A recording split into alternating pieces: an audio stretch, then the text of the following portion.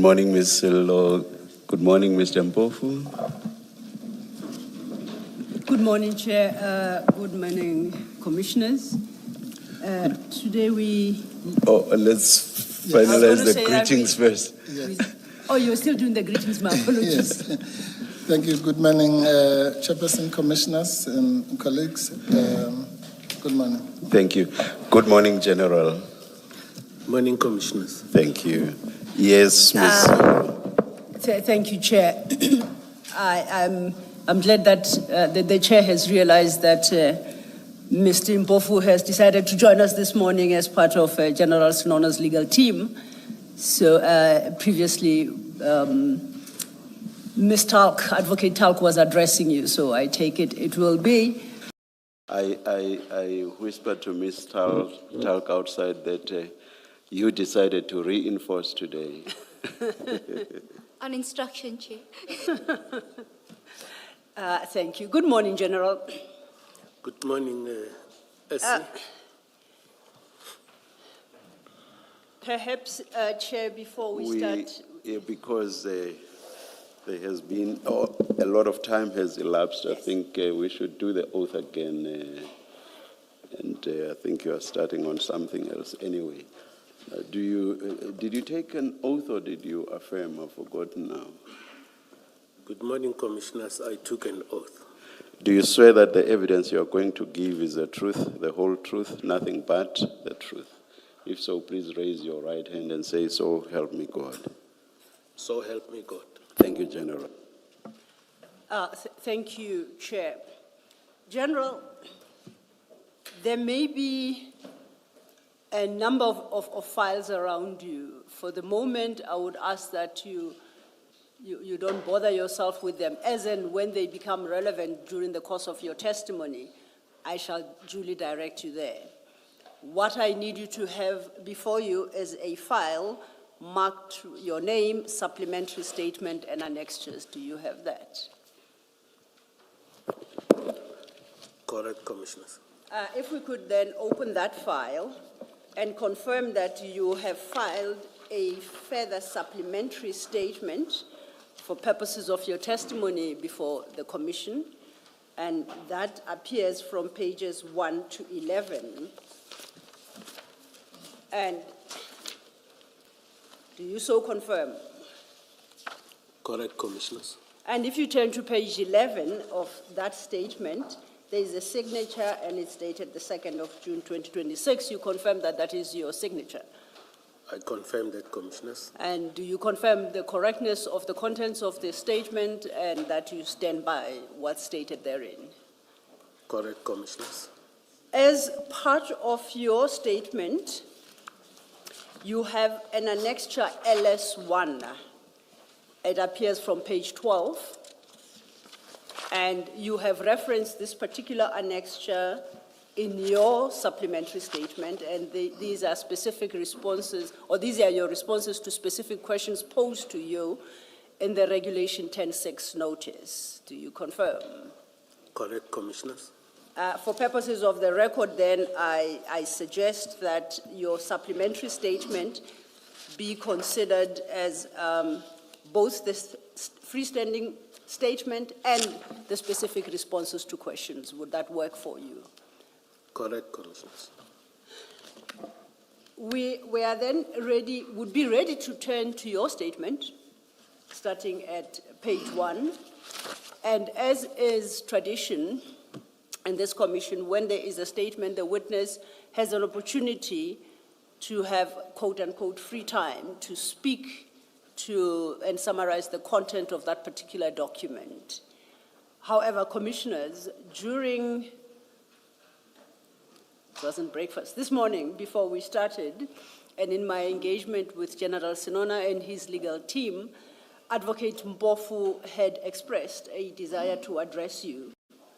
And perhaps this might be an opportunity for him to do so through you, Chair.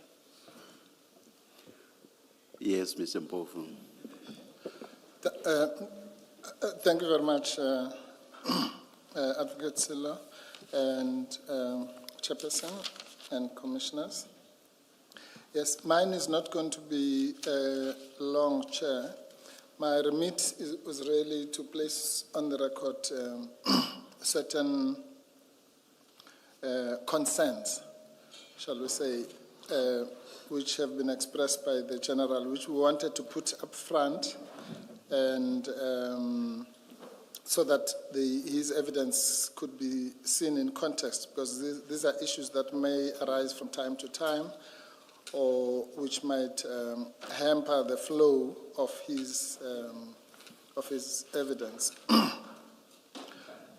And we would like those issues, I've been specifically instructed to put them on the record for consideration by this forum or any other forum, should it become ever relevant, and so that we're not accused of raising those issues at a particular time, maybe because there are certain adverse findings or something. These are concerns that we raise, even if they will be favorable or neutral or adverse findings. Chair, what I will do is, so that we don't waste time, I'll just really do a high-level presentation of these issues. If the Commission would like us to present later a more detailed outline of the same issues, then we will be happy to do so. But for now, I don't want to get into much the minutiae. But the first issue, Chair, is maybe I should just say that the general heading really of all what I'm saying is concerns regarding what the General feels has been unfair treatment by the Commission. And that is on the basis that the Commission is enjoined to treat witnesses and everyone fairly. And I think that's common cause. Nobody can quibble with that. So the first of those topics then is the serial refusal by the Commission to furnish information upon request.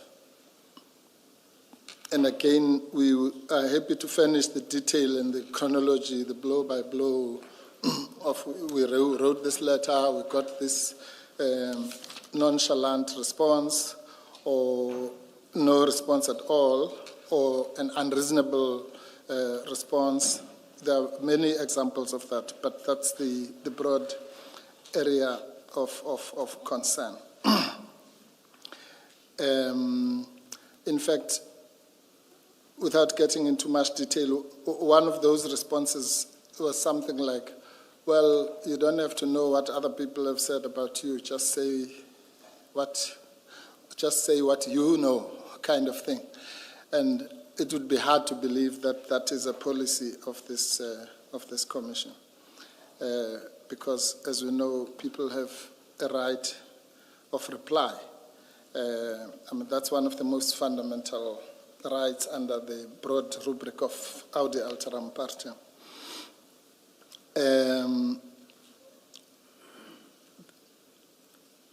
And in our view, that's why the Commission is populated by legally trained people all around, so that those trite issues of fairness can be observed.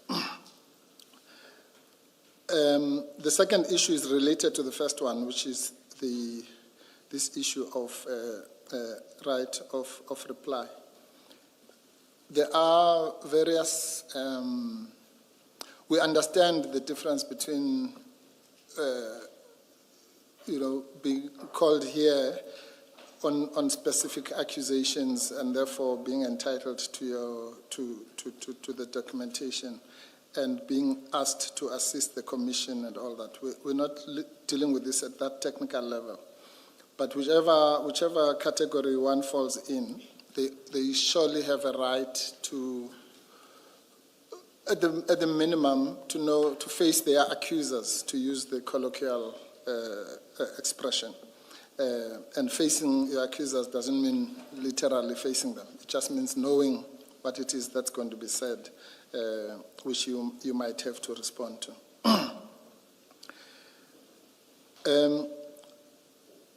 The next issue, which is the third in my list, is that one of the things we have been asked to do is to ensure that there will be no straying outside of the subpoena that has brought us here and the specific issues that are raised there.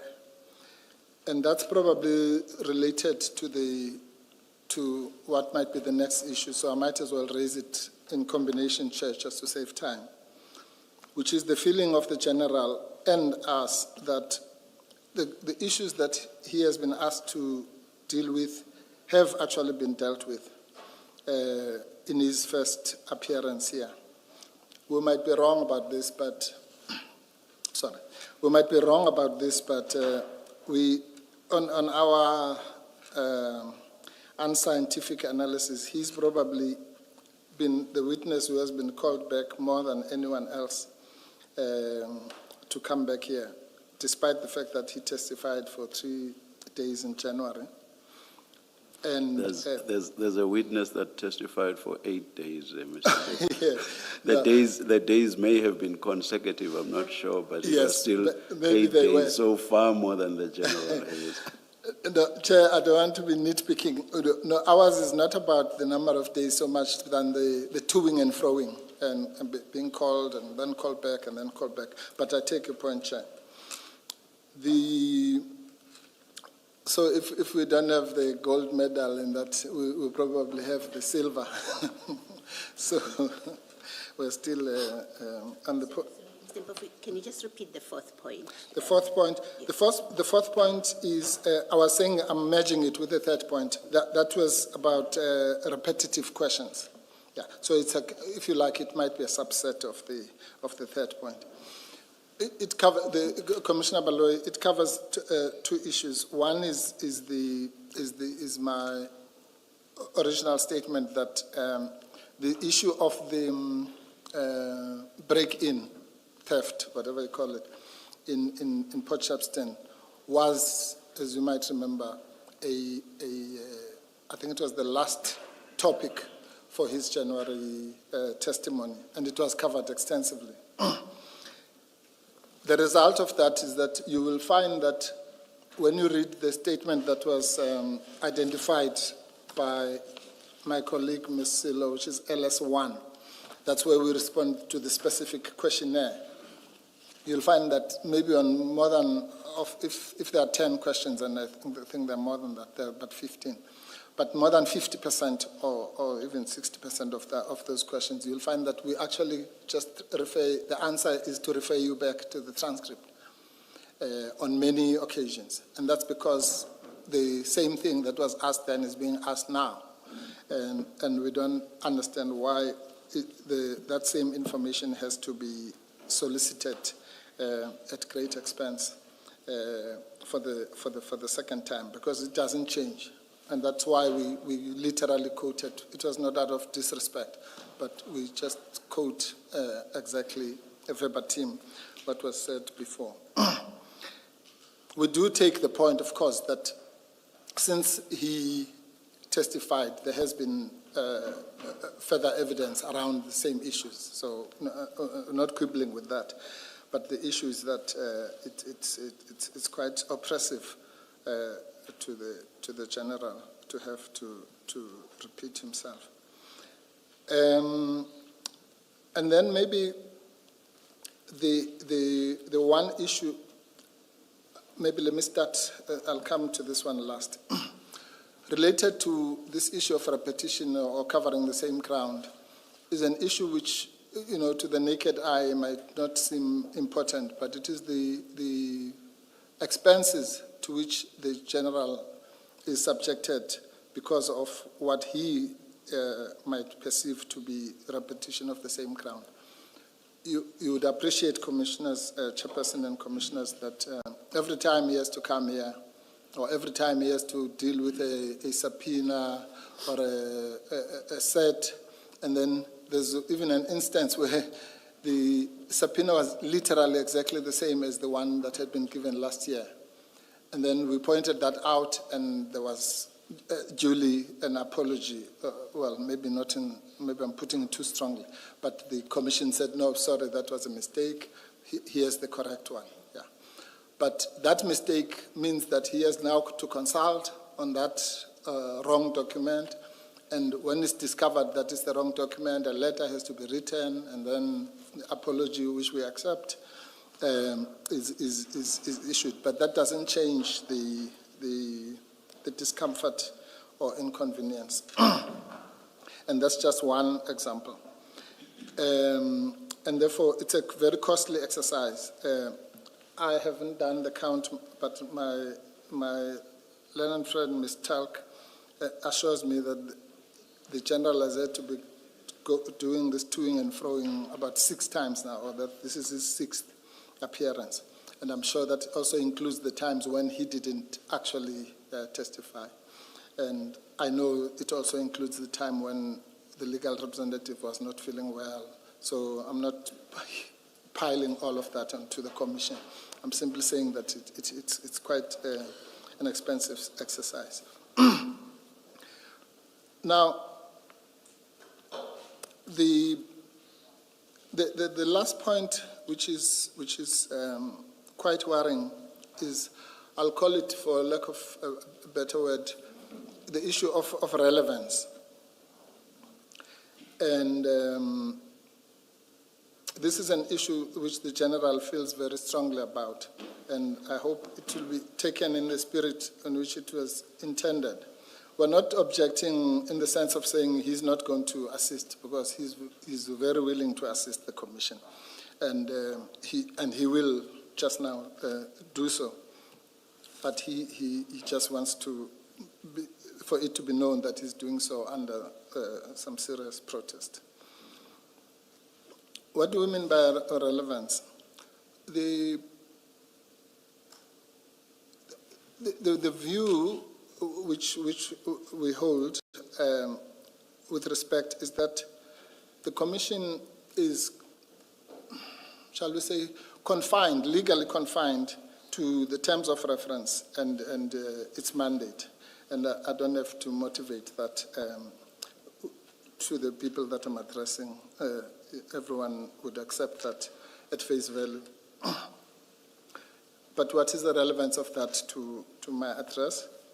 It is the fact that, and this is also related to the fear that they might be straying outside of the questionnaire. Our understanding, Chairperson, is that this commission is not some surrogate disciplinary committee of the police, where we have to interrogate whether this one or that one is a good policeman or a bad policewoman, or in the general sense, in the HR sense of the word.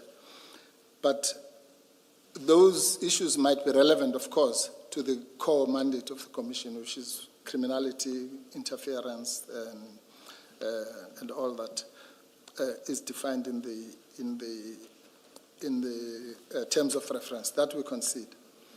But surely there's a line between that sometimes inevitable overlap and actually focusing as if this is a beauty parade about who's the better manager or a kind of performance assessment. So that's the issue. To the extent that the performance or lack of performance might be relevant, and maybe I should interpose, almost arguing against myself, but by saying we accept implicitly that, let's take this issue about this theft. The commission is entitled, of course, to say we have to probe whether this theft was a matter of sheer incompetence or criminality. That we accept. But there's a difference between that, as I say, inevitable overlap, and then simply going on for days with a witness like the general about, why did you not follow this prescript or that prescript? Well, he didn't, but is that relevant to the terms of reference, or might that show that he could have been a better manager? So it's that kind of it's not a bright line, but that we accept, but we are concerned about Just that. to point out, Mr. Mpofu, Yes. in the terms of reference, they say we must look at acts or omissions and Yes. whether acts or omissions may have contributed. Absolutely, So absolutely. to the extent that conduct constitutes an omission, we would have to look into that. And No. I'm not debating it, I'm just pointing that No, part out. I accept that, Commissioner Kumala. I accept that. I would never quibble with that. I accept that in the process of probing, let's say the disappearance of this bottle, you might say, well, I omitted to take it during the tea time. I accept that. The commission or omission, like in criminal law, you can be liable for a positive act or an omission. That I accept. I'm making a different point, which is that in the probing of the commissions or omissions, the feeling that we have, particularly from this last round of questionnaire, is that the focus is more on, wouldn't it have been better to go to Isping or to go to Port Shepstone and so on? And we accept that that might be relevant. But that's not the core mandate of the Commission, to put it crudely, as to whether it would have been advisable to drive on the N2 or to take another route. That may be relevant in the ultimate question, as to whether the taking of the other route was a corrupt act or to go and meet some gangsters or whatever. We accept that. But in and of itself, whether they took this route or that route, really has got absolutely nothing to do with the Commission.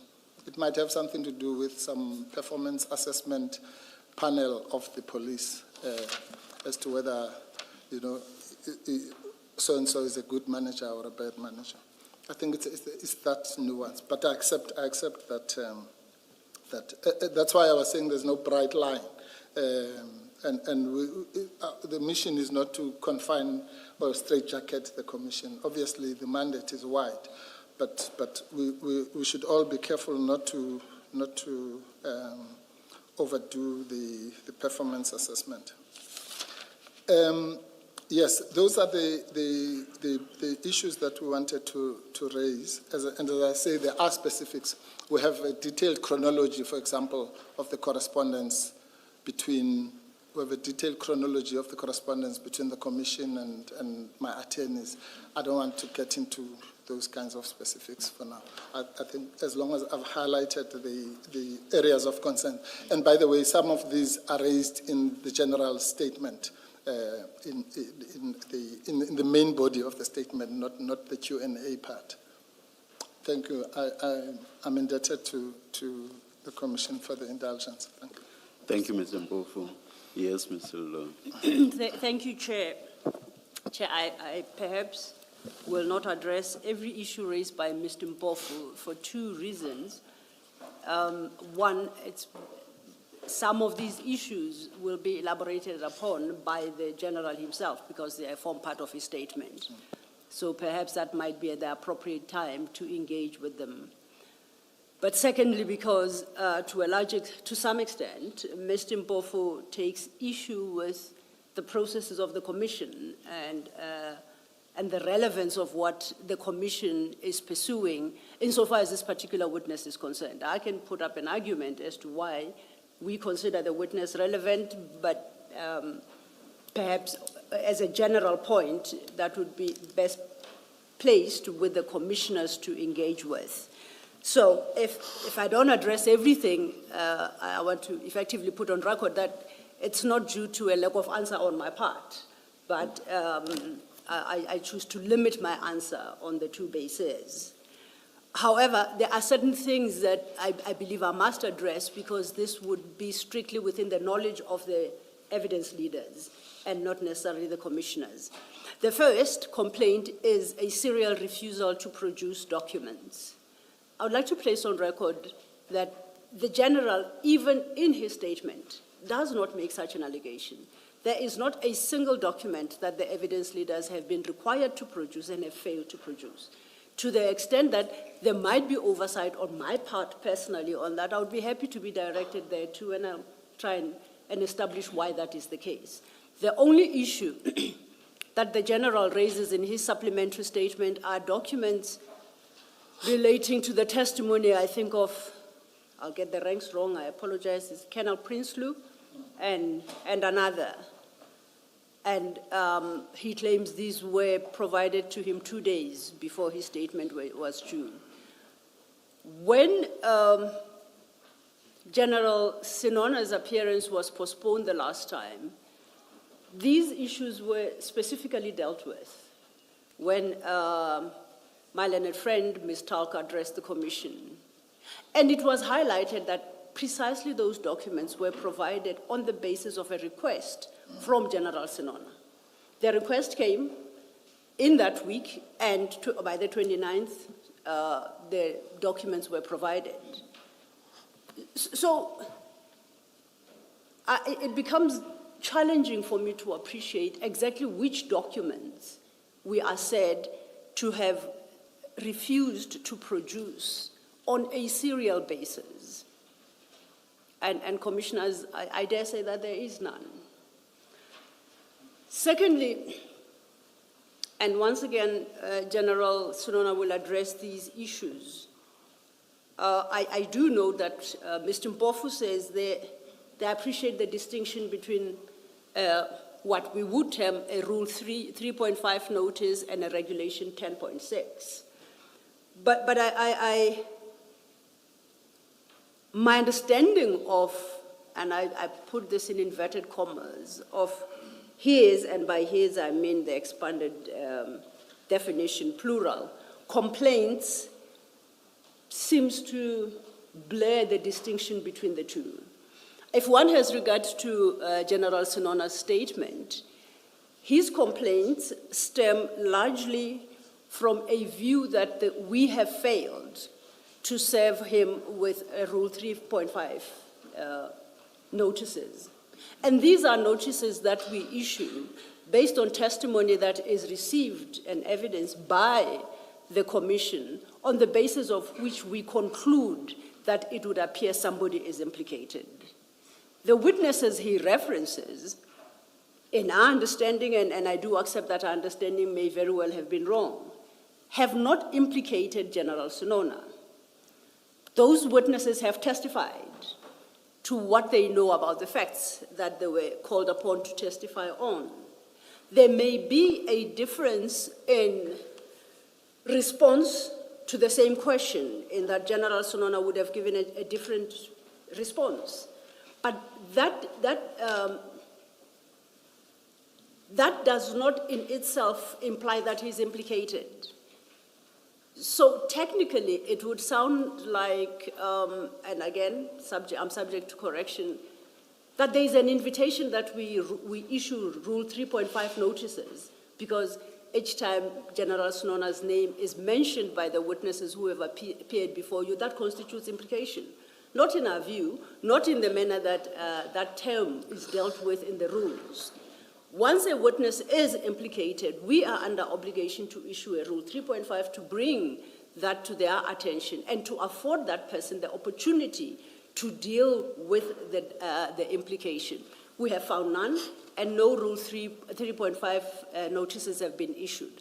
What instead has been issued is a Regulation 10.6, which, once again, is a document that is generated by evidence leaders based on the evidence and testimony before the Commission, where we believe, in terms of the regulations and the rules, that a specific person may be able to shed more light. In that context, specific questions are posed to the potential witness, and they are invited to answer.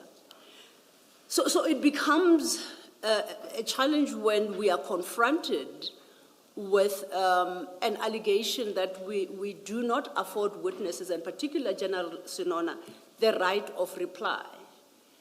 His right of reply, as I understand, would arise where he's implicated. Where he is not implicated, his right of reply does not arise. In any event, on a proper reading of the rules, any witness who believes that they may be of assistance to the Commission, either by providing a contrary position or testimony, is entitled to make application.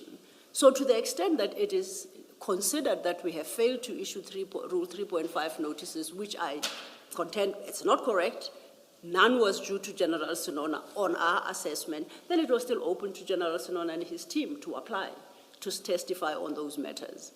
Thirdly, and most importantly, notwithstanding the fact that General Senona has specified which witnesses implicated him, one, in his supplementary statement, he has failed to articulate that implication, the extent thereof. And secondly, has failed to take opportunity to deal with that which he considers to be an implication. Now, I understand, and I think we all do, the basic legal principle of everyone's right to face their accusers. I'm just at a loss with who in this context are the accusers. There are no accusers to General Senona. Lastly, it is important to bear in mind that General Senona was scheduled to appear on the 8th of May, 2026. He was part of the DPCI KZN management. From the management of Port Shepstone, DPCI, Colonel Prinsloo and them, to Brigadier Newswa, his direct reportee, and eventually himself, the one person who's responsible for DPCI KZN. That was the stream that was scheduled to start from on the 8th. Together with that were the people who were involved in the actual seizure and subsequent storage of the drugs. We are here today on the 19th of June, 6 weeks later, in part, due to General Senona's own application to postpone his testimony, firstly from the 8th of May, up until the 1st of June. He presented himself on the 1st of June. Due to the Commission's own scheduling challenges, he had to be stood down to the 5th of June. Came the 5th of June, we accepted that his legal representative was indisposed and there was a further extension. So the 6 counts of appearance don't seem to tally with my record. The request that he come only after everybody has testified on the Port Shepstone drug bust presupposes that those witnesses implicate him. And there is no fact that even points to that. He was never intended to be engaged on the matter as an implicated person. The thinking has always been to engage him as head of DPCI KZN, who I assume, perhaps wrongly, at the end of the day would accept that the buck stops with him. So the toing and froing of correspondence has always been to try and clarify this challenge, why General Senona believes that he can only offer his version of the events and the questions posed after everybody has spoken. There are rules, as I read them, and the regulations do not allow for that. And it is in that context that the response eventually to his attorneys was that they need not worry about what others would potentially say. He is required to address himself to the questions posed both in the Regulation 10.6 and the subpoena, to the extent that he is able to do so. Should another witness come forward after he has testified to contradict him, then that is for the Commission to engage with and to determine whose version is acceptable and on what basis. I don't know how other commissioners intend to deal with this, but to the extent that I properly understood, My colleague, Mr. Mpofu, sounds like he wants assurances that there will be no straying outside the subpoena. I don't know what that means, but I can assure him that subpoenas are issued, Regulation 10.6s are issued, and in the course of engagement with the witnesses, there are issues that arise from the question and answer session. And for lack of a better term, I'll call them offshoots. And I don't know if it is the offshoots that he would deem constitute straying outside the subpoena, but that just might be an issue with my, my understanding. Did the General speak to some of these matters at his previous appearance in January 2026? Yes, he did, and we are truly aware of that. However, since his appearance in 2026, the Commission has been placed in possession of significant documents that are relevant to the issue. Other witnesses have testified and too produced documents before the Commission. And as the head of the KZN DPCI, we believe that it is necessary to engage him based on what has since come to light. I don't see that to be a challenge, and it doesn't, as far as I'm concerned, constitute toing and froing. It is assisting this Commission to arrive at a correct factual position as regards matters that fall within its terms of reference. The relevance, we maintain that they are relevant. The rules and the regulations tell us so. At the risk of stating the obvious, amongst other things, what this Commission is mandated to interrogate is whether criminal syndicates, including but not limited to drug cartels, have infiltrated or exerted undue influence over a range of entities, including the SAPs, of which the DPCI is a part. And then to consider the adequacy of current legislation, policies, and institutional arrangements in preventing such infiltration, and then to make recommendations where necessary. I don't understand the contention that where he admits he did not follow prescripts, that is where the issue must die for purposes of the terms of reference for this Commission. The one I had in mind, Ms. Lower's 3, which says the role of senior SAPS members in aiding or abetting criminal activity, either through act or omission.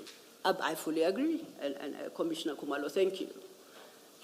So the challenge I have is what comes across as a position that says, notwithstanding the wording and the wording of the terms of right, the purpose of the Commission, that the head of the institution that was responsible for precisely these drugs cannot be engaged more than once and cannot render assistance to this Commission. And if I recall, our rules require that a witness becomes available and answers the questions to the satisfaction of the Commission. To the extent that the commissioners remain unsatisfied, I submit that it is the commissioners are entitled to recall a witness to assist them in determining the correct factual position. I do not believe, as Mr. Mpofu suggests, that this Commission is attempting, as he says, to be a surrogate disciplinary process or committee of the police. On the contrary, and particularly on the basis that Commissioner Khumalo highlights, the role of senior officials in SAPS, including KZN, remains a pivotal question before this Commission and must be answered. And the only person who can answer precisely those questions are those who are deemed to be senior officials within SAPS. It's not a performance assessment, but there will be interrogation about the knowledge, the application, and approval of conduct by the head of the KZN DPCI of members that resort under his authority. And that engagement must be had to understand, as my learned friend correctly pointed out, whether it was, he says, whether it's incompetence or it's deliberate. To answer that question, we must first understand what the understanding was, the appreciation for applicable prescripts and the like, to enable the commissioners to make a determination as to exactly what transpired. An interesting point was made by Mr. Mpofu, where he states that it is unnecessary to recall the general, particularly where he admits that he didn't follow prescripts. I'm not aware of such an admission. I'm not aware of him so admitting in his first statement, during his first appearance in January, in the supplementary statement, nor in the responses to Regulation 10.6. I see Mr. Mpofu vigorously shaking his head, so I take it that he means I completely misunderstood him. I'll take that the misunderstanding is mine.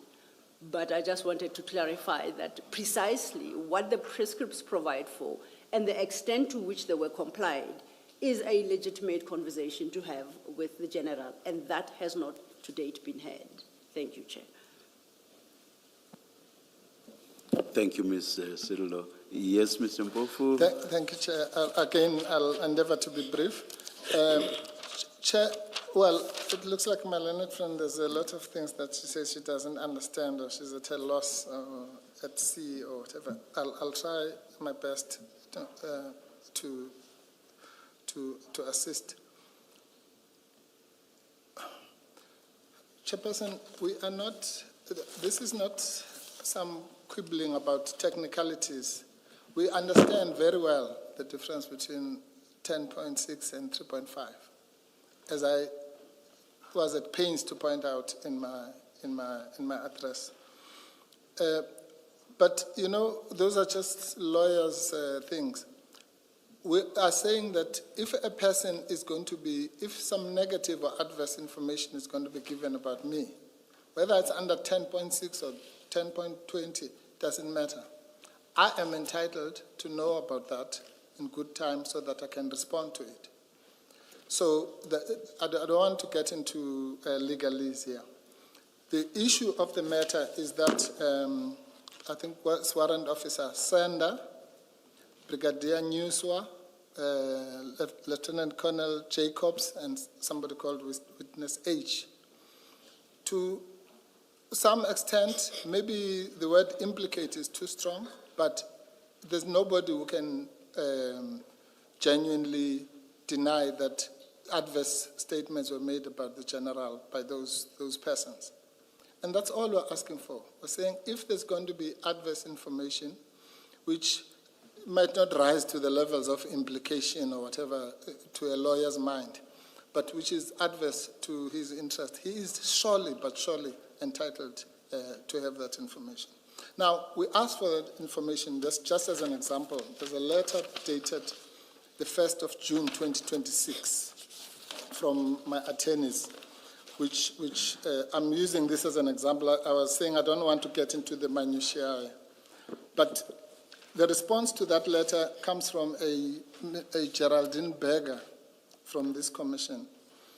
And I'll just read the first paragraph. With reference to your letter dated 1 June 2026, we wish to remind you that your client and your client that all witnesses are called to testify on their knowledge of any fact. It is important to mention and place on record that their knowledge is not dependent on whether others who testify before them implicate them. I mean, surely that can't be true. Your client's statement that was called for through relevant notices cannot in any way be implicated by someone else's version of the truth. This is like an arrogant response, I'm sorry. What was the nature of the request there? The request, yes. On the letter of the 1st of June. Yeah. Yes, Chair. I won't bore you with the whole letter. I'll just pick up one paragraph, just so that you get the gist. 27. Paragraph 3, sorry. It's on page 27. Yes, 27. Thank you, Commissioner Khumalo. Chair, I'll just read one paragraph. I'm sure everyone will then get the gist here. So it says, we refer to the chairperson's ruling on 1 June and so on and so on. Then the paragraph says, equally, we are also instructed to request the statement of Warrant Officer Carl Sender, who in his testimony of 1 June made certain allegations against Major General Senona. And if I may pause there, that's what we mean when we say made allegations against. It, as I say, it may or may not rise to the levels of implication in terms of the technical interpretation. And which allegations our client wishes to respond to. Well, if he wishes to respond to, he wishes to respond to. Nobody can take that away from him. Had our client been aware of Warrant Officer Sender's appearance, our client would have requested for copies of his statement and annexures before being excused by the Commission earlier today. That was the first. Our client was made aware by the media that he was implicated in today's proceedings of the Commission. I'm just reading that paragraph as an example. So it was that kind of request. Then there's another one in the next paragraph about Lieutenant Colonel Duma and so on and so on. And then we got the response that I just read out. And then the rest of that letter of the response does what Ms. Silo is just doing about educating us about Regulation 10.6 and 3.5. So you'll see that the last paragraph, to the extent that he may in time be implicated, he shall be duly served with a 3.5 notice and afforded an opportunity to deal with such implication. Currently, there is a ruling requiring him to file a statement before midnight, and is expected to do so, to abide thereby. There's a veiled threat there that if he doesn't do so, obviously the consequences would follow. So, Chair, I'm really trying to not to make this into a technical issue about the meaning of 3.5 and 10.6 and the word implicated and so on. And not to be technical, as Ms. Silo is rightfully pointed out. Yeah. If we want to go that route, well, we would be happy to do so. And let me, if I don't make one thing clear, let me make this clear. We do not quibble with widening the scope so as to reach the terms of reference, the issues in the terms of reference. Ms. Silo made a good example of that. I thought I had made that concession a long time ago. But what I was saying is this, maybe it's much more nuanced. And that goes to, I think, almost say General Khumalo, to Commissioner Khumalo's issue as well. Commissioners, if anyone misunderstands me to be saying that the Commission must simply technically just look at the terms of reference and straitjacket themselves to that, that's not what I'm saying. At least two of the commissioners, and Ms. Silo and I, were once in a commission where that was important. Almost every witness was asked about regulation this and regulation that, but it was not an end in itself. It was for the purposes of determining whether whatever the terms of reference of that commission were complied or not. That's really what I'm saying. So let me make a silly example. If we're going to be saying that General Senona was always coming late at work, right? It might be very interesting and dramatic for television that he came late so 1,000 times. Yeah, but the answer is, well, so what? Because that can only be relevant if, as Commissioner Khumalo says, that was in aid of aiding and abetting and all those things that are in the terms of reference. Then it's clearly relevant. But if it, as an end in itself, that is a serial latecomer, well, who cares? That's the issue about marrying those peripheral issues to the terms of reference. That's really, as I say, maybe it's a more nuanced complaint that we're having. But there it is. We just want to place it on the record. We don't need to agree or disagree with the evidence leaders about it. The last point is this. We all know the legalese about implicating yourself and incriminating yourself. I don't want to go there. But, and that's where I make this issue about HR and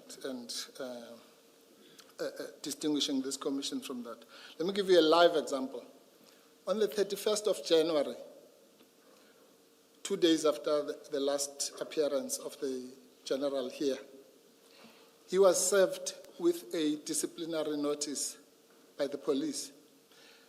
And it said in so many words, you are being suspended because of what you said at the Madlanga Commission. Just as plain as that, it was not even hidden. So it was a direct, so somebody was sitting in some HR office watching the proceedings here and taking notes, and then they say, okay, now you're being charged. Now, I don't want to get into the legalese about incriminating yourself. Commissioner, and he agreed that that was named wrongly. Rightfully so. But unfortunately, he was suspended before he could do anything. And Yes. I later engaged the acting Yes, national yes. commission. No, I appreciate that, Chair. In fact, to be honest... Even the latest name is still unfortunate because it still has commission in it. Exactly. But Chair, I accept, just to, in your defense, Chair, I also became aware of it when you raised the objection. And it was a well-timed one because it could have gotten into the minds of the nation wrongly. It gives the impression that I'm going around arresting people. Absolutely, or feeding some unit with information. But be that as it may, Chair, and we accept implicitly that is not the case. But clearly, there are people, whether in the inappropriately named unit or whatever its name is, its new name is, or the HR offices of subs, who see their task as it's quite laziness, to be honest, as just sitting there here and watching here and then making notes and then pouncing on people.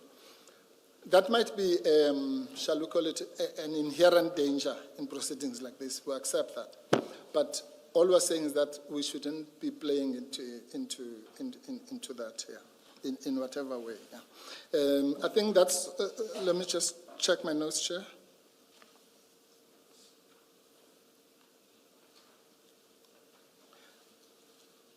Yes. The point about the repetitive nature of the questioning is not a feeble point.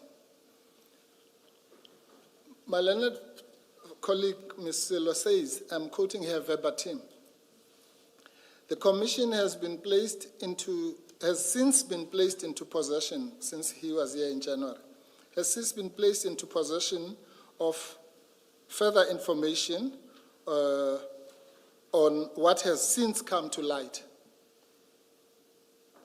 In the same breath, she's at a loss as to what we're complaining about. This is what we're complaining about. If the commission has been placed into possession of further information, and that has necessitated for him to be called, then we should be placed in the same possession with the greatest respect. That's this. One doesn't have to be a lawyer to understand that. That all we're saying is that, yes, we accept that some new things might have come to light. They might necessitate him being recalled. But what's wrong with placing us in the same position as the commission in respect of those new things that have since come to light so that we are in a position to assist you? That can be so difficult to understand. And yeah, I don't want to get into this thing about the buck stops with him, quite frankly, doesn't doesn't make the cut. Because it doesn't work like that. We know that he was the head in KZN. But how far do you take this buck, proverbial buck, you know? Then it means this commission should only have two witnesses, the minister and the national commissioner, or the president, because the buck stops with them. I understand that there's a hierarchy and maybe some other small bugs along the way. But it can't be that simply because I'm overall in charge, then I'm expected to know every little detail about every room in subs in the whole country. Surely, that's not what the buck stops here means. On your penultimate point, Mr. Mpofu, about Ms. Silo's submission that the general must respond to questions or testify today because the commission has since been placed in possession of new information. On that, and you then say that it is exactly because of that the general must also be placed in possession of that information. You did give, or rather refer to the one example from the letter. As we sit here now, are you in a position to itemize the information that the general has not been furnished with? I'm asking that so as to see whether engagements between you and Ms. Silo cannot resolve the issue. Resolve that issue. Yes. Chair, yes, we are in such a position, but again, I'm at pains to say that we don't want to delay the testimony. We simply want to qualify so that if we get to a stage where the general, for example, says, I can't answer that because I'm being ambushed or I'm hearing about it for the first time, then at least this background must be taken into account. That's really, but... Thank you for, that's a very practical approach. Thank you very much. It's a practical approach, Chair, but it will also assist. Remember, my first qualification was that should it become necessary, we'll itemize these things, because if you do it now, it will just take a long time. That's why I was just giving the highlights. Chair, let me just make, at the expense of speaking against what I've just said, I'll just give you another practical example. We've been asking for the statement, the commission statement of, Brigadier Nyuswa, just as an example. And we have not been finished with that. Now, it turns out 2 days ago, I'm sitting at home watching the commission, and at night, I can only watch the repeats, yeah. And as the following question is put to, or not even a question, it's an answer coming from General News. So if I'm not mistaken, it's paragraph 43 of his statement.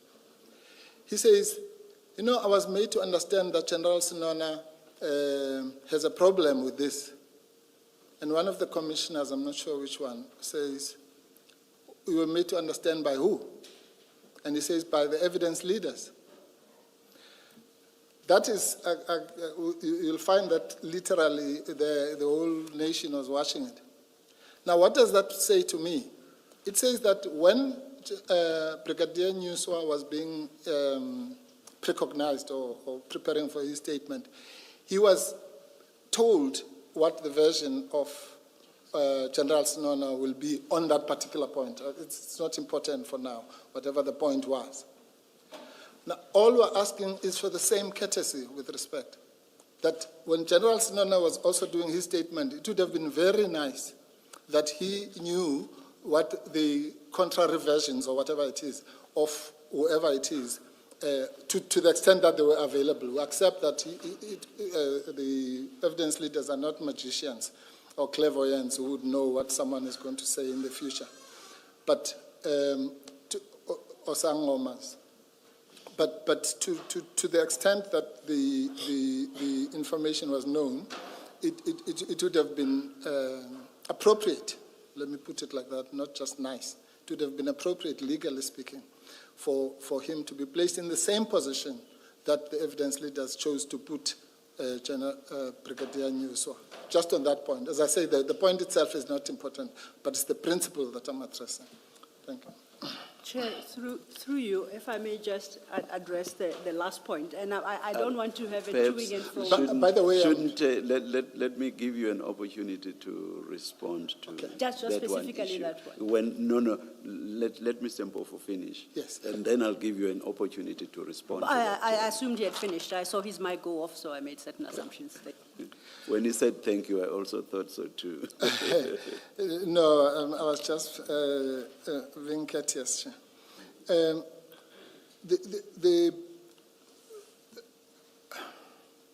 I've lost my train of thought now. Yeah.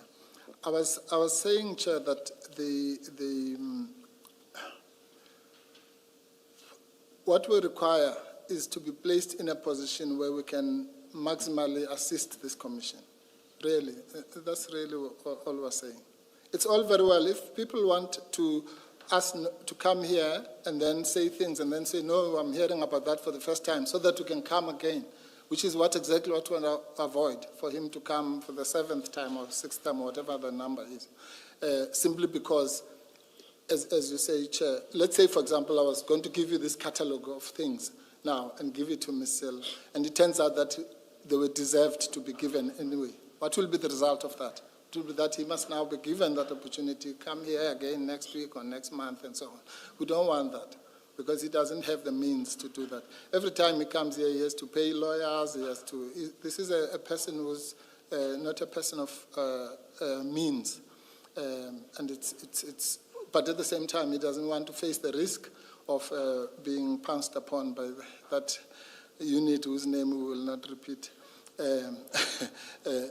After he has been here. So the risks are real. They're not speculative, as I've indicated with the question of the suspension and so on. Thank you. Thank you, Mr. Mpofu.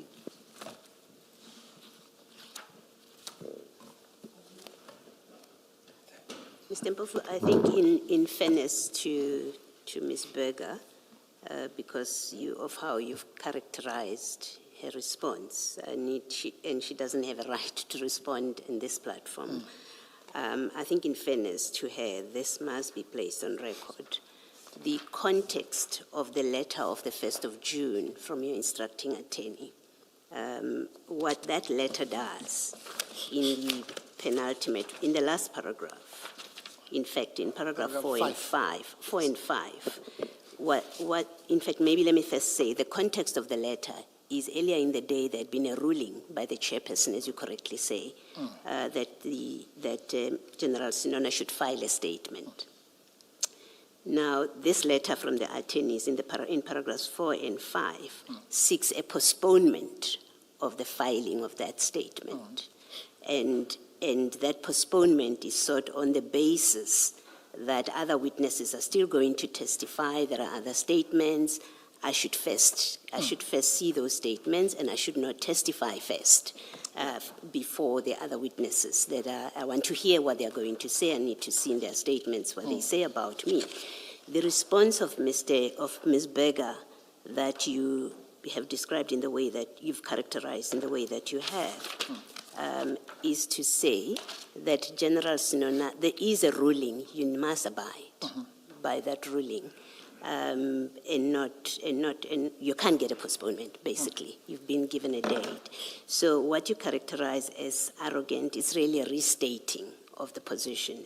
And I think it should be seen in that context, and I think it is important that the context should be put out. Yes. That's all I wanted to say about it, that in fairness to her. Thank you, Commissioner Baloi. Yes. We accept that that might have been, the intention might have been innocent. Yes. I'm simply stating to the Commission how it was received by the General. Okay.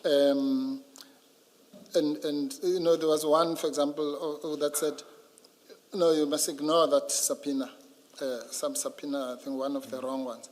And I thought it's all very well to say that to a person, you must ignore a subpoena, but we all know what the implications are of ignoring a subpoena. Yeah. So you can only do that really once you've been told to do so. Yes. But no, I was just dealing with this because I thought it is important in fairness to her. We accept at face value that maybe it was not meant as, Yes. just take a hike or whatever, however it was understood.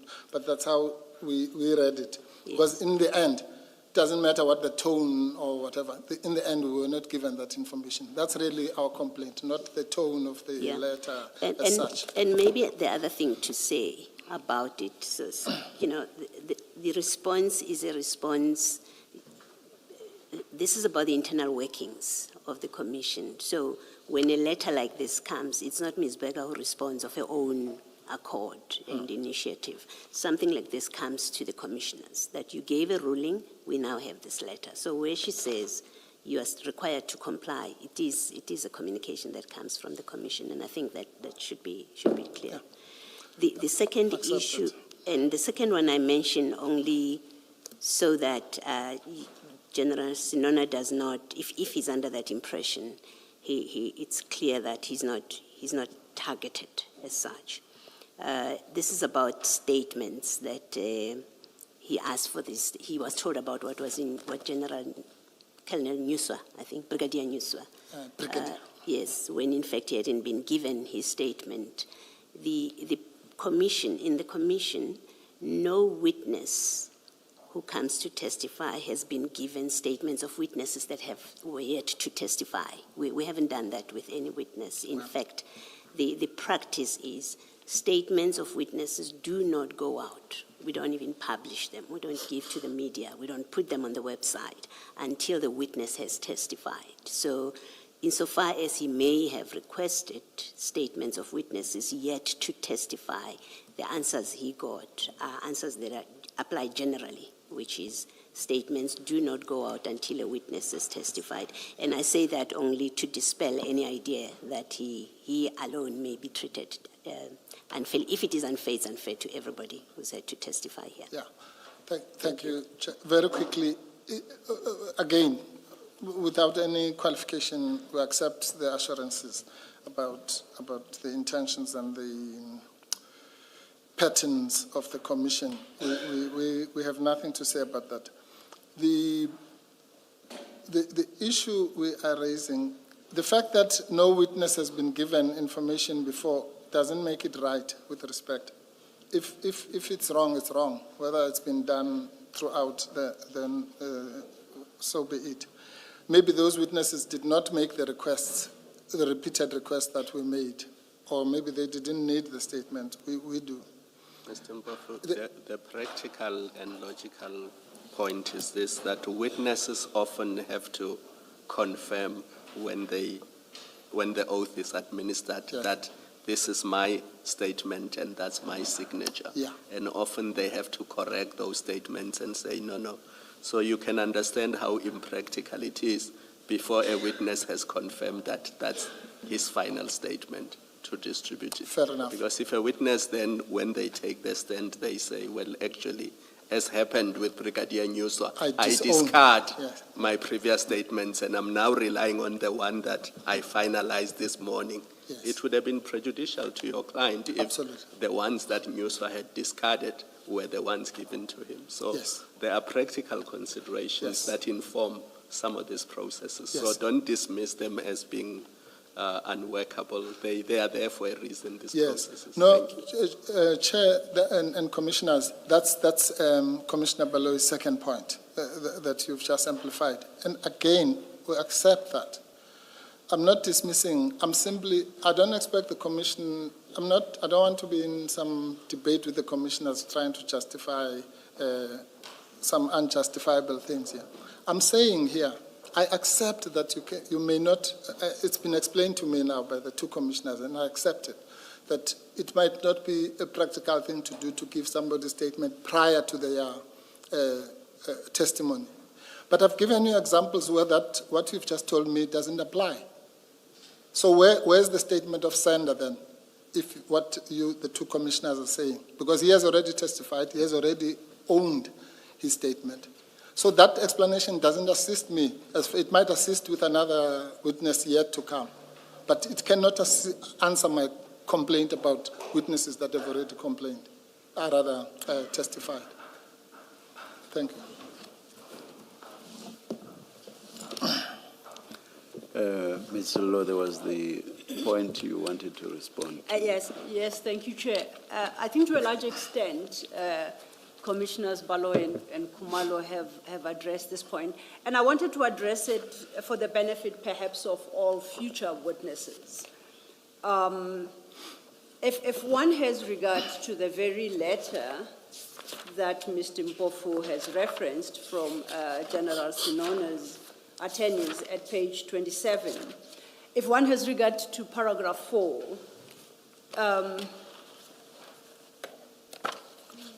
that his legal representatives state, to the extent that Lieutenant Colonel Duma's testimony may implicate General Senona, it will be prejudicial for their client to file an incomplete statement which is silent on allegations which may be made against him by Colonel Duma. This was drafted prior to Colonel Duma presenting himself before the commission. Now, the challenge is whether or not his testimony may implicate him, and I think Mr. Mpofu correctly acknowledged that we don't have a crystal ball. What we have at any given time is a statement by a witness. And that is where Rule 3.5 kicks in. If that particular statement already implicates somebody, a Rule 3.5 should go out and setting out the extent of the implication.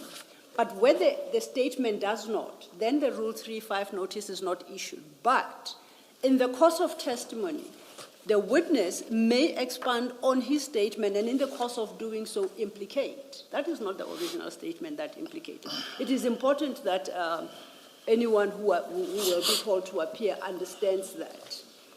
And the point Commissioner Baloyi made, Brigadier Nyuswa is a brigadier, testified on Wednesday, the 17th. Technically, this 17th of June, by the 1st of June, General Senona's team wanted a copy of his statement. And as the Commissioner points out, the Commission does not release any statement until the witness has confirmed it.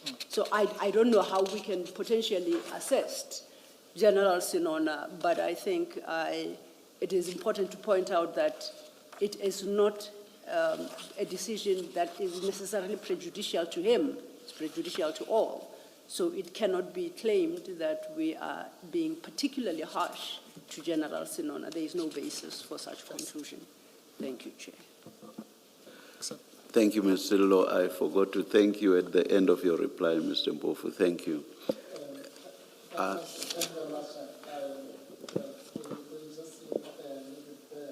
Thank you. I'm sorry.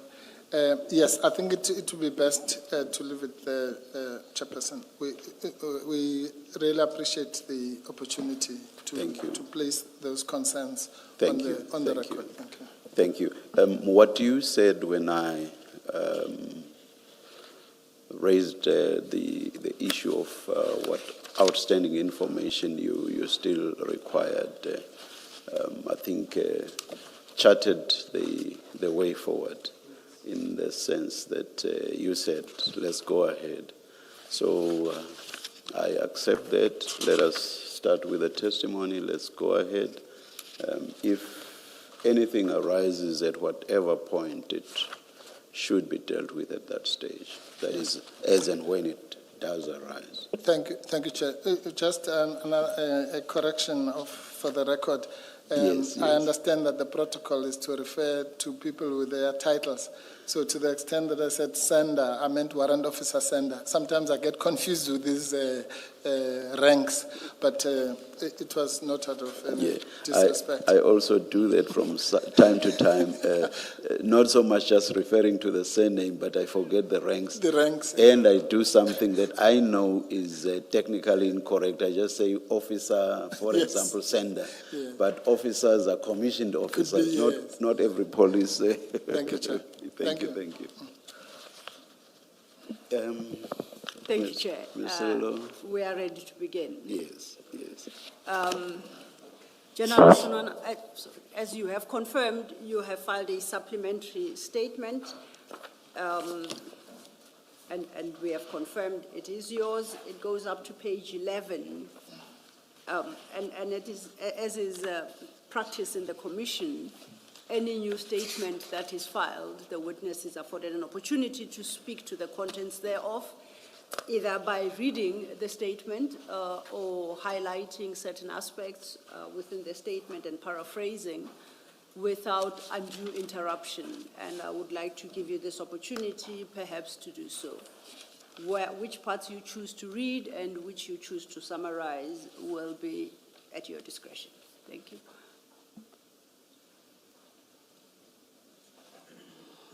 Thank you. Yes, General. Thank you, Commissioners. I, under design legislature Senona, do hereby make an oath and say that I'm a Major General in the South African Police Service. I'm currently employed as the Provincial Head of the Directorate for Priority Crime Investigation in KwaZulu-Natal. I must also emphasize that although I'm still employed with the DPCI, I'm currently placed on suspension. And the suspension talks to the issues of, in the suspension letter, they say because of the storage and the theft of exhibits, which emanated from the Commission, as my senior counsellor has alluded to earlier before the Commissioners. Did the suspension not lapse, or did I misunderstand? Commissioner, if you allow me, Yes. what happened after I testified here, I was taken out of my office at gunpoint and on the 31st of January. I raised the issues of safety, but a ruling was done. I was taken out of my office, escorted with firearms, and I was told not to come back to the office. My tools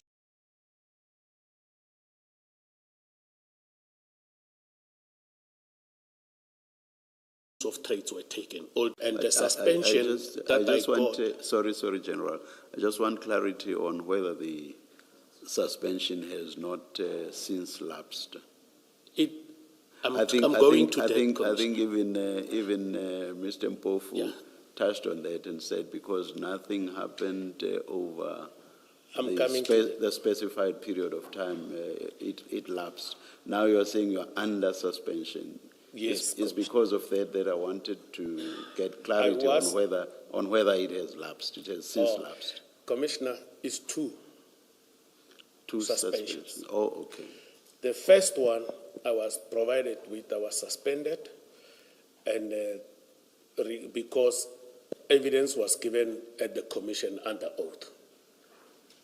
When you are suspended in the police, within 60 calendar days, a disciplinary hearing must have commenced.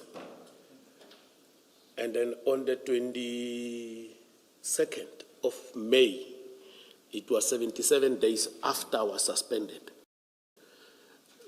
the suspension was uplifted, of which it was uplifted by my supervisor, who didn't have the powers to do so because the regulation talks about the chairperson, who must either uplift or extend it by 30 days.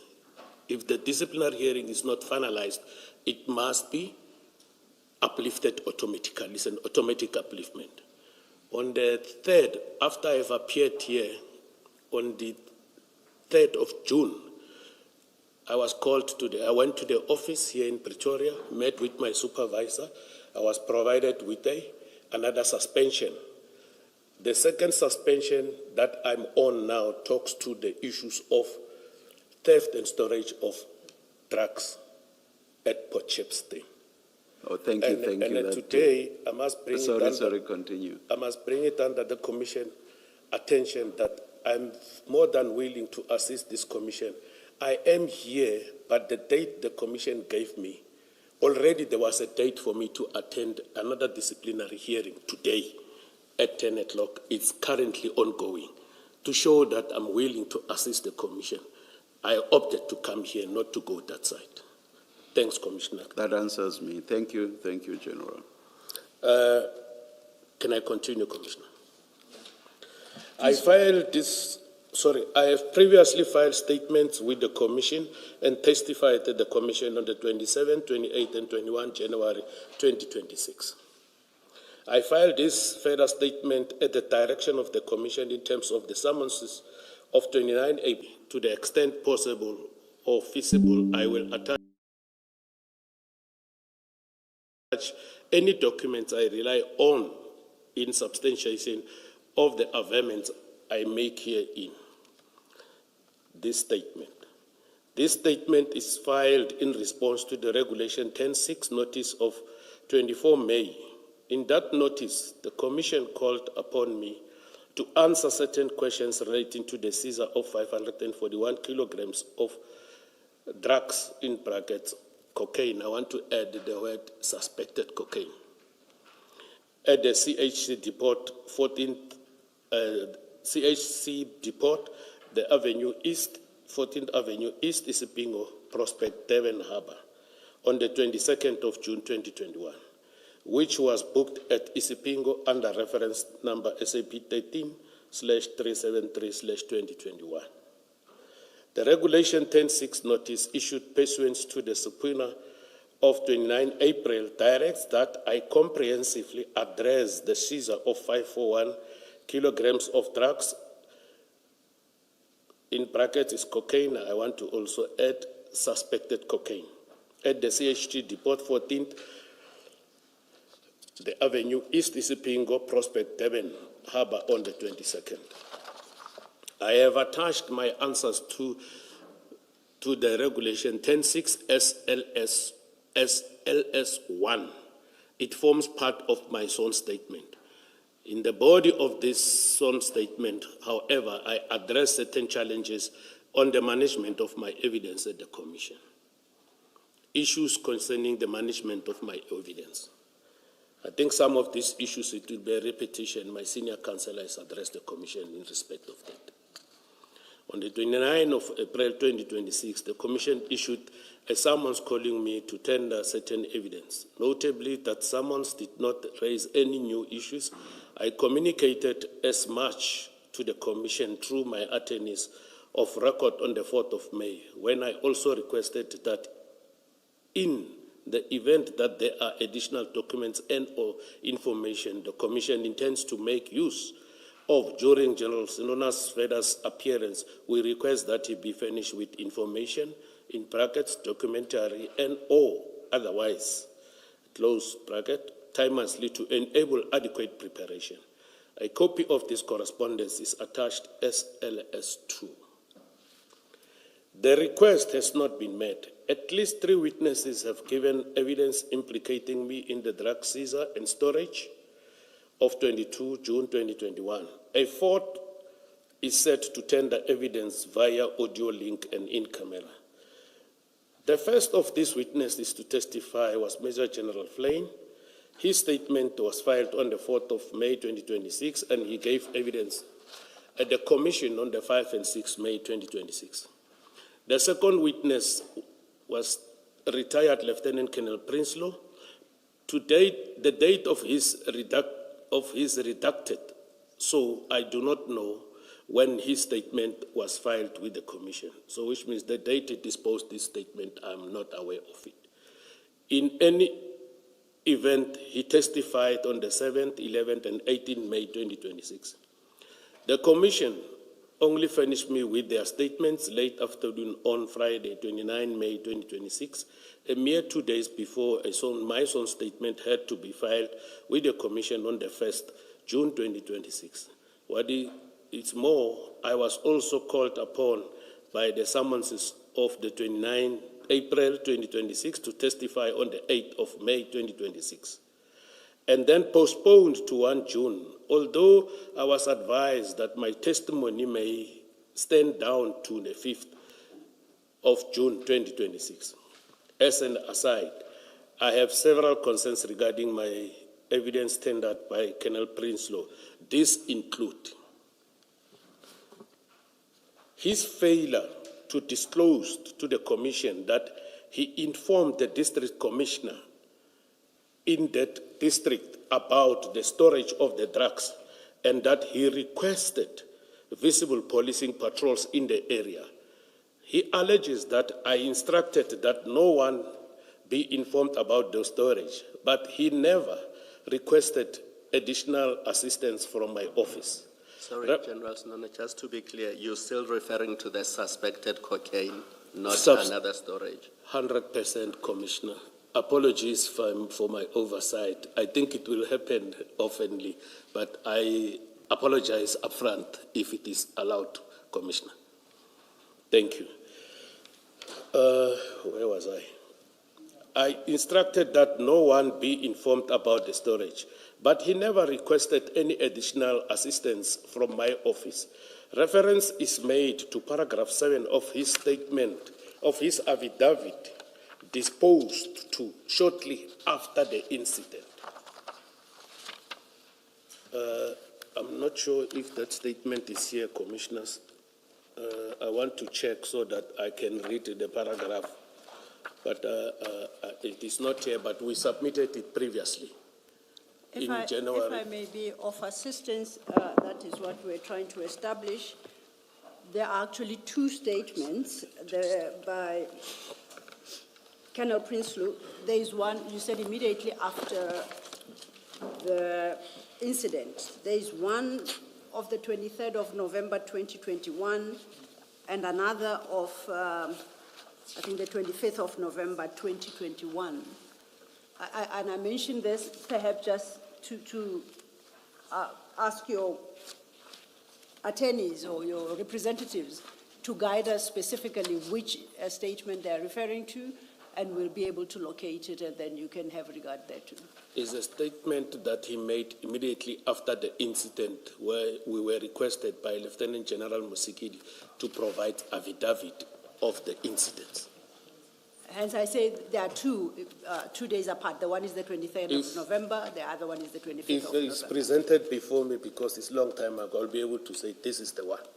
I think in January, we did talk to the statement. It was handed in before the commission. I'm referring to that one that we were dealing with in January.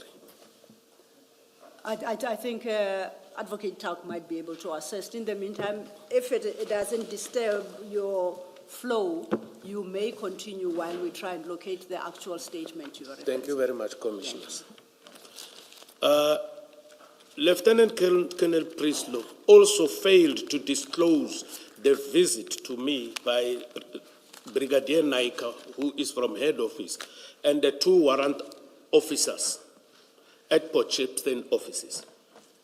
Commissioners, my office never received any report or feedback concerning such visit or inspections. Reference is made to paragraph 10 of Lieutenant Colonel Prinsloo's statement that he deposited immediately after the incident.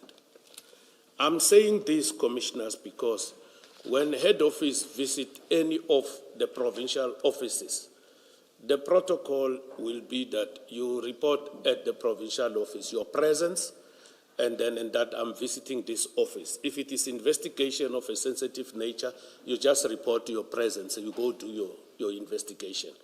And I have never received any report from national office or any document in respect of such a visit, as well as the outcome of the inspections that was conducted there. He indicated that he could not... General? Yes, is the point, I'm trying to understand the point you're making here at 12.2. Is it that you dispute that there was such a visit that he speaks to in paragraph 10, as you say, in paragraph 10 of that affidavit? Or you say you accept there was such a visit, but the only issue you're taking is it was never disclosed to you? I'm trying to understand that I don't lose the significance of why you're saying Yes, this. Commissioner. You are 100% correct. I'm not disputing the visit. Yes. However, I'm indicating to the commissioners, although I didn't put it here, that the visit initially was never brought to my attention. And thereafter, even a report of such an inspection was never brought or sent to my office. Okay, thank you. Thank you, Commissioner. He indicated that he could not smell anything suspicious, despite another member allegedly observing a burning smell. Although he testified about the security concerns and challenges at the offices, he failed to escalate these concerns directly to my attention after his alleged unsuccessful attempts with supply chain management. At no stage were the security concerns at Port Shepstone brought to my attention prior to the storage of these trucks there. I think I also testified to that effect in 27 until the 29th. I did highlight these, commissioners. He also failed to complete the relevant document to the handing over and control of the safe keys, despite him being aware of the applicable procedures. These procedures were not within my knowledge, and I've never dealt with the same before, even in relation to the safe in my office. Commissioners, here I'm saying I am not an expert in the supply chain management issues. There was a document that was presented before this commission by Lieutenant Colonel Prinsloo, the handing over of the safe keys and so forth. It was the first time I saw it. I won't know everything in the South African Police Services. When the keys were handed over, I would have expected him to say, let me complete this relevant document in order for you to sign. And Are you, sorry to interrupt you, General. Are you talking about the instance where the keys were handed over to you after the suspected container had been placed inside this strong room, whatever it's called? Correct, all Commissioner. Right, thank you. Unless, because he never testified that I tried to complete that and hand, so that they must sign for the keys or so. It never happened, and he never testified in that instances. Although I'm saying before this commission, that document, I saw it for the first time before the commission. I won't know everything in the police. Commissioners, he failed to properly inspect the office premises during the afternoon of the Sunday on the 7th of November 2021 and the morning of Monday, 8 November 2021, despite observing that lights were on at the ground floor, which he considered abnormal. No occurrence book entries were made in this regard. All I'm trying to highlight here, Commissioners, I testified previously that they were instructed to do the after-hour visit. And I consider this visit of Sunday as one of the after-hour visit, as per my instruction after the storage. But if you do that, you must go and patrol the entire office and check if everything is still intact. What is significant, he knew what was stored there, but he never went down. In his testimony, he said he only went into his office and did what he did, and from there he left, of which it leaves a vacuum in my mind why he never did that. He further failed to disclose the visit by Brigadier Nyusa to the Port Shepstone offices on Tuesday, the 2nd of November 2021, shortly before the theft occurred. I can confirm, Commissioners, that Brigadier Nyusa also testified here, and he confirmed that he did visit the office on the 2nd of November 2021. But from where I'm sitting, I've never visited that office ever since those trucks were stored at Port Shepstone. In any event, I appeared before the Commission on the 1st June 2026, and my evidence was stood down to 5 June 2026. In the meantime, while I was preparing this statement and consulting on the 29 April summonses, the 24 May Regulation 10-6 notice, and the statements of Messrs., I will say General Flynn and Lieutenant Colonel Prinsloo, the Commission led the evidence of Warrant Officer Carl Sanders and also ruled that Lieutenant Colonel Dumas' evidence, which also relates to the theft of the cocaine, could be led via audio link while shielding his identity from the public. At this point, my attorneys wrote to the Commission requesting that my evidence be stood down and my statement filed at a later date after all the evidence implicating me was laid. In this way, I could provide a complete answer to the Commission, which necessarily include answering any allegations made against me in the seizure of the drugs and their storage. The letter is attached as LS3. The Commission responded via emails contending that I was only required to respond to the issues in the subpoena and the Regulation 10.6. The Commission's Ms. Geraldine Berger stated that is what constitutes his testimony to the Commission, and that if all that is required of, and that is all that is required of him now. She goes on to state that I will be served with a Regulation 3.5 notice and afforded an opportunity to deal with my implication, but records that my statement is not impacted by someone else's version of the truth. The email is attached as LS4. Her opinion was in the end proven wrong when Warrant Officer Sander took the stand again on 2 June 2026. Insofar as Warrant Officer Sanders is concerned, he was questioned by Commissioner Khumalo on his temporary placement letter that was signed by me. Commissioner Khumalo noted that I am coming to give evidence on the 5th of June 2026, and Commissioner Khumalo stated that the allegation you made is very serious and it goes to the heart of the terms of reference of the Commission. Because you implied yesterday that your superior were moving you out of the way because you were stepping on the toes of the drug traffickers. Now I want to try and understand that allegation. Is that an allegation you are making against General Senona? And is it something we must put to him when he comes to give evidence on Friday? Warrant Officer Sanders responded, Commissioner, I think it will eventually come out that the suspects who stole the drugs are known. When asked by Commissioner Khumalo, known by who, he said, I was informed by Colonel Jacob personally who they are, but the links to the management. Commissioner Khumalo then interjected and said, the links to the management of DPCI, and Warrant Officer Sanders agreed. He went on to say that the only inference he can draw is that he suffered repercussions.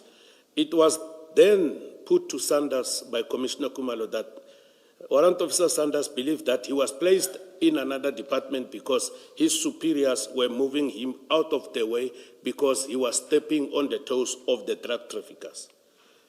Commissioner Khumalo then said, I just want to be clear. You are saying General Senona among others, to which Warrant Officer Sanders responded, no, sir.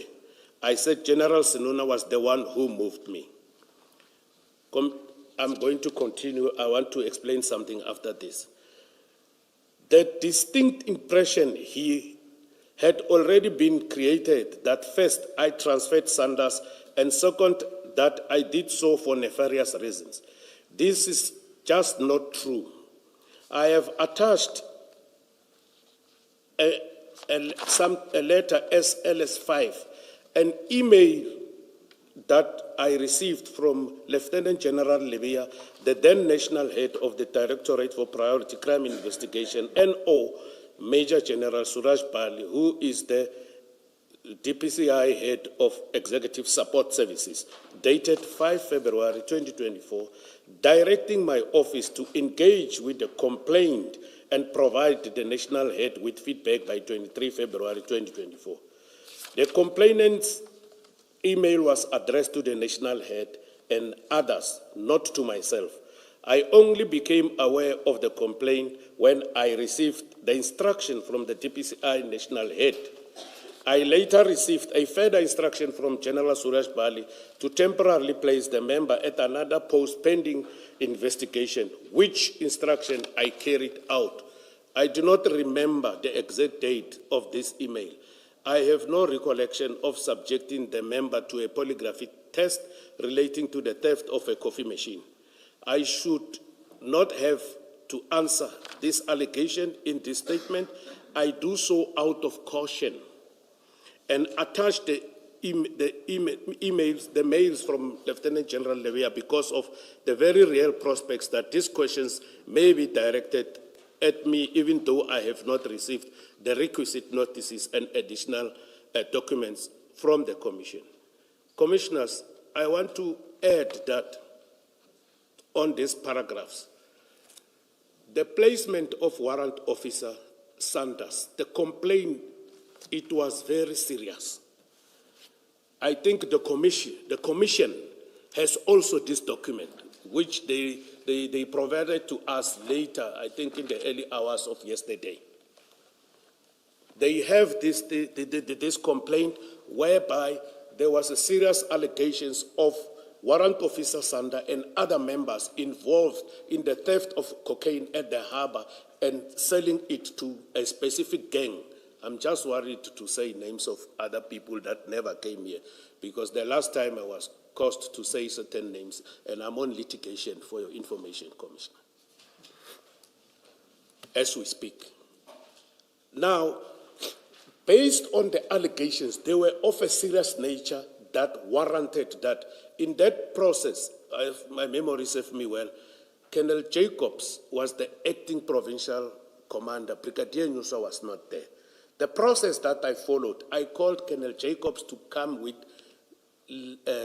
Warrant Officer Sander. I wrote a letter. I signed it. It was flagged here.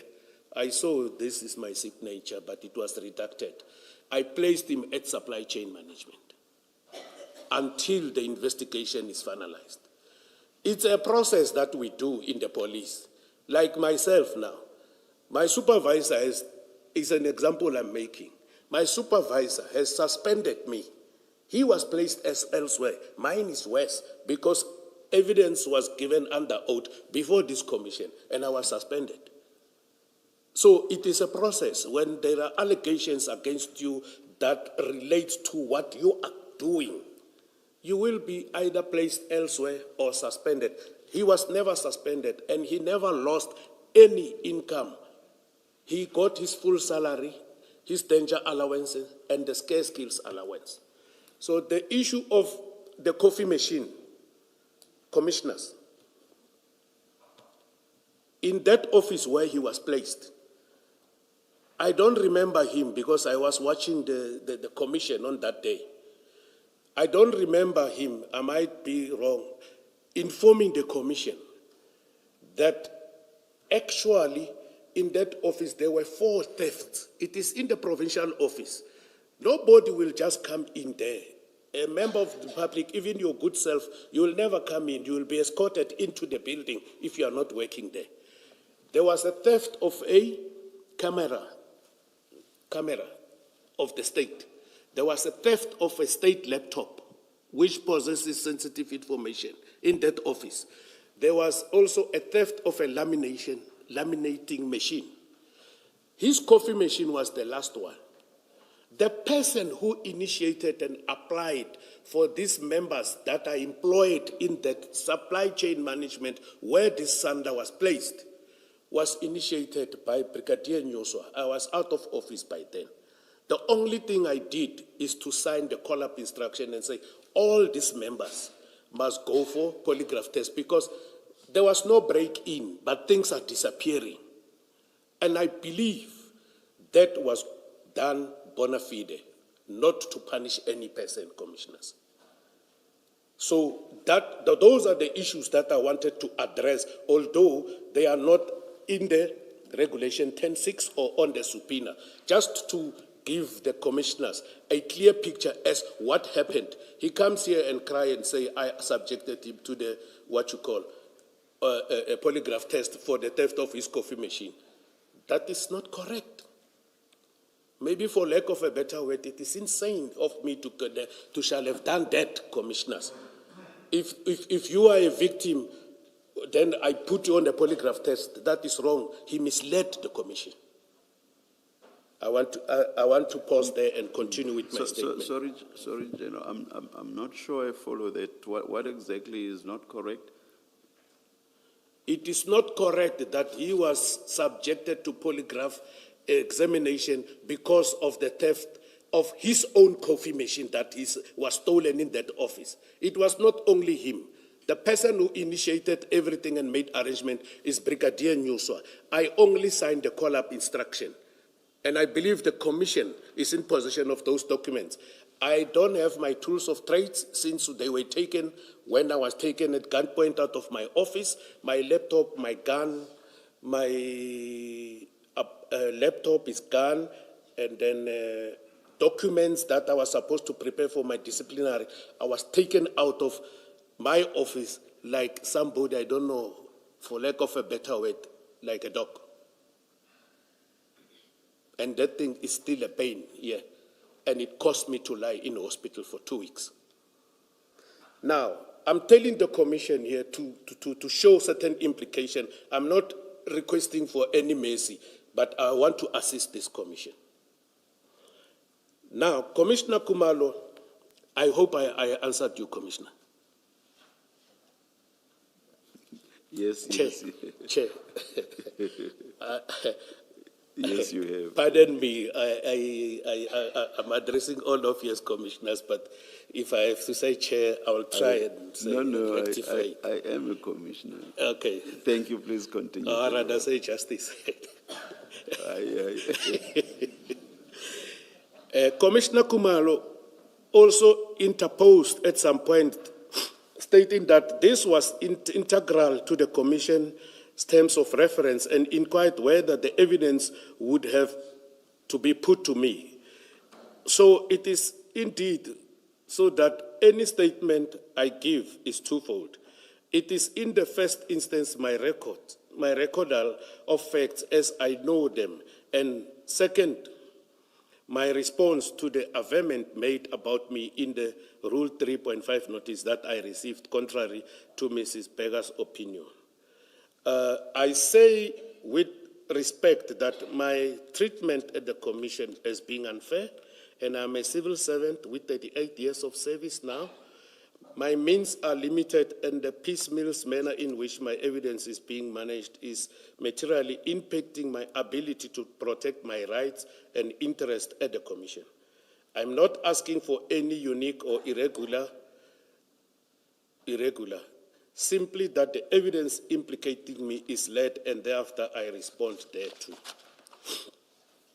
As matters stand, I have had to prepare this statement at short notice, and as it turns out, may very well have to file another statement to deal with Sanders and other witnesses' evidence.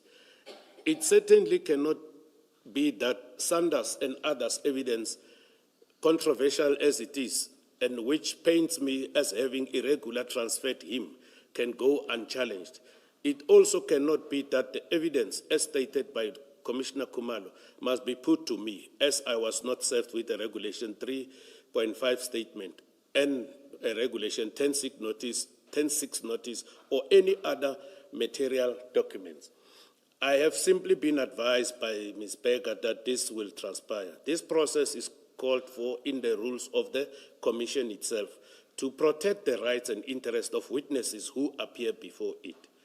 I want to also add the following in my evidence in chief, that when Warrant Officer Sander was placed back to his office, these were my words, Commissioners. I informed Brigadier Nyuswa that Warrant Officer Sander, because this investigation is taking too long, someone from the legal services wanted to stop his allowances. And then if it is the employer who placed you elsewhere, you can't do that. And then as the investigation was continuing, the only thing that was found at that stage was the misconduct of him not declaring the directorship of a shooting practice company.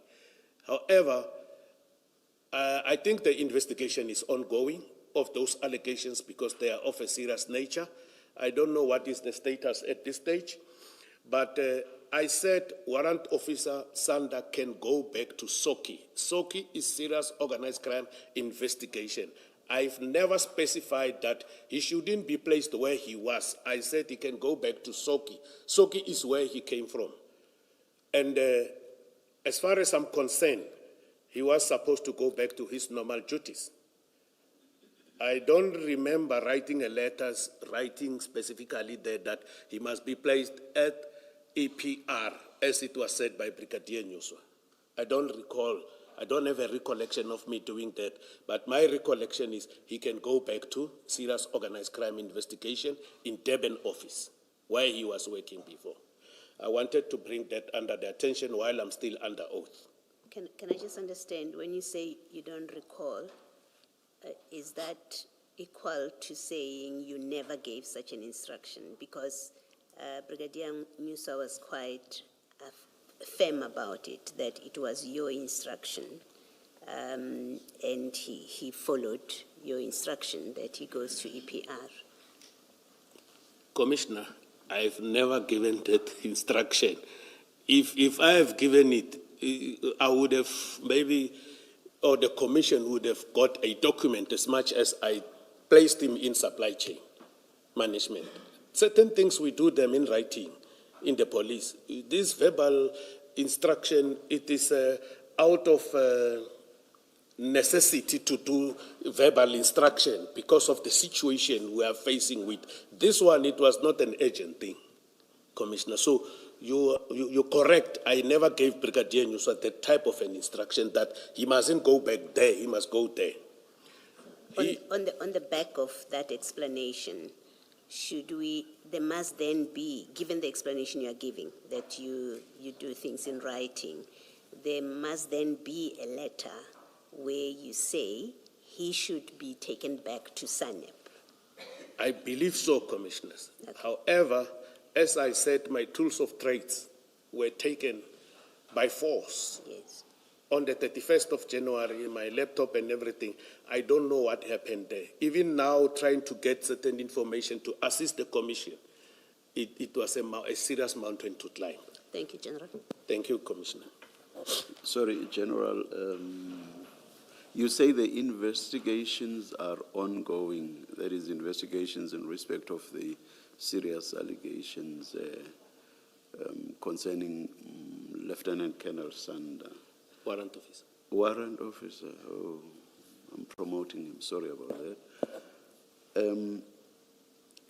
If I'm not mistaken, I think his testimony was that those investigations had come to an end. Somebody told him so. I forget the detail around that, but that's the distinct impression he created. Perhaps, in fact, more than just an impression, I think he said so in so many words. Now, do you know anything about that? Commissioner, as I've indicated, since 31 January, I was never at work. No, there is that possibility. My sense was that this was a matter of a few months, which would mean, if correct, you were still there. So it was before your suspension. That was my sense. Yeah, I do not have a proper recollection of that, Commissioner. But as far as I'm concerned, it is not easy to close that type of investigation at a very short space of time. The way it was dealt with, because also the DPP was involved guiding that investigation. And I see here that this was signed, the letter that moved him to another section. It was, I'm looking at page... File 2, Exhibit Bundle, Port Shepstone, page 475. CJC 239.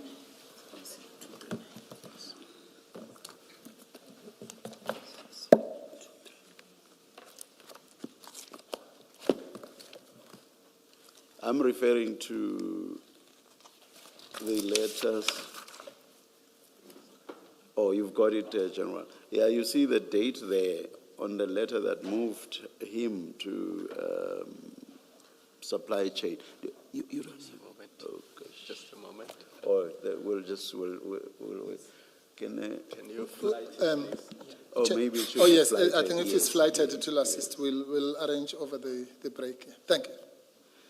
The date on the General is the 13th of February, 2024. It's more than 2 years now.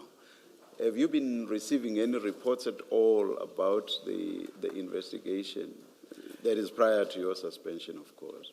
I can recall that I was receiving progress report. I think Lieutenant Colonel Mchali is now Colonel, was appointed to investigate. And then when he write a progress report, he will write it to Brigadier Nyuswa. Mm-hmm. Brigadier Nyuswa will forward the email to me, and then I will read it when I'm happy, because my main function as the provincial head is to receive a report, read them, and report to head office. I will receive reports seeking my advice. I'll provide an advice where it is necessary. And I recall receiving progress reports, sending them to head office. And would this be indicating that the investigation is ongoing, or what would they be saying about progress on the investigation or progress about the investigation? They were talking about profiling. If I recall, I'm just talking out of experience, yes, commissioners, because I don't have those reports here. Mm-hmm. But it's a question of what processes were followed during that investigation and what was outstanding. Those are the reports we were reporting at National Office at that stage. I confirmed that this is my signature, this is the letter that I signed, I placed in there, based on the complaint and advice by head office. It's a pity they only send us, when we request through my attorneys, they only send us the complaint, but that email that they said I must make sure I place the member elsewhere, they never provided us with that, the National Office, and of which I'm on suspension. I can't force them. There's nothing I can do. I'm not even allowed to go to any offices of the DPCI. Thank you, General. Thanks, Commissioner. Chair, if it may assist, I see it's already 11:28. Perhaps during the tea break, the General may have regard to CJC 282. That's from page 1003. And 1003, I say perhaps we do that over the tea break. That's the documentation relating to the suspension that the Chair is engaging the General on. The complaint is part of his statement, but the remainder of the documents is not. When we break, if you could engage Mr. Mpofu and the General, indeed, as to the exact file. Yeah. Okay, Thank we'll you. do so, Chair. Thank you. And perhaps let's. Yes, Mr. No, Mpofu. I'm covered. Thank you, Chair. Oh, all right. Thank you. Let's take the Commissioner. General. Yes. I've got a request. Yes. It's only one paragraph and my statement is done. Then it's my humble request that I finish this one paragraph, and then when we come back, that makes practical sense. We deal with 10.6. Okay, please. I humbly request No, Commissioner. Yeah. Thank you. There is no reason that I should be treated differently and expected to give evidence in the absence of this document. There is also no reason why my evidence must be elicited in a piecemeal fashion. There is nothing unreasonable in seeking that all the evidence against me is led first, and then that I responded to after receiving the requisite Rule 3.5 statements, annexures, and Regulation 10.6 notices where applicable. It is imperative that I provide comprehensive evidence, but I cannot do so when I'm faced with unreasonably short time periods to file my statement, and while when I'm preparing these statements, further damning evidence is laid against me.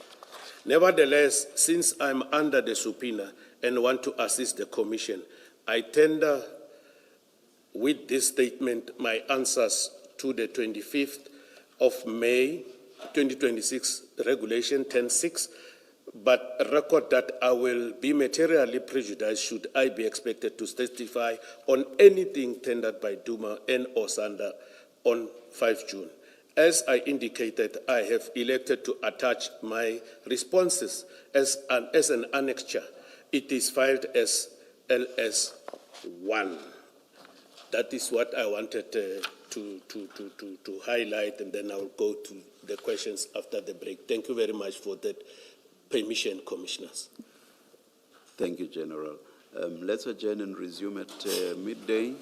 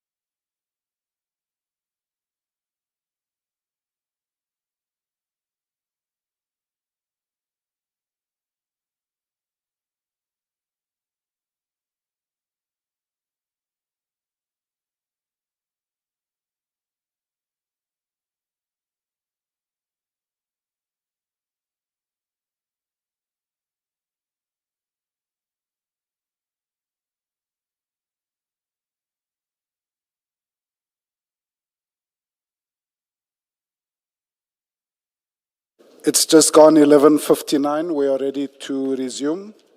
Please make sure that your devices are on silent or off. Thank you.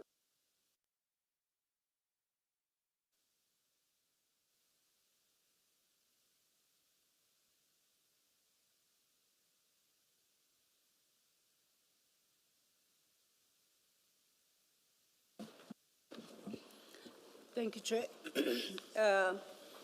Chair, we have located the statement by Colonel Prinsloo that the general references in his statement. It is being copied, and he would like to make direct reference thereto. It should be with us shortly. Perhaps then, before we might take this opportunity to, and secondly, we have provided his legal team with the full exhibit files, so that each time reference is made to any particular exhibit, they have a full set with them. Which file is it again? And CJC what? The combined exhibit files for Port Shepstone, they should now be in about 3 or 4 files.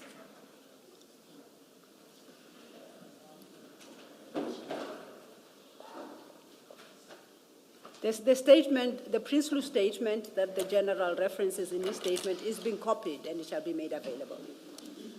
I was going to propose that in the interim, we then deal with the second part of the issues he had covered, and regarding the complaint against Warrant Officer Sander. And now that we have all our files, I had indicated, I think it starts actually from page 1001, CJC 281. That would be file number 4, file number 3.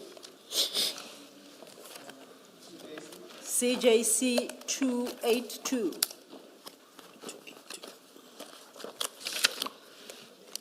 Page 1001. No, in fact, CJ 281. CJC 281. That's where it starts. It's the Jacob file. I think that's what it says on this file. It's marked as Jacob file, Island, yeah. Did you say CJC? CJC 281. 281. And that should be at page 1001. And following. You recall that the general indicated that he had received a complaint from the member of the public regarding Warrant Officer Sander's conduct. And that complaint, the original complaint, is, as the general has it, as LS5, page 30 of his statement. He indicated he only has the statement, but not the remainder of the documents relating to that complaint and the investigations. So I pointed out that those will be found in the exhibit files and how the matter progressed. Do you confirm that's what you have, General? Page 1004. Starting from 1001. He's referring to the actual complaint, I think. It's 1004, that's where you were. 1001. 1004. 1004. Oh, the actual complaint. The itself, actual yes, complaint. that's correct.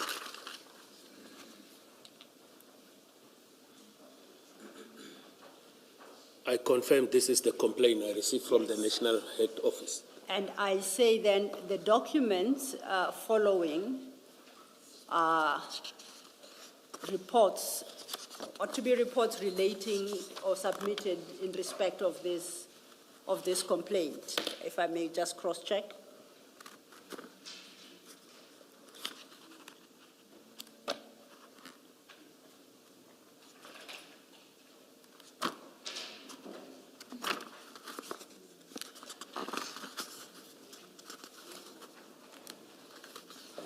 What comes after is a handwritten document. I see that. Yes. I see that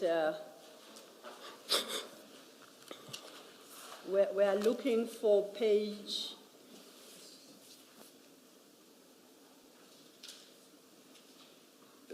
Is it the information note 1082? It is the information note, CJC 289. Yeah. I apologize, it would appear they are not exactly filed in order in the exhibit files. So, General, you have located the actual complaint. Correct, Commissioners. And then if you go forward to page 1088,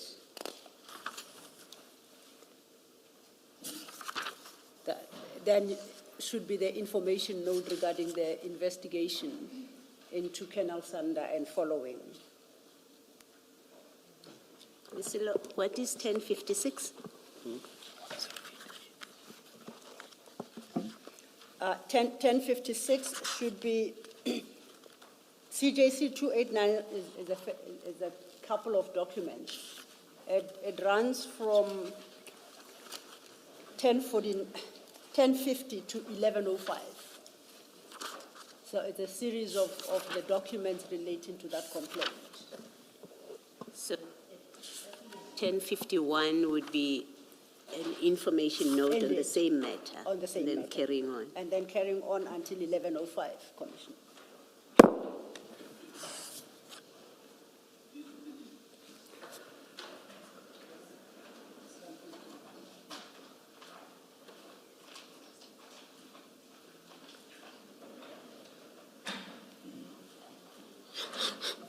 I was pointing that out for the general to remind himself regarding what happened with this complaint, because he said since his suspension he did not have access to his gadgets, and whether he's able to respond to a question from the commissioners about what eventually became of this complaint prior to his suspension, as I understand it, in January of 2026.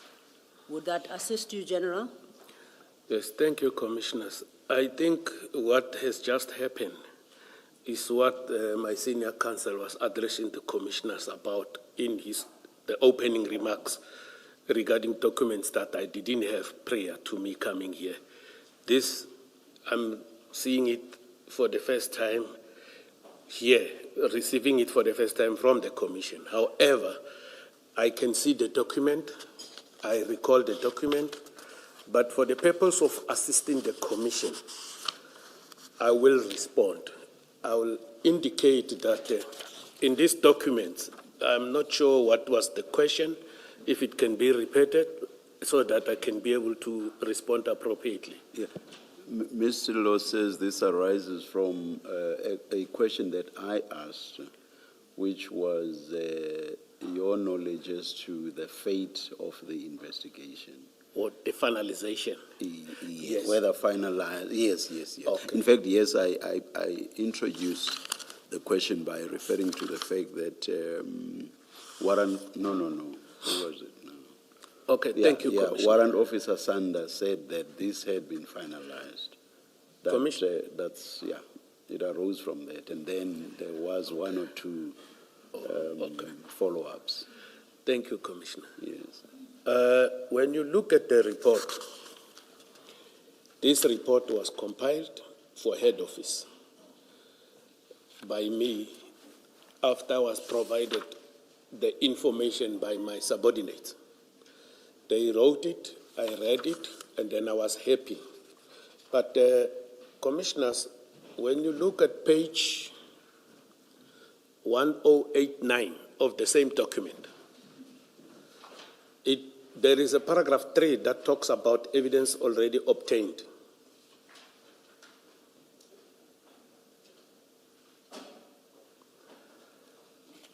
And then I don't want to waste time, and then you go to page 1090. It will say progress report, and then it talks about the tech shop and all the stuff. You see, when we conduct investigations in the DPCI, there are different things that we do.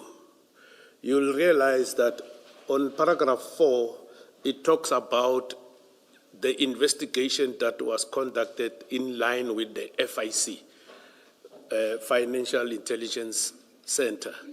When we conduct investigation, that office is one part and parcel of our stakeholders that is assisting us. And then there were also recommendations by the FIC in terms of this report. And then when you go to page 1091, there is the outcome of a specific investigation whereby the paragraph 7 that talks to him not declaring the directorship of this this company of his. Then that part of the investigation, we have a risk and integrity management section that also assisted in this investigation, not necessarily the criminal part of it. Look, it's a wide scope that they do when we do investigation. And they are the ones who came with these recommendations of the disciplinary issue matter against the warrant officer Sanders. Then I signed it, I sent it. These issues that I hear does not necessarily indicate that the criminal conduct as it is depicted in the complaint, it has been finalized. There are certain sections that are directing us towards that were finalized, but not the actual criminal conduct as per the original complaint, commissioners. Can I just to check this without probing, that from your earlier evidence that you directed Brigadier Nyuswa that the member must return to his original position. From that, it surely must mean that at that point, when you gave the direction that you say you gave, you had formed the view that there was no concern with him returning to SANEP. It seems to me that it can only mean that if you have made that decision. My decision was that he must go back to SOKI, Serious Organized Crime Investigations. Not that he should go back to his original position. I may have misunderstood you earlier because I thought I understood you to say. It might be a mistake not to say SOKI SANAP, but I said SOKI. SOKI is serious organized crime, and serious organized crime is divided into 3 subsections. The NPVC, National Priority Violence Crime, SANEP, South African Narcotic Enforcement Bureau, and the EPR.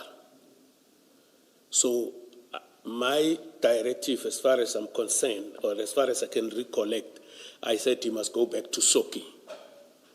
And again, it's to try and understand properly what that evidence means, that Brigadier Nyuswa could have returned him to SANEP and you would not have considered it to be in defiance of your direction.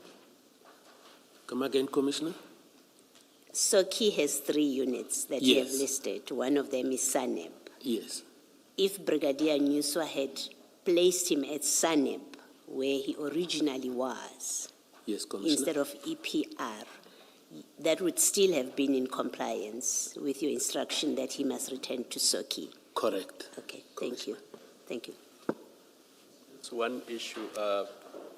I had understood, I can't recall which document it was and which witness gave this evidence, but I had understood that the complaint was investigated, the very complaint we're talking about. They could not get hold of the complainant because either the email was bogus or it did not exist, and that's as far as they could take it. That was my understanding, and I could be wrong. So what I'm asking you is really confirmation of your understanding. Is that, do you have similar understanding, or you cannot respond because you're not sure what the facts are? Thank you, Commissioner Kumalo. Although it is not raised in the regulation 10.6, but I will assist. Can I just say something, because you keep repeating this issue? Can I just say something? You get 10 sixes from the evidence leaders and the attorneys. When commissioners are sitting here, they might look at a file and see a document. And if they consider that document to be relevant, they will ask you a question on it. So I hope you won't keep saying, well, because it's not in a 10-6, I take issue with the question that is being asked. Because we are here to establish facts. And in a 10-6, I can tell you now, you can't put everything that is in all these files. Otherwise, your 10-6 will be 50 pages long. You know, you are given the substance of what you will be questioned on. But the actual detail, as I look at this document, for example, I recall something that somebody said. I may be the only person who recalls it. And then I ask you to clarify that issue. So there, I don't see why you would say, oh, but it's not in a 10-6. So I just wanted to clarify that. Commissioner, I was just putting on record, but I'm going to respond to the Commissioner's clarity-seeking question. It's just certain things need to be placed on record. I was legally advised that the Commission findings might be put on review. Hence, I'm putting certain things. I already saw that from Mr. Mpofu's opening remarks. Yeah, so hence, I want to put it on record because it might come back and say, why you never said 1, 2, 3. But to respond to your clarity-seeking question, Commissioner, I want to indicate that in the execution of our duties as members of the South African Police Services, yes, there are instances where you find out that a person who lodged a complaint, you can't find him. There are instances whereby people report things on an anonymity basis, like your so-called whistleblower. So what you are saying, if you say somebody said that, I won't say it is incorrect or correct, but there is a probability. In fact, I'm reminded by my co-commissioner that in the very document that you say you signed, the information note on 1082, paragraph 2.2. 1082, paragraph 2.2. Also, I think the information notes are similar. The other one is from February, the other one is from October. So even if you look at the October one on 1088, you will find that, yeah. Yeah, hence, Commissioner, I said, I didn't have access before I come here with this thing. So I'm going there to have a look. And my response was, it happens sometimes that you don't happen to find the complainant, because when you are doing your investigation, there are instances where the complainant must clarify certain things for you in order to continue. Sometimes you don't find this complainant, and then there are issues that relate to the so-called whistleblowers. So if it is contained in this report, I'm trying to find the paragraph the Commissioner is referring to. 2.2. 1088, the very same report you were looking at, General. 1088. Yeah, I see that it was we wrote that I must read it. An email was sent to the complainant. Sorry, so I'm not going to say names, Commissioners. Please bear with me. That to him that Port Shepstone Serious Organized Crime Unit was investigating the matter, but he never responded. As a result, an interview was never conducted with him, which means we were aware that the complainant is a he because of the names at the bottom. But it was a progress report. Once you receive a complaint or a docket to investigate, they say, General Senona, this is your docket.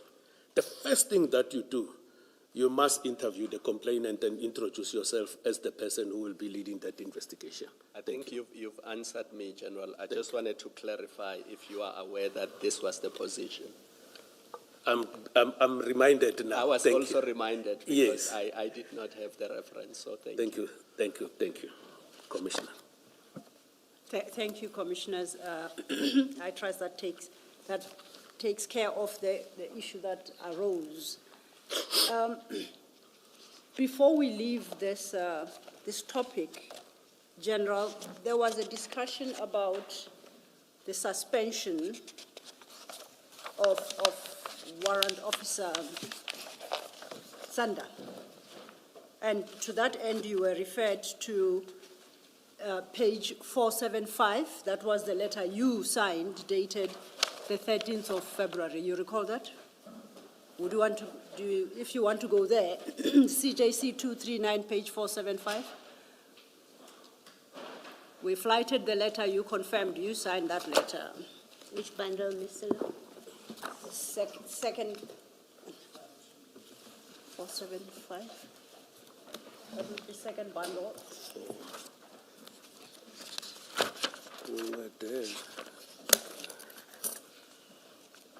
Page?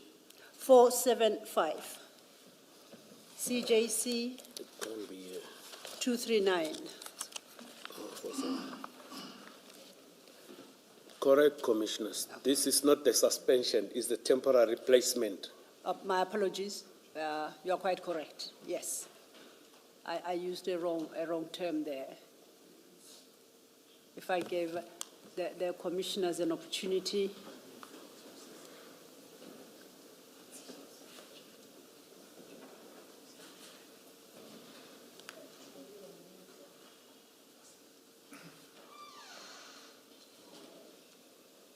Thank you. We had previously looked at this letter. And you indicated that the person acting at the time was Colonel Jacobs, correct? Because it's addressed to the acting provincial commissioner. Correct, Commissioners. And you testified this morning that both of you called Warrant Officer Sanda into your office, if I understood you correctly, where you engaged him on these issues and that temporary transfer. I called Colonel Jacobs to come with Warrant Officer Sanders. Yes, After I've received the complaint indeed. into my office. Okay.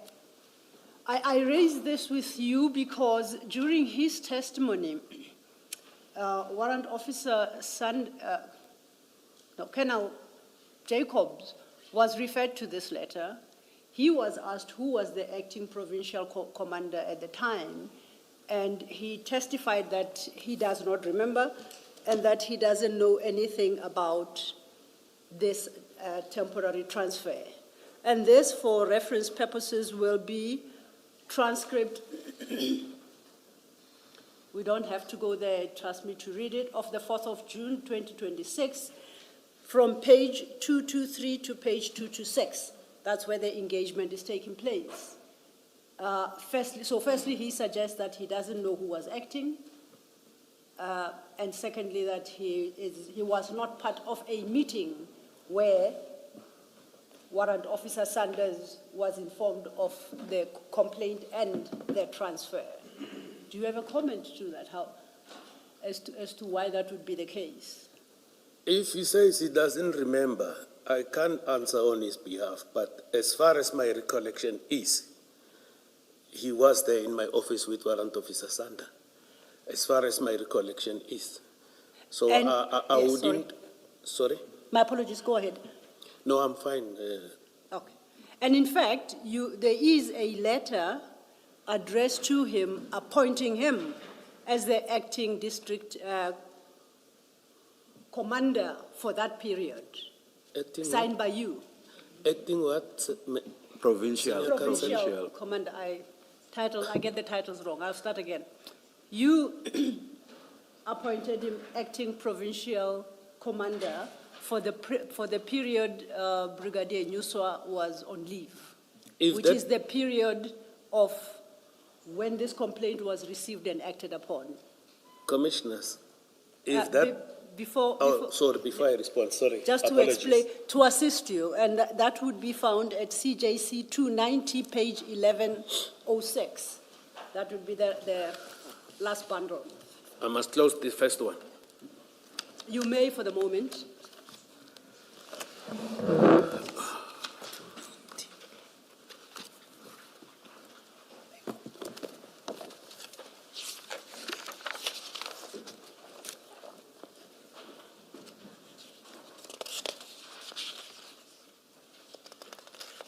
So page 1106. 1106. My numbering correct? I can confirm on 1107, this is my signature. Yes. And although I might have seen this document by then, but for the purpose of the commission, I'm seeing it for the first time here. I don't want to understand just that. put it on record, but it's him, Colonel Jacobs. Colonel G. Jacobs. And you appointed him to act in that period, January to sometime in February? The date of appointment, it says from 29 January until 18 February 2024. Yes. So I didn't quite understand, what are you seeing for the first time in the commission? I'm saying by then, in the 22 January 2024, because I've attached my signature, I might have seen this document by then, I confirm. But for the purpose of me coming to talk about it on the commission, I've just seen it now. Okay. But now, on seeing it, it jolts your memory. It's your signature, you definitely did appoint him. Absolutely correct. It's my Indeed. signature. Is Colonel Jacobs, who was appointed to act in that period, which confirms my evidence in chief. And I point these out to you because in his evidence, as I say, pages 223 to 226, firstly, he says he doesn't know who was acting at in that period. He discounts the possibility it was him. He testified that he did not know of when Warrant Officer Sander was temporarily suspended, transferred is the word, as you testified. And he categorically denied that he was a part of that meeting. I'm inviting you for a comment because earlier today you testified that you instructed him to call Warrant Officer Sander to your office, at which you informed Warrant Officer Sander of all these developments and the complaints and the decision taken. Do you have a comment? Commissioners, I'm not, just pardon me with respect, I don't want to answer issues of Colonel Jacobs, but my answer is, this letter was signed by me, he was there. If he denied it or whatever, please allow me not to respond upon his answers or whatever, but this letter was signed by me. I testified earlier under oath, I'm still under oath, that I called him because he was acting to come with Warrant Officer Sander to my office. And that is where I effected this letter on page 475. General Senona, I believe the letter is being produced to point out that it supports your version. I thank you very much for that Commissioner. purpose. So I think your counsel nods because he appreciates. So you're not being caught out. It's simply to confirm that what you told the commission this morning, the commission has obtained a document that is favorable or supports your version. I can, sir. In fact, General, I think you should also be alerted that, at least according to my note, Warrant Officer Sander does put Jacob in the room. He says Jacob was present when you called him in. As far as my recollection, yes, Commissioners. And staying then on that complaint, which we have attached as LSF5, you deal with that at your paragraph 18 of your supplementary statement. And you recall that we looked at the documents relating to that complaint and how it was handled, just shortly. You said paragraph? Paragraph 18 of your supplementary statement, the statement we dealt with this morning. Yes, Commissioner. Now, that's where you introduced this complaint. Yes, Commissioner. It might help, perhaps, if we go, maybe let me pose my question, we may have to go there.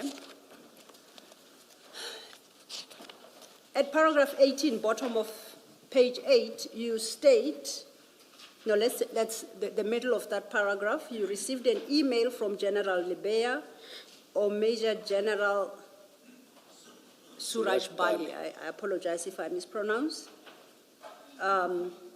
Directing your office to engage with the complaint.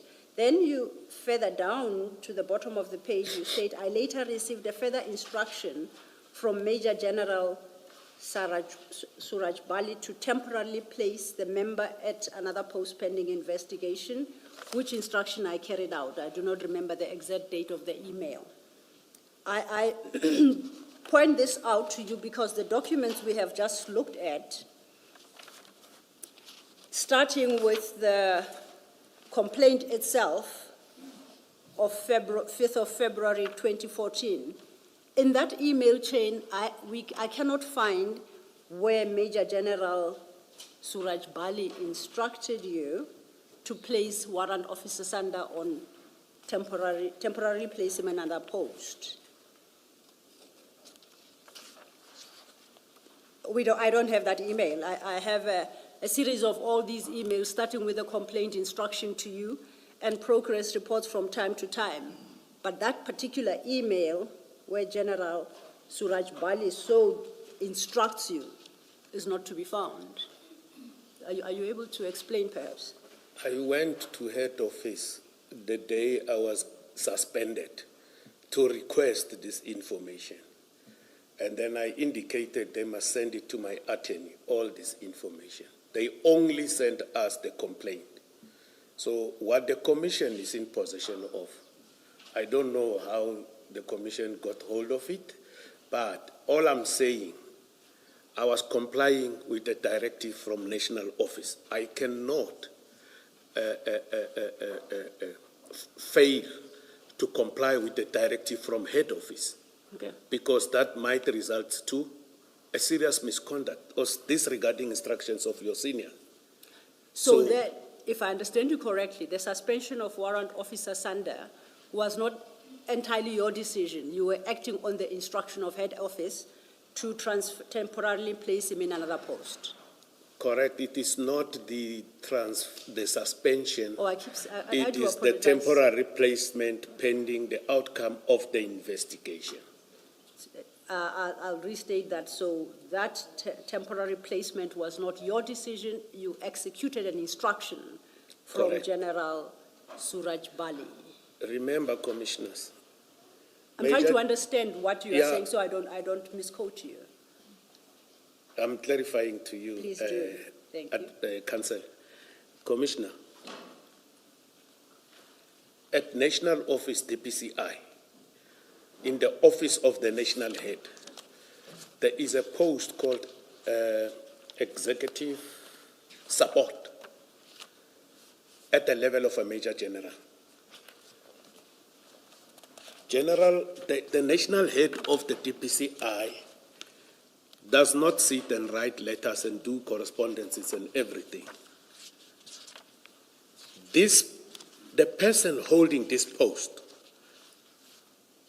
will do those type of correspondences and everything through the directive given by the national head. It's like, I'll give you an example. In my previous office, I can't call it my office now because I'm placed on suspension. I'm having a staff officer. I will tell a staff officer, let's compile a letter to do 1, 2, 3. The staff officer will type the letter, bring it to me, and then I will read it. When I'm happy, I'll sign it. It goes out to wherever it's supposed to be going. So here, I did receive that directive, and I did comply with it. So the directive, on this explanation you are giving in the position of this Major General, the directive then would have come from General Libya, not from this person, if all she is, or he is an executive assistant to General Libya. Ordinarily, yes. Yes. Commissioner. I agree because... So the correct way to read, or how you should have expressed it, if what I'm saying is correct, what you should have said, or what you would have said is, I later received an instruction from General Libya. And if you like, you could have added through Major Suraj Bali, but the instruction has to be from General Libya, not the Major General, because she Commissioner doesn't have Baloyi. authority to give you instructions. Commissioner Baloyi, you are 100% on the dot. All right, thank you. I apologize for not wording it properly and causing this confusion for the Commission, but you are 100% on the dot. Thank you. Thank you, Commissioner. Perhaps if we go to page 103 and 104 of the same file, we still have the same challenge whether the instruction came from Major General Suraj Bali or General Lebeya, because that email chain does not reflect such. If you go to page 1003 and 1004, that email correspondence starts at page 1004, and as you know, with email threads, we read from the back. There is the complaint dated the 5th of February on page 1004. And on the same date, Major General Suraj Bali directs this to you with a request that your office engage with the complainant and to provide feedback. If you go to 1003, then it's subsequent communication up until the 29th of February 2024. And nowhere in that chain of emails is there an instruction that Warrant Officer Sanda be placed on, or be temporarily transferred. You do confirm that's the case? I confirm on this document it's not there, Yes. but as far as my recollection, I was given that instruction and an email was sent to me. So why it is not here, I am unable to assist the Commission, but it was given. Thank you. To the extent that it exists and we have not been provided, I'm sure the Commission can address a request to Major General Suraj Bali or her office to provide it. Thank Okay. you. Thank you, Commissioner. Yes. Okay, can I just check? I mean, if the instruction, if you were acting on the instruction from head office, which is General Lebeya, surely the decision to restore or to return General Warrant Officer Sanda to Soki, as you say you gave that instruction, could also not be your decision, because first you removed him on the basis of an instruction we have established now. It would have been an instruction from General Lebeya. That's how you placed him somewhere else. The return, it seems to me that the overturning of that instruction also has to be based on an instruction from head office. And in your evidence earlier, you didn't speak that way. You spoke as it being your decision when certain circumstances happened. You made the decision that he should be returned. Can you just explain that? Thank you, Commissioner Baloyi. There are issues that necessitate certain actions, as the Commissioner was talking to me. Instruction was that placed him temporarily elsewhere until the finalization of the investigation. But as we were proceeding, the investigations were proceeding, we could see that from where I've seen the last reports, I think, the challenges that we had, whatever was found, and then I took it upon myself. I didn't go back and request that, can I place him back? I took it upon myself to place him back. I didn't request. Maybe I might have contravened the senior's instruction in doing so, but I took it upon myself as the investigation was progressing, because the instruction was pending the outcome of the investigation. Okay. Before we leave this, I think it was Brigadier Nyusa General who said he came to you with a request from Warrant Officer Sanda that he should be returned to his previous position. and you did not want him returned to his previous position. You wanted him to go to the Economic Crimes Unit, and he never asked you for reasons why. He just accepted your decision. And I think, to be fair to you, I must put that to you so that you can respond to it, because it obviously contradicts the version you are giving today. Commissioner, even if you say it contradicts my version, me, I'm telling you the truth. To supplement that, I'm telling you the truth as far as my recollection can. Earlier I indicated that Colonel Jacobs, I called him to bring Sander. You assisted me with the letter here. Now, I'm saying, I don't recollect Brigadier Nyusa coming and telling me that Sander requested to be placed back, because at some stages a decision needed to be taken there, and commissioners. So him saying Sander requested to be transferred back, no. I recall saying to Brigadier Nyusa that the member must be taken back to Soki. And then when we talk about Soki, serious organized crime, the provincial commander who is responsible for serious organized crime units, which are 5 in the province, is Brigadier Nyusa. So if he decided to place him at the EPR, he should have provided reasons why he did that. Because I must say, we comply with instructions, and if you are not happy with it, you comply and complain. That is the culture of the police. You comply, then you can put a complaint if you are not happy with it. And I want to also indicate that I'm still under oath, then it's just that I'm being probed with this. If members are not treated fairly, like Warrant Officer Sanders said before this commission, in relation to that, he was trembling on other people's toes. The correct processes to be followed, he should have went to the DPCI judge and lay a complaint.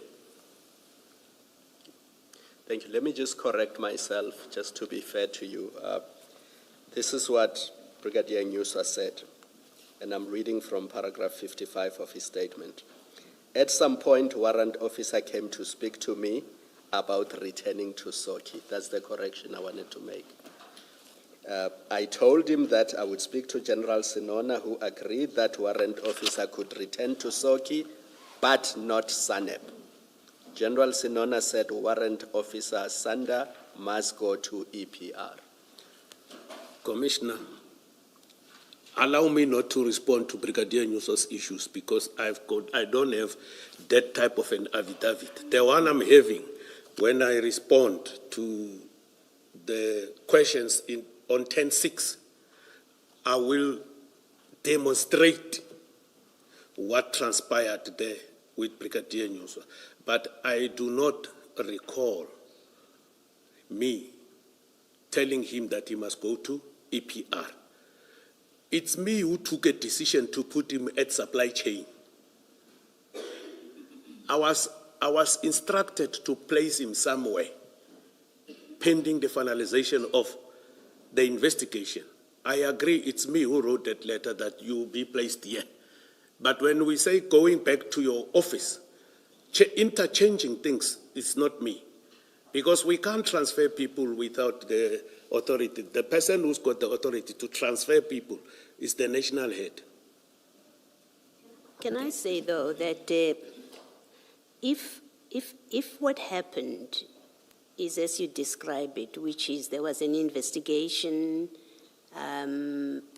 around allegations of drugs, that Warrant Officer Sander is involved in the distribution of drugs, and you say, as far as you know, that investigation has not been concluded, as in he wasn't cleared. It would be strange to me that when you say he must come back to Soki, you actually are happy for him to go back to Sanep. it would be very strange to me that you have referred to what you say is a very serious complaint, and on the face of it, of that email, it does look like a serious complaint. And then head office, you say, says to you, remove him pending investigation. That investigation, we see from the last progress report, it does not clear him. It's simply, the only reference it makes to that allegation is we try to get hold of the complainant, and we haven't found the complainant. We have emailed the complainant, and then it then discusses his holding interest in other companies, and that's you recommend he be disciplined for that. Nothing to do with the original complaint. So as per that report, he's not cleared. And your evidence earlier in the day was that investigation, as far as you know, is still continuing. It's strange to me and inconsistent, the inconsistent that you would be happy for him to return to SANEP when he's got this serious allegation against him. And my saying it's inconsistent is to lead to the probability that it suggests is that you would have said he should go somewhere else because he's still the subject of investigation. Even if he returns to Soki, you wouldn't be happy for him to go back to SANEP because he's still the subject of investigation. So there is that inconsistency on your version, how you dealt with this. If your version is the correct version, then it's inconsistent in how you dealt with it, that he's not cleared, and then you say, well, he can go back to SANEP. I'm okay with that, especially because you're not acting on instruction. If you were saying, head office said I must take him back, then I left it to Nyuswa where to place him, I would understand. It's your decision to return him, and you say to us, he could have returned to SANEP. I don't understand it. Do you want, yeah. Do you have any comment? I get what the commissioner is saying, but I think I remain with the explanation I've provided. I hear what you are saying. To the commissioner, it doesn't make sense. But as we are continuing with an investigation, you see the complainant it cannot be reached out. You see, as you are able to make a deduction as things are going forward, as the investigation is unfolding. So maybe to the commissioner, it does not make sense. But to me at that stage, it made sense that he must go back. And I must also bring it to your attention, commissioners, that in terms of the capacity of human resources, we have a serious shortage in the DPCI. So I took that decision, and then if I made a mistake, I will accept my mistake. But I did take that decision, Commissioner. Maybe then, thank you for that. It's your answer. Thanks, General. Maybe then we can't complete this discussion without putting this to you for your comment. Warrant Officer Sanda, you obviously have followed his evidence. That's why you're able to quote his engagement with Commissioner Khumalo. So you would be aware that where he spoke about this issue, he mentioned also that, and it was on probing when he said I was stepping on people's toes. He mentioned that he lodged a complaint, about exhibits getting lost against certain people, and he had listed in that complaint, I think the specific person was, I don't remember his title, but Hussein, if I'm not mistaken. And then in that complaint, the document that is before the commission, there's a whole list of people who he says they came in, removed an item from the exhibit room, and then later on it's not fully accounted for. Now, the main person, Hussein, I think was disciplined for that. But in the long list, there are a number of people that I don't remember, but one of them, I suppose it stood out because the person came to testify. It's Colonel Jacob, one of the people against whom he was saying they took exhibits out, and the next thing, those exhibits were not fully accounted for. Did you become aware of that complaint against, maybe the general complaint about the loss of exhibits that was laid by Colonel Sander before he was removed from this position to supply chain?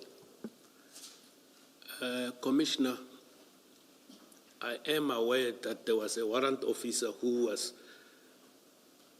charged, who received exhibits, who was supposed to send them to forensic, and he never sent them. He did whatever he did with them, and then an investigation was conducted. That person was charged criminally. I am aware of that person, but the list of people that the complaint was laid against, I can't remember now, because all I'm aware of is this one person who was criminally convicted, and also consequence management was done by the line manager against that same person. Do you become aware that that complaint was laid by Warrant Officer Sander? I'm just trying to find out how much you knew about that complaint. I can't remember that one, Commissioner, whether it was by him or they established it when they did the inspections there. I'm not aware. All right, thank you. Thank you, Mr. Thank you, Commissioner Baloy. Just to close up on that, and based on your testimony that you actually supported his return to his previous post, Soki Saneb, would you, today as you sit here, if you are able to, would you support and motivate for his return to his previous post? That's Warrant Officer Sander. Or have you changed your mind from when you first supported that return? As far as I'm sitting here, I don't have authority to be a policeman. It's not There's authority. nothing I can do. I'm not asking you about authority, General. I'm just inquiring whether, if you had the scope to, would you support and motivate for his return? I won't have a problem that he goes there, because I said he must go back to Soki. My understanding was to his post, because when you are placed at a specific area, you have a post number over and above the issue of your service number, but there is a post reference number to each and every member. Is it fair to take it, when you say you would not have a problem, you mean yes, you would motivate if you could? Look, this investigation against him is almost 2 years, as the commissioners also advised me. And nothing at this stage positively came out in relation to that investigation. Yes, I won't have a problem if he goes back there. Okay. Then the other issue that you wanted to, and I'm moving off this topic, the other issue you wanted to engage with during your free time was related to statements by Colonel Prinsloo, I hope I have the rank right, which you said he made shortly after the theft, you recall. You deal with that at your paragraph 12.1 and 12.2. I have extracted two of his statements. They are both dated November 23 and 25th, respectively. You should have a blue folder, a small folder in front of you. I have showed you these documents during the tea break. These are the documents that you want to have regard to, correct? The first one you will see. In the blue folder, the little blue folder, there are two documents. It looks like there's one. There should be at the top there, one should read in manuscript A24 and the other one A25. We don't have A24. It's just, I also have A24, but this is the correct one. Oh. This A24 is the correct one. A24 is the correct one. Yes, I think in copying, you actually then should have two bundles. They put them in separate sleeves, but he maintains that it's A24 you want us to have regard to. Correct, Commissioners. is this the one in respect of which you were referencing paragraph 7, General? Yes. Yes, Commissioner. All right. So we have A24, then take us to paragraph 7 and highlight what you you wanted to address? I Is it wanted, second sorry page for of the statement? interruption. Go ahead, General, Can I go ahead? please. Thank you, Commissioners. I wanted to bring to the attention of the Commissioners that while the mind of this Colonel was fresh, when we look at paragraph 7, the pages are not numbered. But he said, during the looting in July, I received a call from the District Commissioner. Pardon me for not calling the name. To inquire if our dockets are secured, as there was widespread looting on the coast. I informed her that they were secured. I then informed her that we had a large quantity of drugs stored in the office, and I requested that VISPOL members patrol after hours. This paragraph, when I look at the statement that the Commission has given us, I've never came across anywhere where the Colonel is talking to this paragraph. Then the next paragraph that I wanted to address the Commissioners is paragraph 10 of the same statement. Maybe before paragraph 10, let's check paragraph 8.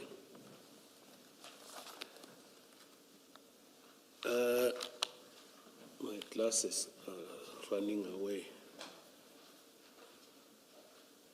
Paragraph 8 is line 1, 2, 3, 4, from the bottom of paragraph 8, Commissioners. General Senona requested us to have regular visits to the office after hours. I think I testified previously with regard to this. I read it on record. The members then left, so I wanted that sentence to come again on record. Then we go to paragraph 10. He says, on 2021-11-0, did I say paragraph 10 in my statement? Yes, you say paragraph 10, you say so at your paragraph 12.2.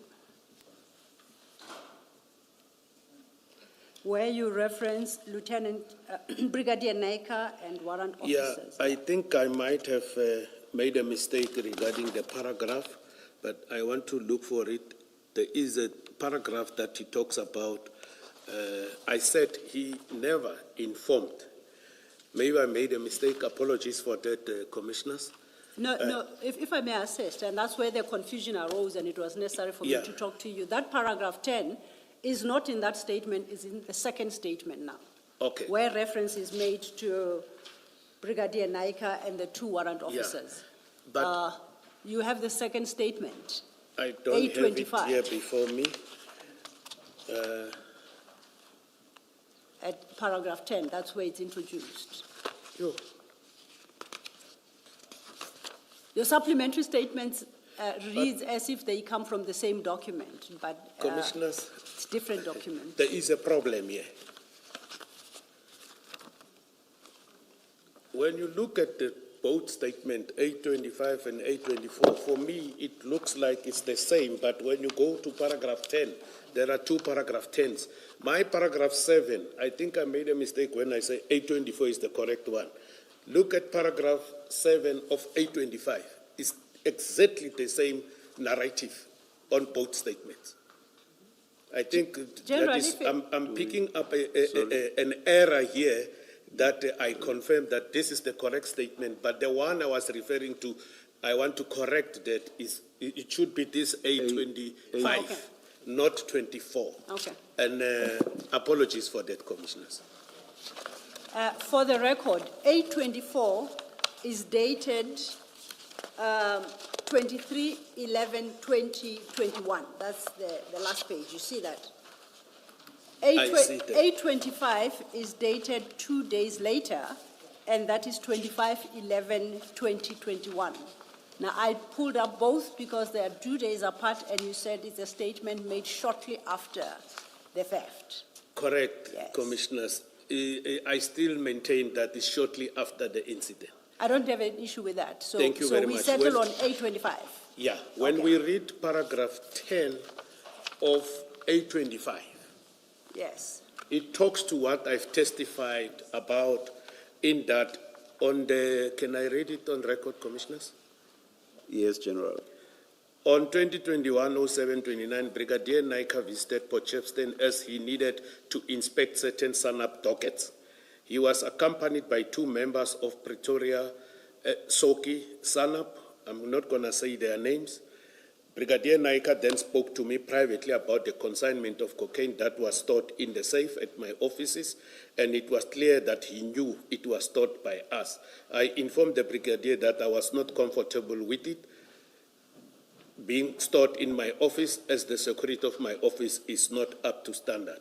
I note, can I take you back to your statement, which is what led us to 825, and in particular 12.2. You set that out as a complaint at paragraph 12.2 of your supplementary statement. Paragraph? 12.2. Yes, Commissioners. And at page 5 of this supplementary statement, you conclude that by saying my office never received any report or feedback concerning such a visit or inspection. Correct. And you reference paragraph 10. Correct, Commissioners. Now, my question is, what relevance does that inspection have to the drug bust?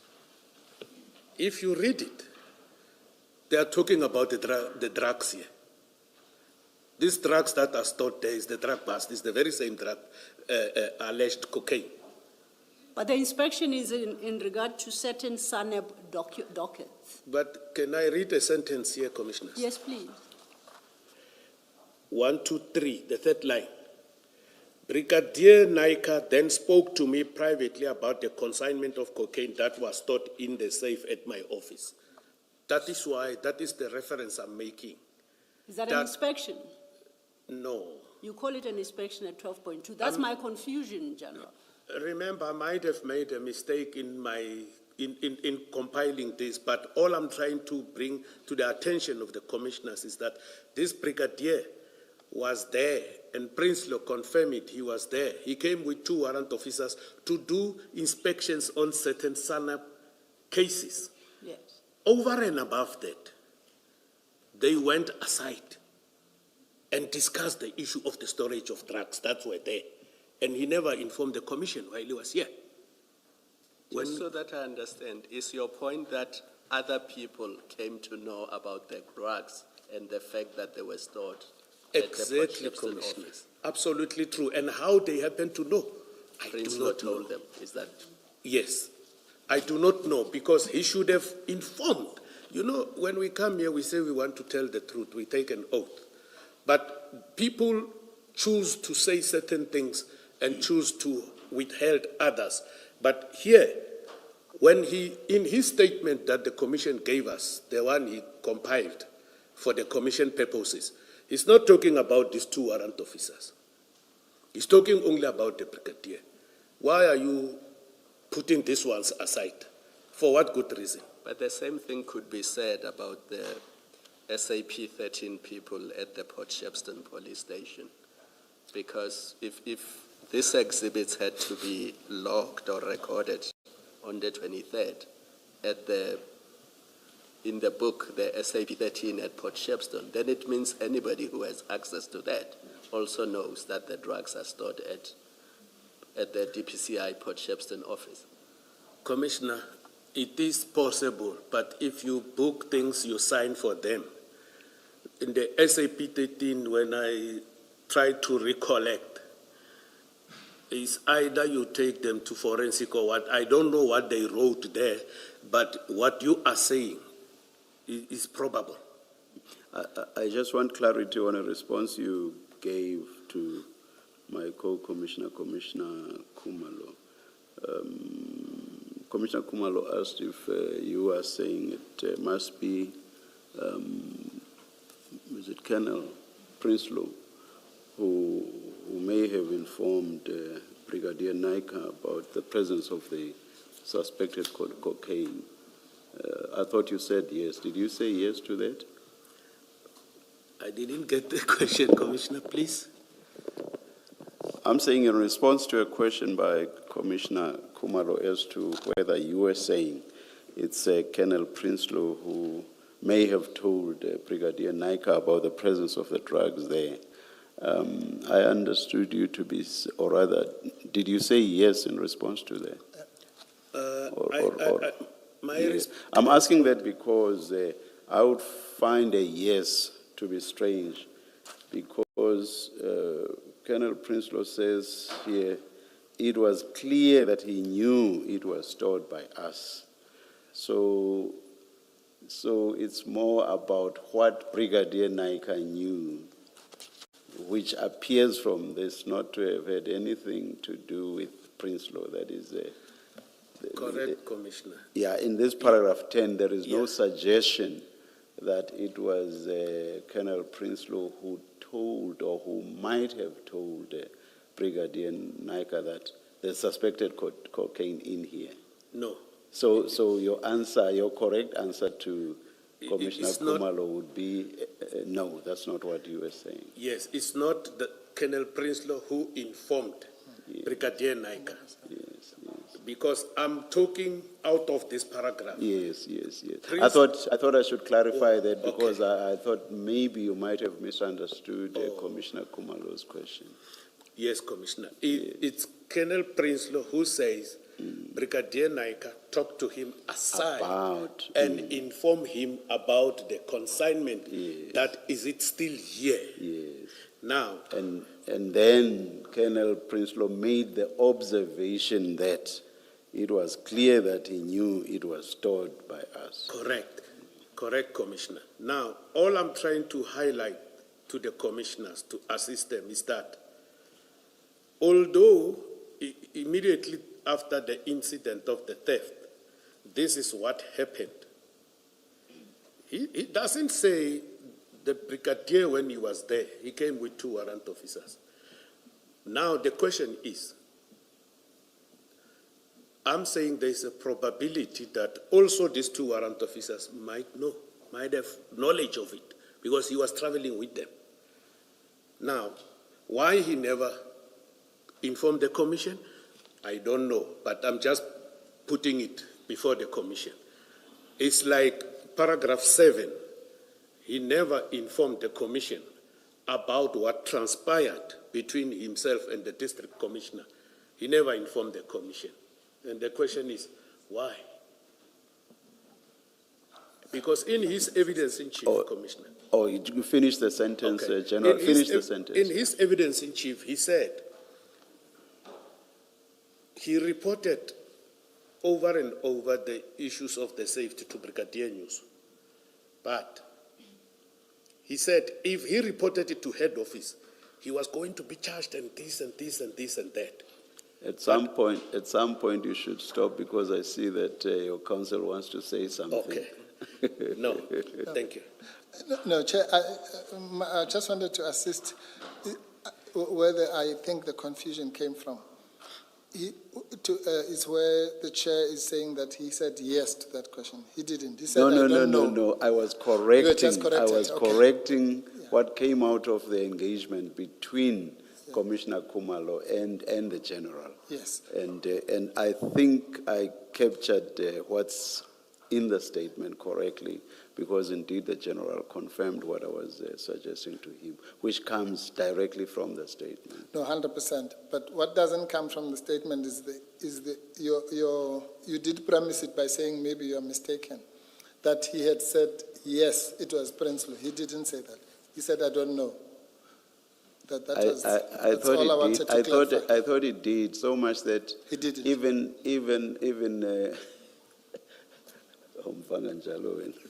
No, I think what happened, Mr. Mpofu, is there was a quick exchange and there was a yes and I don't know. And maybe both they were both, were but said, the but it answer has was since I don't been know. clarified, I think that's where the confusion stems from. He never suggested that it must be Prinsloo who had... Mr. Mpofu, I will tell you this. I understood, which is why I even sought the clarity. I understood that the general could never have meant to say that. That is exactly why I just wanted to put that beyond question. Thank you. Chair, I'm aware of the time, but perhaps just to close on this issue so we can put away these particular documents. If I could invite the general once again to your paragraph 12.2. And for the record, I think now we have resolved the issue of paragraph 10. for the record, you accept that the visit by Brigadier Naika and the two officers and the failure to provide your office with any report back or any report or feedback concerning such visit or inspection is irrelevant for purposes of this commission. That, because the purpose of their visit was to inspect certain SANEP documents. It is not irrelevant, commissioners. Okay. It is relevant because for example, here is a department. In a province, you have a provincial commissioner.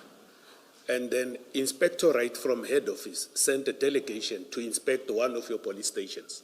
Even if they don't do everything, they do specific things. They must give you a report so that whatever shortcomings has been identified, you must be able to deal with that. It is relevant because the commission is probing allegations of corruption, interference. What is the other one? Interference, corruption in the criminal justice system. So this paragraph, for me, is very much significant. And a person from Pretoria comes and tells a person at Port Shepstone about the storage. I'm making this statement for the commissioners to take note of that. I'm not saying any suggestion or whatever, but that is the relevancy. Thank you, commissioners. General, that's why much earlier when you were reading, I asked you, what in fact is this paragraph about? Because I was trying to understand, what are you seeking to convey? Is it just a complaint about, I didn't receive a report, and that's all it is, in which case the evidence leader would be correct to say, but it's not relevant. But if there's more to the complaint that you didn't receive a report, or to the fact that you didn't receive a report, if there's more to it, if you're saying more than just that, then we need to understand.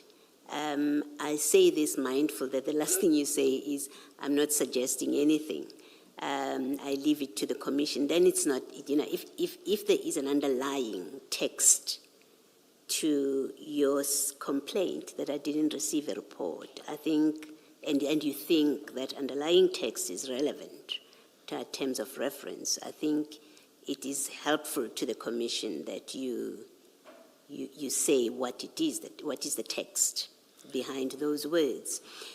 Much earlier you said Prinsloo doesn't say anything about this visit. The question is why. And I thought that the question is why may well be really what you want to speak to. And I had intended to ask you, what's your suggested answer to the why, so that we know what we are working with. If we need to probe it further with another witness, then we do that. Otherwise, on its face, it looks irrelevant on its face until you tell us what, in fact, are you conveying about it. Commissioners, let me leave it there. Thank you. All right. Let us adjourn and resume at 13:15. Chair. You it's 14:15.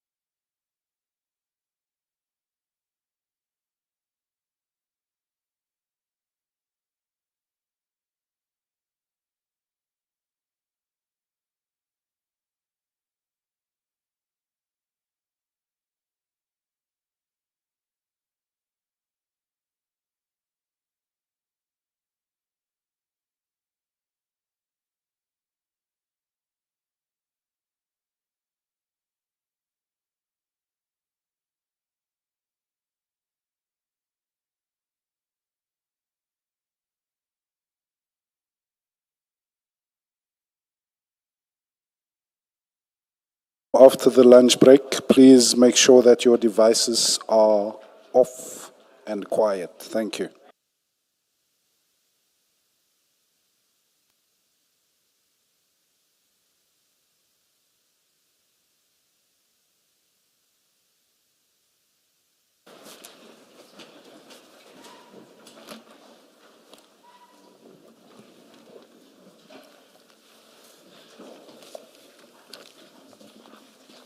Thank you, Chair. General, I would like to invite us to now turn to your annexure LS1, which is the annexure to your supplementary statement, where you respond to all the questions posed to you in the Regulation 10.6. You recall that? Do you have that before you? Yes. Thank you, Commissioners. Maybe before I go to where the advocate is referring to me, I therefore request permission to address the Commissioners in that when I was sitting eating, I was looking at this document where Commissioner Baloyi was asking me about what is the significance of that paragraph. Actually, it is to show that even though I said very limited people must know, but it sounds that a number of people know about the storage. I just wanted to clarify that. And then the second point is that I indicated when I started to give testimony that I was double booked. During lunchtime, Commissioners, I received the good news. The disciplinary that was instituted against me, I was found not guilty and discharged on all charges. However, I'm worried because always when I leave here, I get it's either a new disciplinary case investigation or suspension. But I thought I must share this with the Commissioners that it was a good decision of me not going there, coming here. So I am exonerated, Commissioners. Now my full attention it's here because of that. Thank you for offering me that opportunity to address the Commissioners. Thank you, General. Thank you, General. If I may then invite us to go to your supplementary statement, Annexure LS. Page 12. 1, starting at page 12, yes. Thank you, Commissioners. Now, from page 12 onwards to page 23, you respond to the specific questions, 15 in all. I would suggest that we will end up dealing with all questions, but not necessarily in the order they appear, but we will address all questions and give you an opportunity to state how you have responded to each question. Okay? Thank you, Commissioners. I would want to, I think when we started, Advocate Mpofu, or was it you, I'm not sure, but between the two of you, one of you raised the issue of a risk of ambush, and I would like to avoid that as much as is possible. So, to do that, I suggest we start rather with a document you'd be familiar with. You should have before you a bundle prepared specifically for you that you received from the Commission. That was shared with your legal team. The General Senona's bundle. Do you have that? Correct, Commissioners. You do. I would like you to turn to page 430 of that bundle. 430. Yes.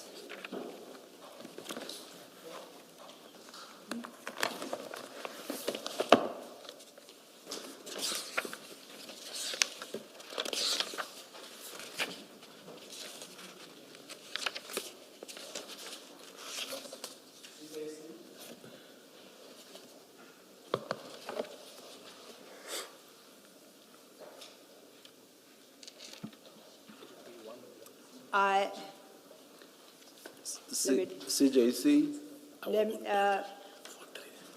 the bundle that I have referred General Senona to that he has I learn now, not been duplicated for you. It's extracted from the various exhibits in the Port Shepstone drug bust. It would be document one, page 101 of your exhibits. So General Senona is working off his own bundle, which is What? 430 for your purposes. And what's written on the spine of our one? It's electronic. It should be file 1 of the exhibits. File one. No, it's not from. I've noticed that I have more than one file one. This is what's written at the top, Mr. Mopopo. Maybe try, you say page? It's page 101. It's numbered 101. Okay, let's see. And then it's a report by General Senona to General Musikidi about the bust. Yeah, it's, Rather about the subsequent theft. it's the Port Shepstone drug bust, Yes, exhibit bundle 1. 1, correct. And to answer the chair's question of CJC 232. 232. Yeah. Thank you, Commissioner Balloon. Is that the document you have before you, General? Correct, Commissioners. The document I'm having is page 430. Yes, on your files, because you are Yes. working off the bundle that was made for you. Yes, Commissioners.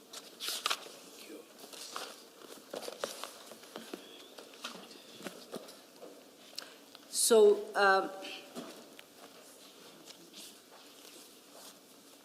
this document runs into some 7 pages. It's dated the 9th of November 2021 at the last page, and it's signed by you, correct?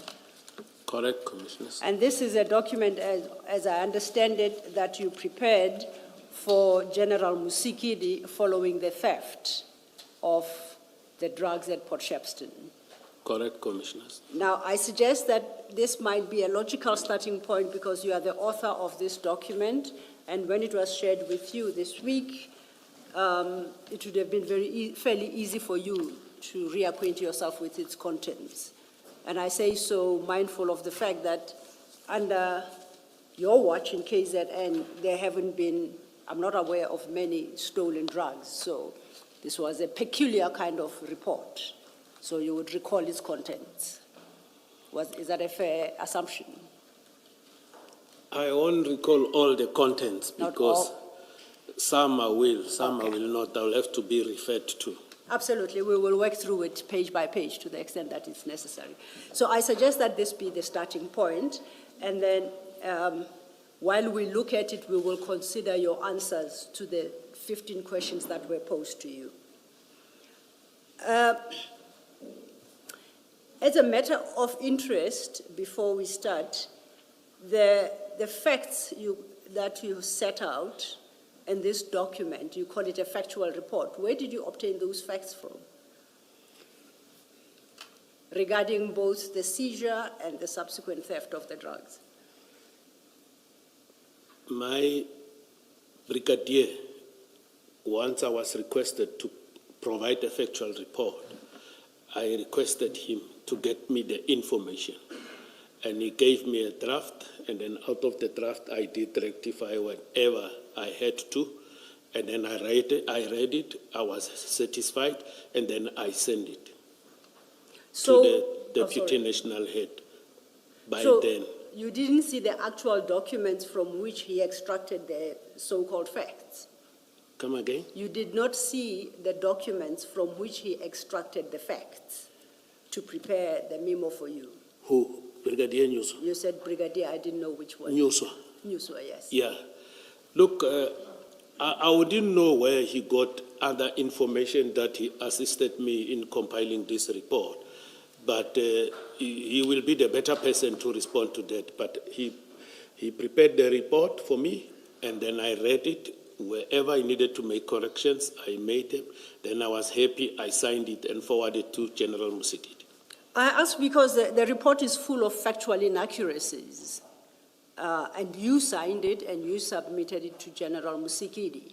So we're going to work through those inaccuracies, and I'm going to invite your comment there too. The sum effect would be, unwittingly then, on the basis of your explanation, you, to some extent, misled General Musikidi as to what transpired on the 22nd of June 2021, and the circumstances under which that happened, and the subsequent theft. Would you accept that? I never misled any person. Okay. I disagree with the fact that I misled the general. Okay.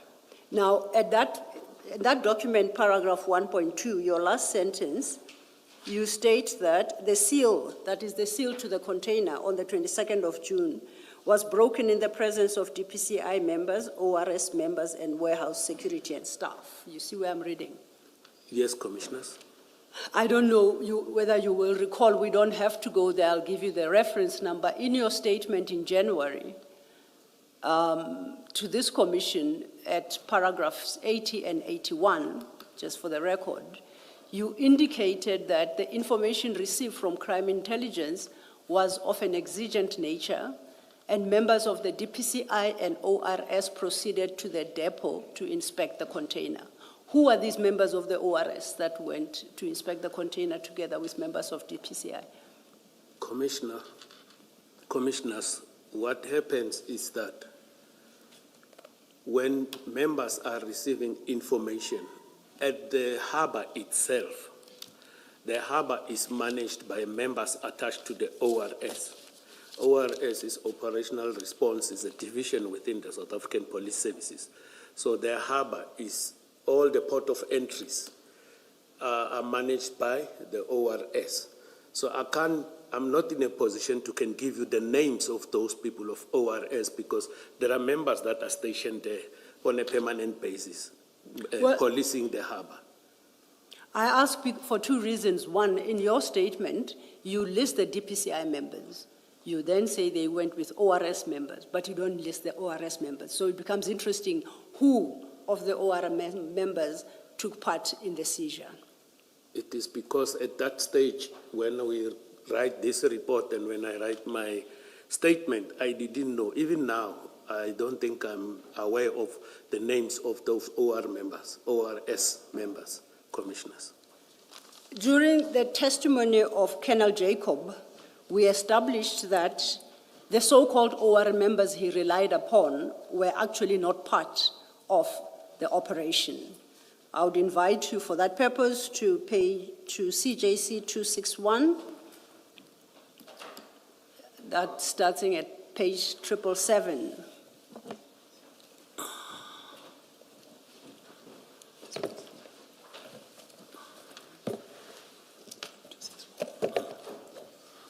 CJC 261 is the statement of Sergeant Kubendran Govender.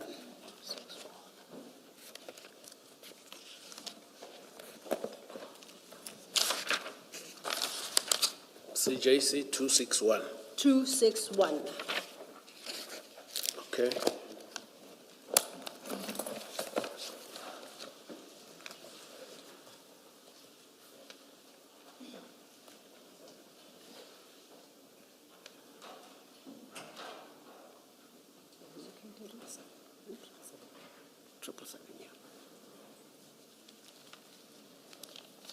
Do you have the statement before you? Correct, Commissioners. You will notice in that statement that Sergeant Govender states that he was called by Colonel Jacob after the container was opened and it was for purposes of requesting assistance to transport the drugs. Were you aware of that? It's the first time I see this statement when the Commission provided it to us.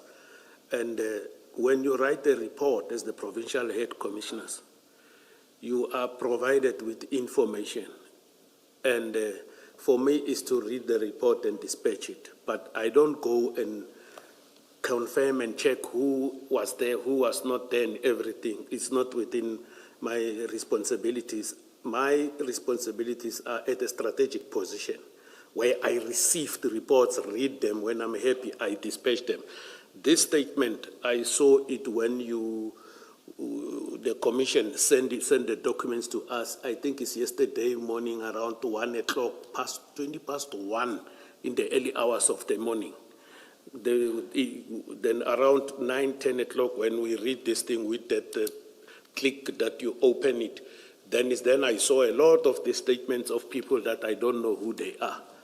The only people I knew here when I read the document of 437 pages that the commission has sent to us, I think it was, I saw Brigadier Nyoswa, I think, if I remember very well, I saw my statement that I made immediately after the theft, and then I saw the copies of my police diary and some other, these very few things that I was able to recognize in the bundle of documents. But so I can't say anything to you, commissioners, in relation to this statement. My question was really in relation to the claim you made in your report to General Musikidi that at the operation when the seal was broken, that happened in the presence of DPCI members and ORS members. And I say that's factually incorrect. As I've indicated, commissioners, I receive the reports, I read them and dispatch. Okay. I never went and did my own research and investigation and wrote the report. I said Brigadier Nyoswa wrote it to me, and then I checked it. Then I was happy with it. Because my job is not like a job of an investigator who goes and interview everybody and obtain statements and do the check and balances. I was required to provide a factual report. Then I said, Brigadier, come, prepare a draft, let's have a look what transpired. Then I prepared that report and sent it. So I wouldn't want to agree with the issue, the statement that the SC is saying that I misled General Musikidi. I gave her what I was given. I maintain that you misled her, and it may very well be that you were misled, and as a consequence, you misled her. And I maintain you misled her because that's factually inaccurate, what you have set out in the report about presence of ORS members. That was considered before this commission by Colonel Jacob himself, who relied on those two ORS members to say they were part of the operation. And I show you that their own statements say they were not. So sorry for clarity, Ms. Law. Are you making any differentiation between presence and being a participant in the operation? It says here in his statement, I'm asking that because earlier you took the general to a paragraph that spoke about presence only and not necessarily participation or being a participant in the operation. But now the last statement, the comment you made just before I came in, now spoke about being a participant or being participants. And that derives, let me take a step back.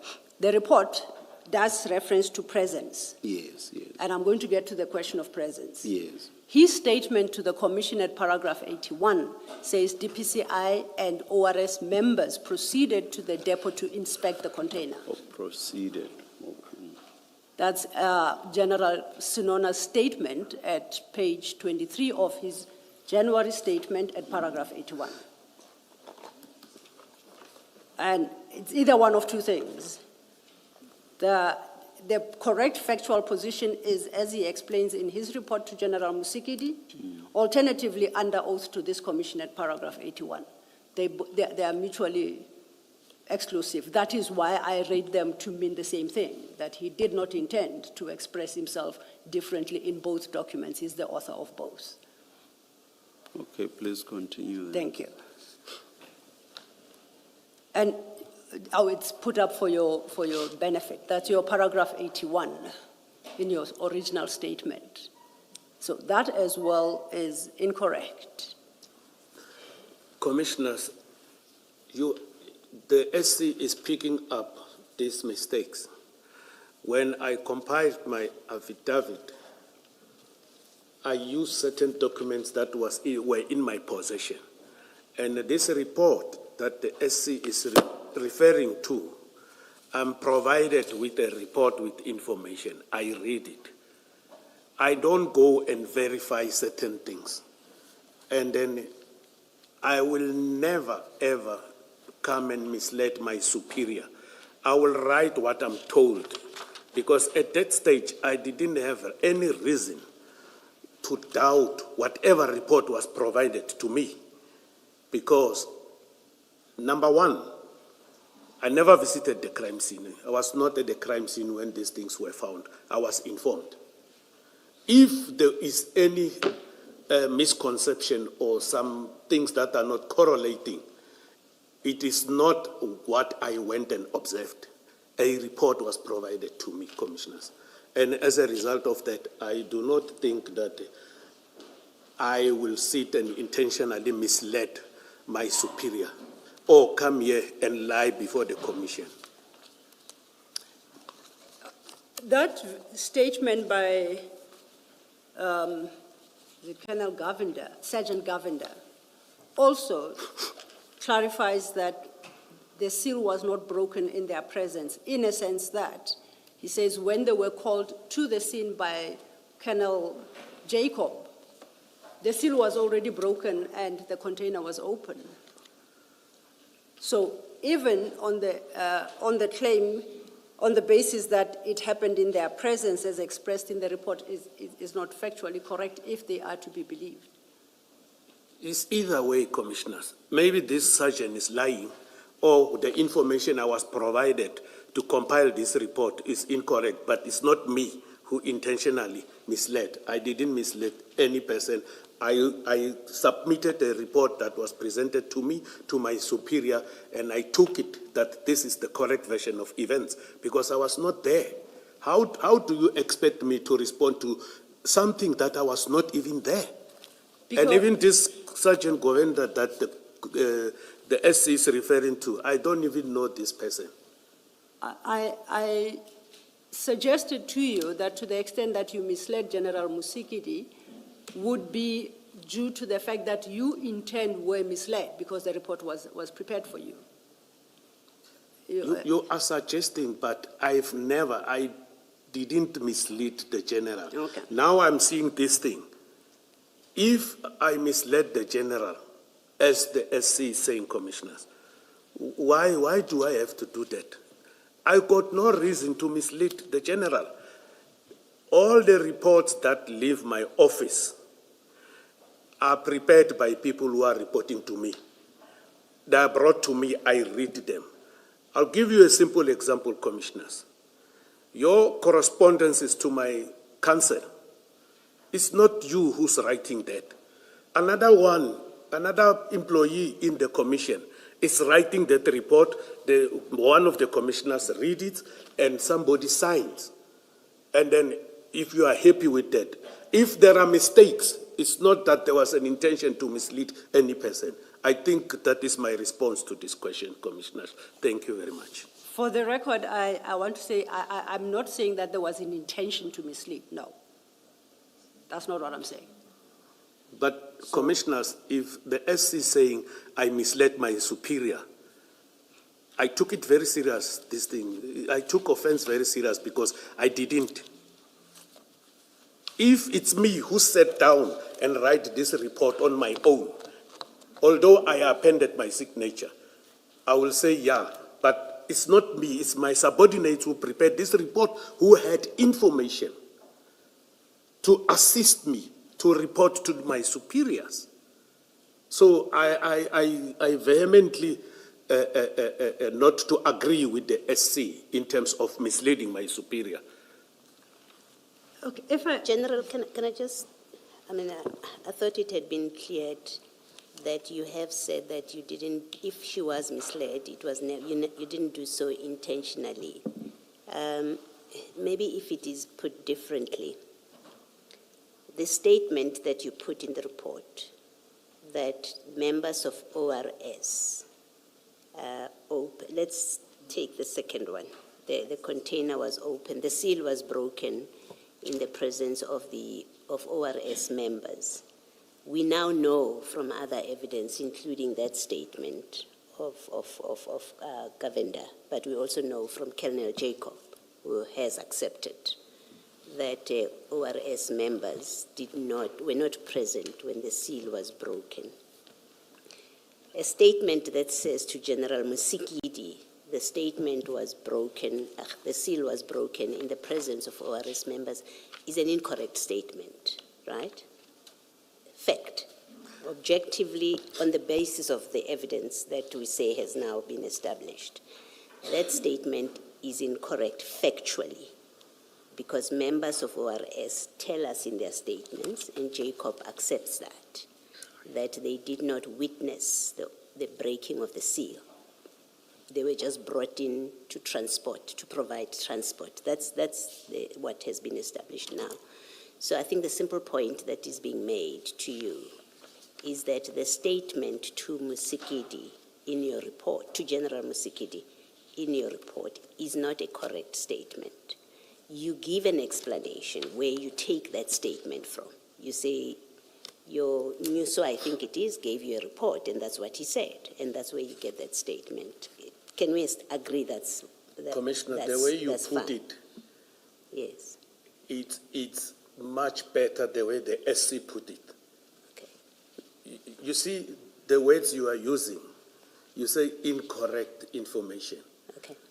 Vis-a-vis misleading. Okay, Ms. Silo, try and use incorrect. Thank you, General. I'll go for incorrect information. Thank you. Yes, yes. Oh, Mr. Mbofu wants to say something. Oh, sorry. Thank you, Chair.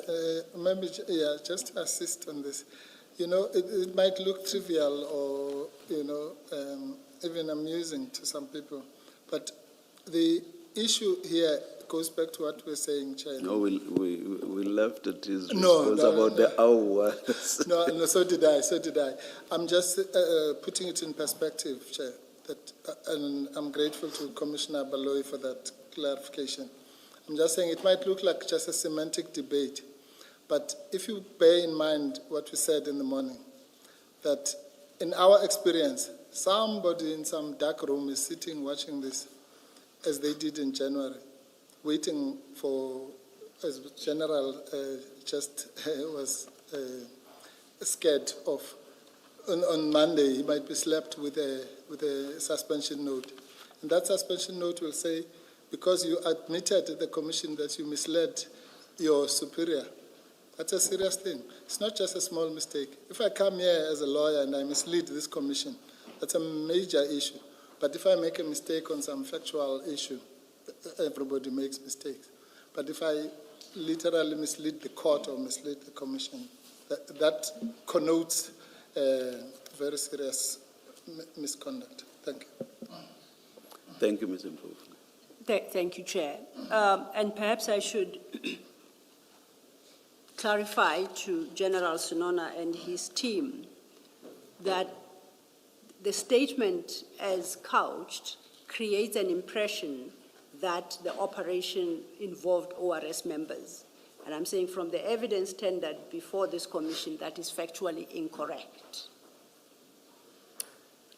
That one, the way you have put it, SC, remember, I receive reports. I can go with it, but not that I misled my superior. I might be suspended or expelled. I've experienced a lot of disciplinary cases since I came here. And commissioners, 28th of this month, I'm 60 years old. And I want to exit the police honorably. And I'm an honest person. Me and lies will lie parallel. So I don't want to be expelled before I go on pension for things that I didn't do. just been cleared. I've informed the commissioners that I'm also afraid I might be getting another one Monday, or they might come to my house over the weekend and give me another one. What have I done by me coming here? I don't know, but I just want to bring this under your attention. I'm very careful not to make admissions that are not correct. If it is correct, I will.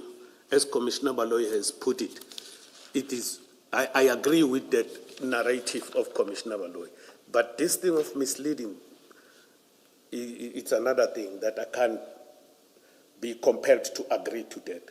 I receive reports like your lawyers, commissioners, that you have employed here to write to each and every person and issue those subpoenas.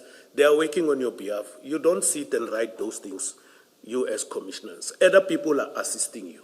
And when a mistake has happened, it must be put that it is a mistake. Not that a person has misled another person. It is totally incorrect, with respect, commissioners. I know that, General. In the question 2.1, asked you to state the extent of the involvement of DPCI officers and your role as the provincial head in the seizure of the 541 kilograms. I'm reading from page 12. That in summary was the question, and your response was you did not personally attend the scene, nor did you participate in the operational handling or processing of the seizure. I'm reading it, your answer to your paragraph 2, at paragraph 2. Do you see where I am? Correct. You then proceed and you say, my involvement was limited to oversight and administrative decisions after being briefed by operational commanders. Now, on that score, I accept you did not personally attend the crime scene, and that you did not participate in the operational handling or processing of the seizure. I would like to engage you or to obtain comments from you about how the scene was handled, and as the head of the DPCI, to express a view whether that is compliant in your view. You understand what I'm saying? I hear you, commissioners. You are aware of a protocol called Protocol on Search, Seizure, Handling, Processing and Disposition of Illegal Drugs. It is a document that is used and relied upon by SAPS in general and DPCI included. If you would like to remind yourself, it's CJC 231 from page 81. But considering your extensive experience in DPCI from Pretoria and now to KZN, it's a document you'd be familiar with, that there are certain prescripts that must be followed in the search, seizure, handling, processing, and the disposition of drugs.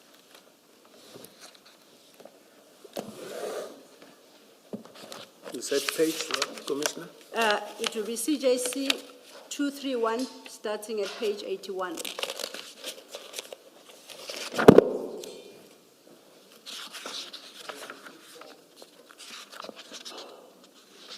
I'm on page Yeah. 81, Commissioner. You've located the document. Correct, Commissioner. You are aware of its contents. It's a document that is applied to all searches, seizures, handling, and processing of drugs. Commissioners, I've seen this document when I was here in January. Part of it, I am aware of the content, part of the content, but not the entire document. It must be noted that I attended the detective course when I was appointed as a detective in 1989. And this document was not there. The national instructions that are here were not there. I was office bound since 2011. being a manager, overseeing things, not attending to crime scenes or dealing with certain things, managing people. If the commissioners can allow me to just illustrate the structure. In a unit, you have a unit commander. Under that unit commander, as we were talking about 3 sections in Soki, I will give that example, is a colonel here. Is a lieutenant colonel, lieutenant colonel, lieutenant colonel. Under these lieutenant colonels is captains, warrant officers, sergeants, and constables. These are the operational members that deals with the crime scenes and everything and so forth. The unit commander will provide reports to the provincial commander, who is a level of a brigadier. A brigadier will read. Once he's happy, he reports to me. I receive reports. I will read it. If I need clarity-seeking questions, I will send it back. They will rectify, and then I sign it.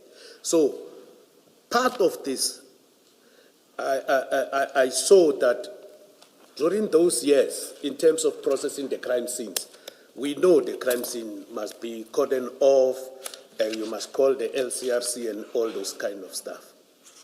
It's something that is in the curriculum of the current course that is called Resolving of Crime Course, and all the members of the DPCI underwent that type of a training.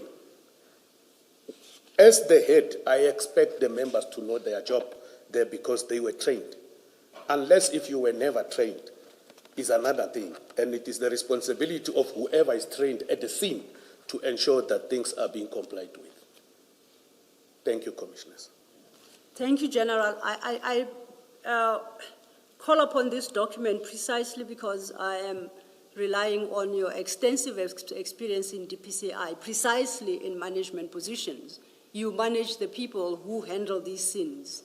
And I depart from the premise that if my recollection of your CV is correct, already from 2011, you were in these management positions, that you are familiar with the applicable prescripts. And I think you have assured the commissioners that you are. Commissioners, I said some of the contents, not the entire. And I must also put it on record that you'll realize that from time to time you'll get this thing called national instructions. It's a policy directive. Some of them, we don't have that ample time to go sit and read. It's not all of them that I read and I know each page. I will know specifics in that report, but not every document, Commissioners. And honestly, I have responded that some of these things here, I am aware of them, some, no. And I would like then to establish what it is you are aware of.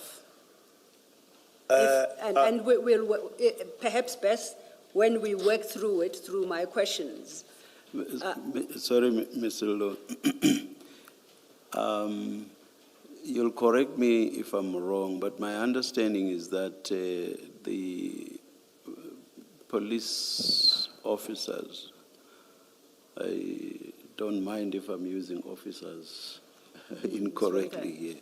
The police officers who conducted the operation actually admitted or accepted that they had messed up yes, with regard to the handling of the scene and indeed even beyond.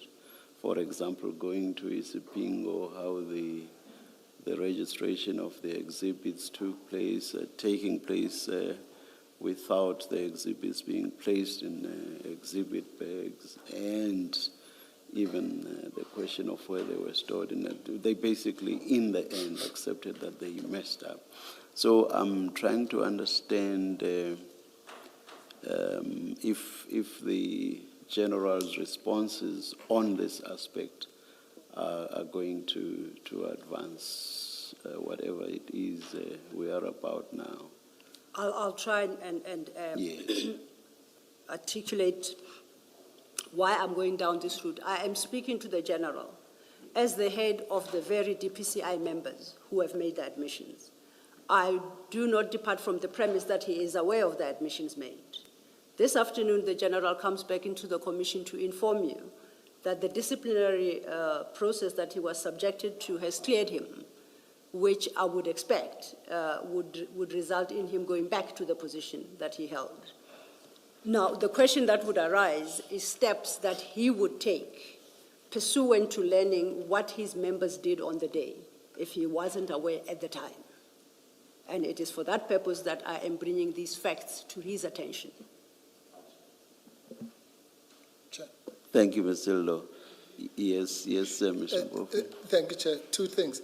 One is just in case we're accused of misleading the Commission, just to clarify that the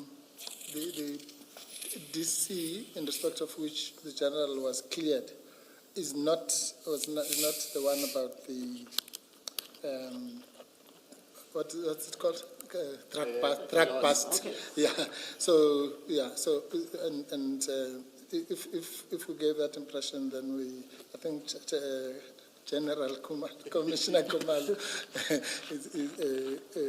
maybe also wanted to assist me in that regard. That's the one thing. The other one, Chair, is, and I don't want to venture to try and say how the evidence leaders should lead their evidence, but I'm just taking advantage of your intervention. That really, to save time, it might just be easy to say, does the General accept all the confessions, I'm using the word loosely, that the scene was messed up? And I'm sure he will, there's no one, at least even I, who haven't been watching everything, will accept that, and then we'll move on. Otherwise, all he's saying is that he relied on other people. If they messed up, I don't think he's here to defend them. And Ms. Selo will find that actually that's not the case. It's not his evidence. I can assure you that everything was done according to the book and every little prescript was followed. No. Thank you, Mr. Mpofu. Chair, interestingly, if I had posed the question, general question to General Senona, whether he accepts all, as Mr. Mpofu says, quote-unquote confessions of non-compliance by his members, whether he accepts that, chances are that it would have been deemed to be an unfair question to General Senona. So this was an attempt to make him understand the extent of non-compliance and to seek his views on the level of non-compliance. Now, it may very well be for his own benefit, should he resort to that position, and or the benefit of whoever takes over to deal with precisely these issues of non-compliance. I know General Senona was not on the scene. I'm not attributing responsibility of the scene to him, but in light of the expressions he made to General Musikidi about the handling of the scene, I depart from the premise that he is aware of the prescripts, applicable prescripts, as to how the scene should be managed, and that there were failings in that regard. In the light of, because you said perhaps if you had posed the question that Mr. Mpofu is inviting me to. that there might have been an objection to that. Now we know there won't be an objection to that. Would you be willing perhaps to shorten this? It is too general. I can shorten it, but not as general. Yeah, not necessarily. We can never be prescriptive to you as to how you do the questioning. But of course... General Senona's concern might very well be that there are people listening and drafting the next suspension letter. So my questions to him must be fair to him so that he can answer. If he accepts all confessions, I don't know what ramifications that will have for him as their boss, because technically he's still in the position.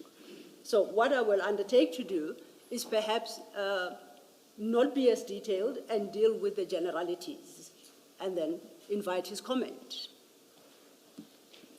In the light of the point I made right at the beginning, which is that the people have already accepted that they messed up. Yes.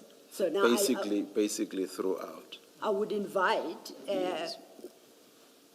I'll pose a different question. Is General Senona, no, to General Senona. General Senona, are you aware of the extent to which the applicable prescripts, including the National Instruction 2017 of Property and Exhibit Management, the Protocol on Search and Seizures of Drugs and related, are you aware of the extent of non-compliance with those prescripts during the seizure and storage of these drugs? Before he answers, is the question, was he aware then, or sitting here now, is he aware? So that we don't get different answers depending on the time period you are referring to. Well, I'll take it, is he aware now? He wasn't, hence he expressed himself in the manner that he did in his report to General Musikidi. So it's in the now. Thanks, Commissioners. I am aware now, and the implications is that even if you arrest people, that thing will create gaps in ensuring the admissibility of the evidence. Handling the crime scene is a delicate thing. We call it a holy place. And the person in charge of the crime scene, irrespective of rank, even if I go to a crime scene, Commissioners, as a general, and a constable is entry level, is in charge of the crime scene, that person is in charge. I'll give you an example. A lot of crime scenes, you will see the Minister of Police, the National Commissioner, the National Head, they go to the crime scenes. The sole purpose of going there is to get facts and congratulate the members for the good work. And they expect that those protocols must be followed. The same applies to me. But I can tell you that if the members have confessed or made admissions that they didn't follow the protocol, consequence management needs to apply. That's my response, Commissioner. And I'm happy to leave it at that. And I take it perhaps through, you will appreciate in the fullness of time the extent of the admissions that they have made. So you will not tomorrow say, because of a response you gave at Madlanga Commission, that you then were faced with a suspension. Commissioners. Then I will not unpack. Commissioners, I think the SC is not aware what I'm going through. I'm going through, for lack of a better word, and apologies up front, I'm going through a hell. Because of me coming here and testifying. That is a possibility. The last time I raised issues of safety, a decision was given for me to read people's names. I'm having litigation now. Over and above that, I was suspended and say evidence was given under oath before the commission. Currently, the other one, I have a new one that I received after when I appear here on the 1st. They say I'm being charged because of the storage and theft of the drugs.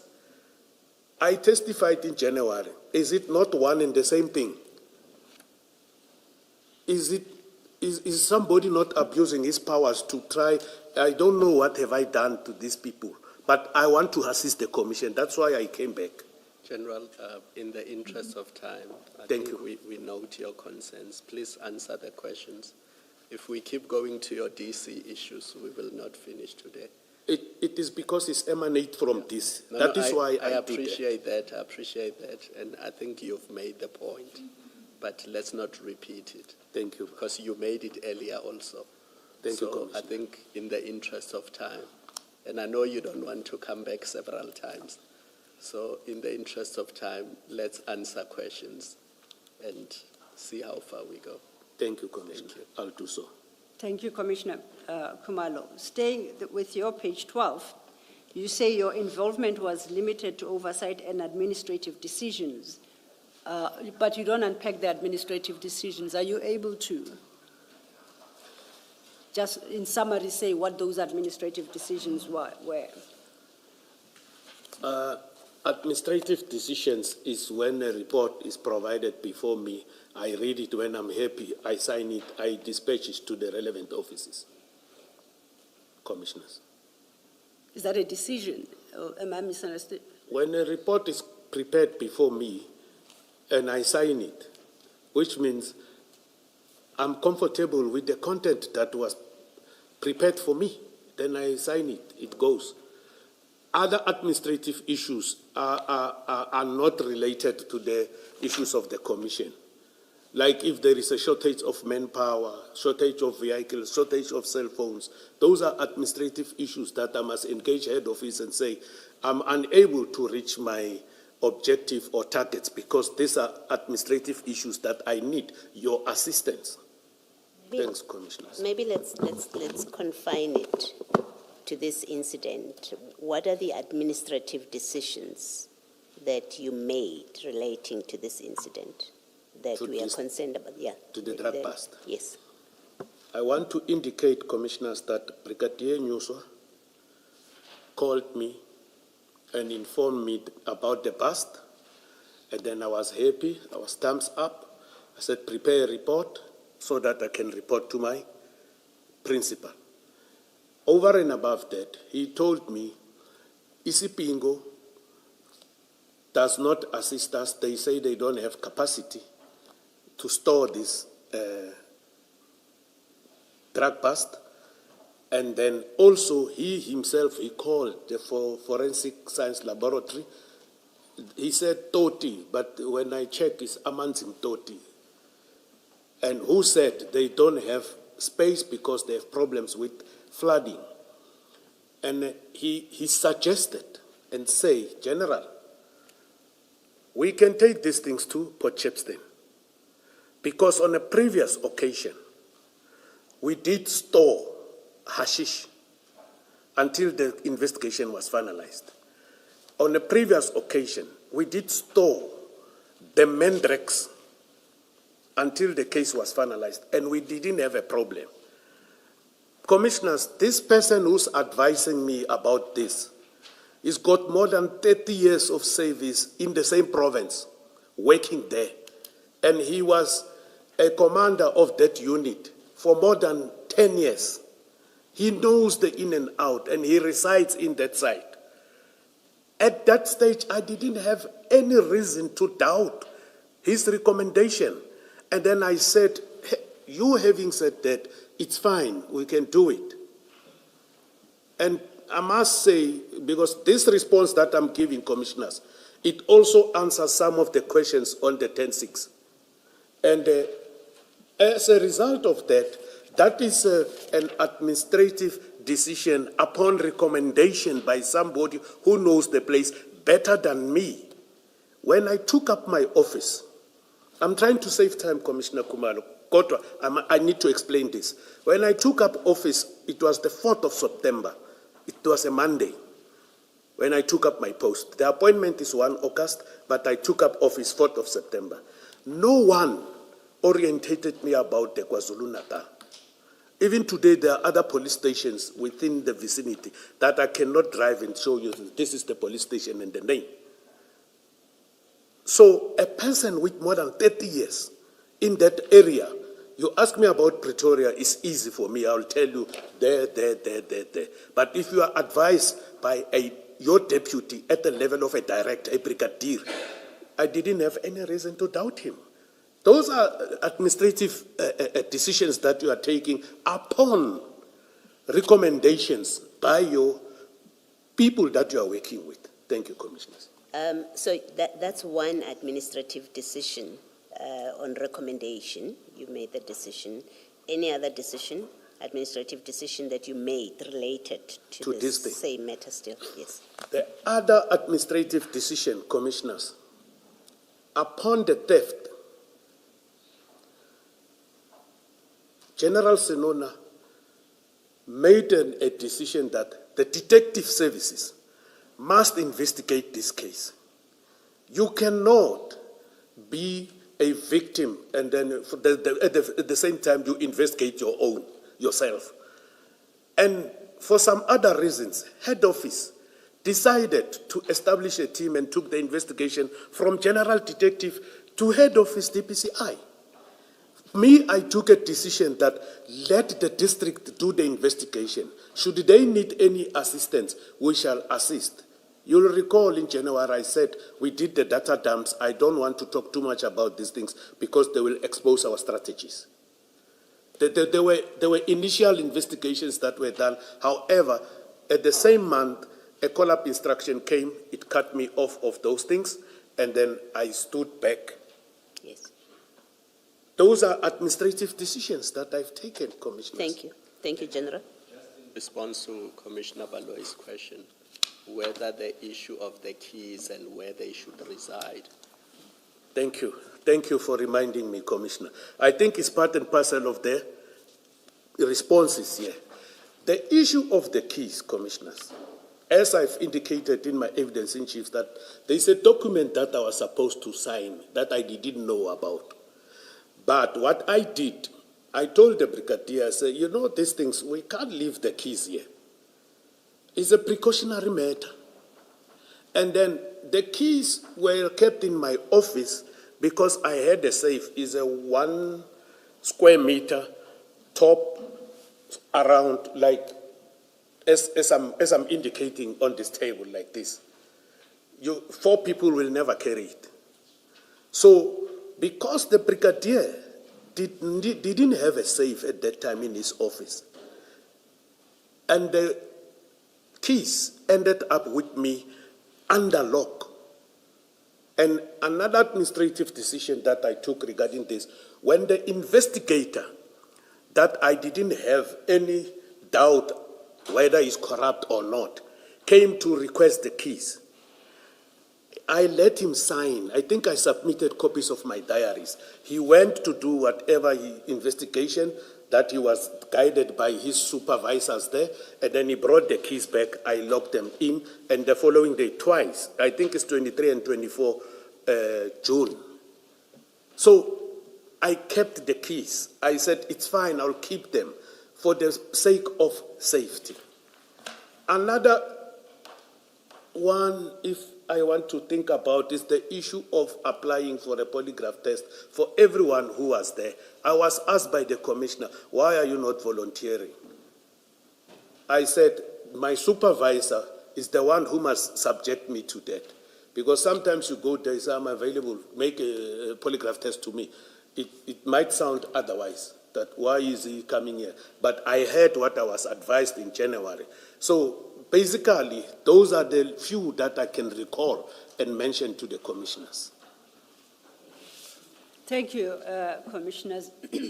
Chair, I'm sorry, I'm sorry to interrupt, Ms. Sadi. Just for the record, I just wanted to indicate that the diary entries that the General is referring to will be found at page 796 and 797 of the exhibits bundle. That's when I think it was Mpangas, Warren Sampangas, requested the keys and returned them. CJC, what? Or you don't have I the don't have the you don't have CJC that. series, Oh, yes. okay. It's 796 of the red pagination. If it would assist, it's in relation to another question. We will get to Yeah. those. Okay, So, thank you. yes. Just that I But was... so long, Commissioner Baloi already has it. Let's just mention it quickly.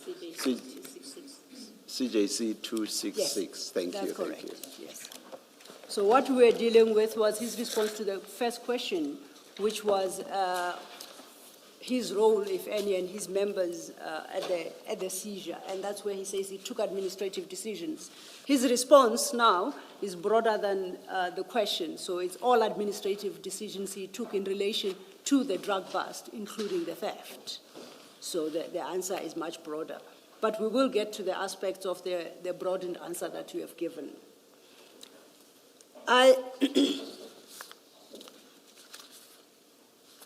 Now, let's turn then to your second question, the second question. The second question is at page 13.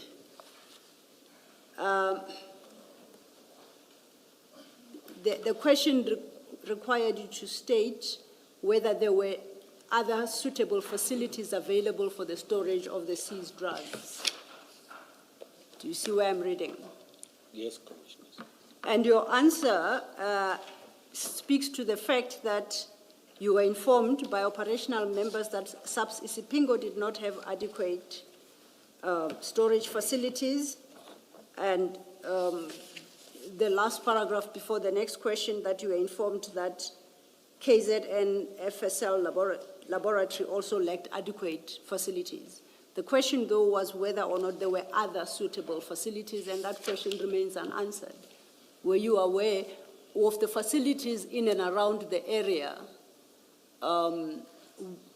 that could have stored the drugs before they were shipped to Port Shepstone? And in this regard, I'm asking about the Maiden Wharf Police Station, is it Imbilo? And all these are stations dealt with, if you will recall, in your annexure S2 that you attached to your previous statement, which was a report of drug seizures, I think, for the period 2020 to 2024. So the question wanted to establish from you whether or not you satisfied yourself that there were no other suitable facilities when you were informed by Brigadier Nyuswa that Isipingo will not accept them. Thank you, Commissioners. I was not aware. Brigadier Nyuswa just came and briefed and suggested to me, and I have already responded to this question that you are asking me when Commissioner Baloyi was saying other administrative decisions. Hence, I said I was not even orientated about the KwaZulu-Natal. I don't know where is Maidenhof. You say Maidenhof or Weidenhof, I don't know, Commissioners, but I don't know where it is. You ask me about Pretoria, I'll take you to each and every police station. But there. So do I understand you correctly that since August 2020, when you took office, until June 2022, you did not acquaint yourself with the environment and the facilities available and the police stations you may have to work with, particularly in the exercise of your duties as DPCI? You didn't familiarize yourself with that? Commissioners, I visited my offices. I visited Newcastle. I'm having an office of Soki in Newcastle to address my members' meet and greet. I visited my office in Richards Bay to do the meet and greet. It's a Soki office. I visited a Soki office in Pietermaritzburg to do the meet and greet. There are two offices in Pietermaritzburg. It's a Soki and Serious Commercial Crime Investigations.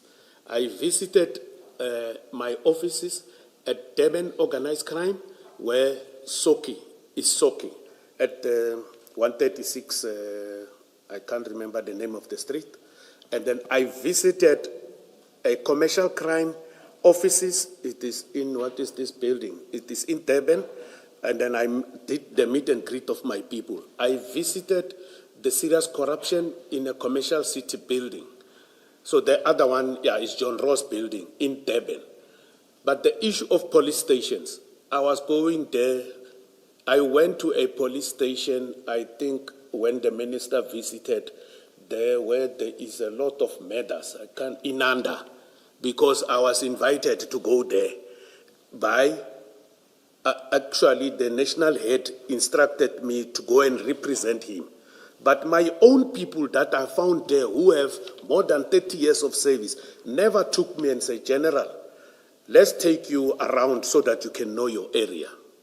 Even today, I can't tell you about all the, maybe I know 2 or 3 that I have visited, but some that I visited, like here in the border of Mozambique and South Africa, I can't remember that place there. Yeah, we went there, but I can't take you there again because I got lost very seriously.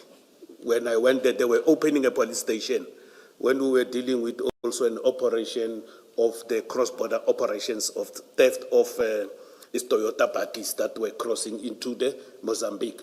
But the others, whenever I was never taken or the job didn't force me to go there, I don't know about it, Commissioners. My difficulty is It sounds like you are only familiar with what happens inside your office, but not in the area over which you have authority. You are the head of DPCI KZN. As I indicated, you submitted a document in January, your Annexure S2, that gave a full account of all DPCI-related drug busts. You called it the major heroin and cocaine. And in that document, which is an extensive document, it references all these facilities. And I'm surprised to hear that you say today that you don't even know Maiden Wharf. I was never there, commissioners. And I must say, after the theft, everybody was able to house the drugs, the bust that we have made, in that document that the SC is referring to. At one stage, we were assisted to take drugs that we busted to Cape Town with a private jet. After the theft, everybody was there to assist. Before the theft, I was relatively new. I didn't even finish 12 months in my office. I don't know, under normal circumstances, a person in my position will never know those things in a very short space of time.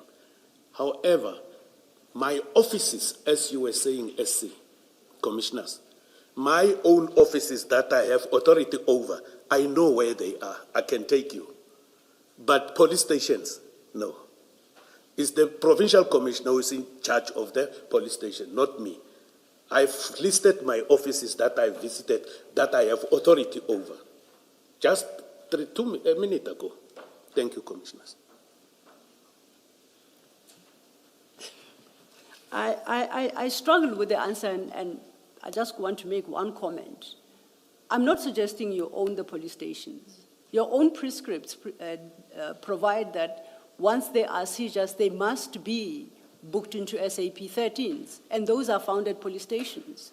I would have thought that is a matter that would interest you to know, based on S2 and the volume of heroin and cocaine you seize, that you would at least acquaint yourself with whether or not there are sufficient facilities.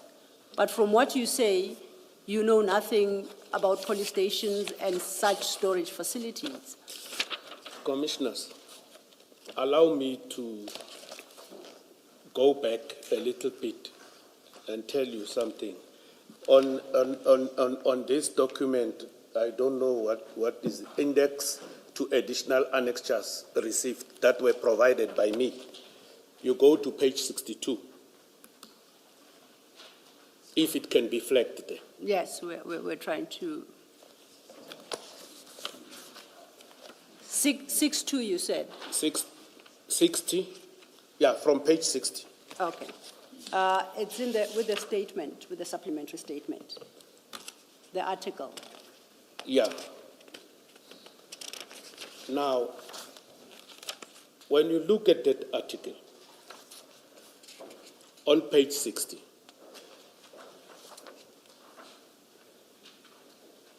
there are pictures there of individuals. Some are senior members of the police. When you go to page, on that page 62, I see there's General Sitole, the former National Commissioner. I see there's General Mkwanazi. I see the former Minister, General Kele. I see the former National Head, General Libya. If you go to page 62, flag page 62, thank you. You see that space there, commissioners. I talked about this in January. When you look at that space there, inside there, where these photos were taken, there is General Kele, the former minister, there's General Mkwanazi, there's General Libya, there's General Sitole, the former National Commissioner.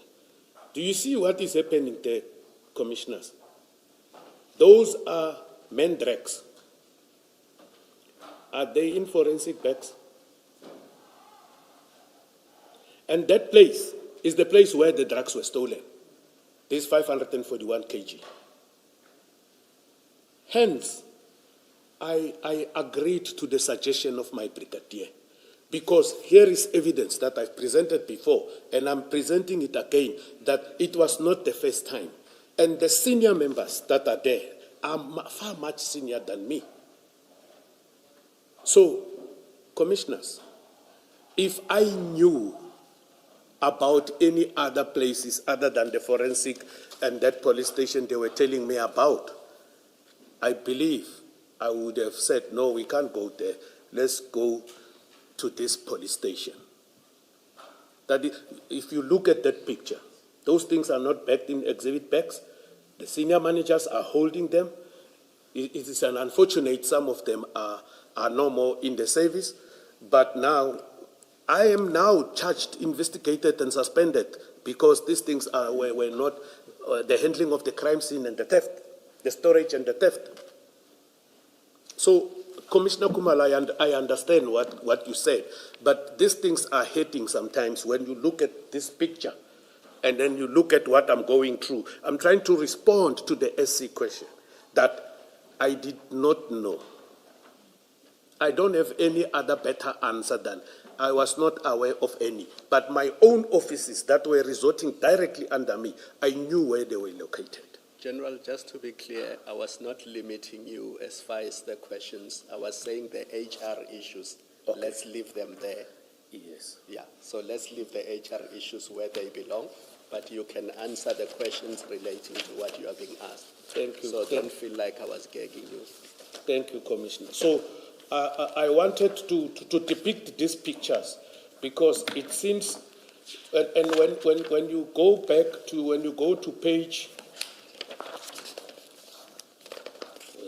where is that thing? I think it's page 68. Huh? Yeah. Page 68. Yes. A group of people between 10 and 15 attacked the forensic science laboratory in Pretoria. They held the security guards, tied them. A buggy by chance passed there.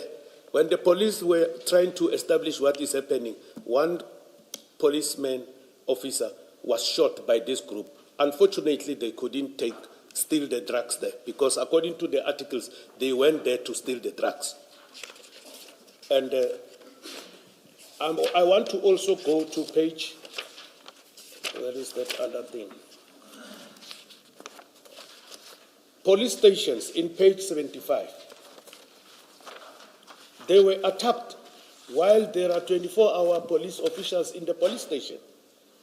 And maybe to save time, I want to go to another report here. Where is that report? It's last year, October.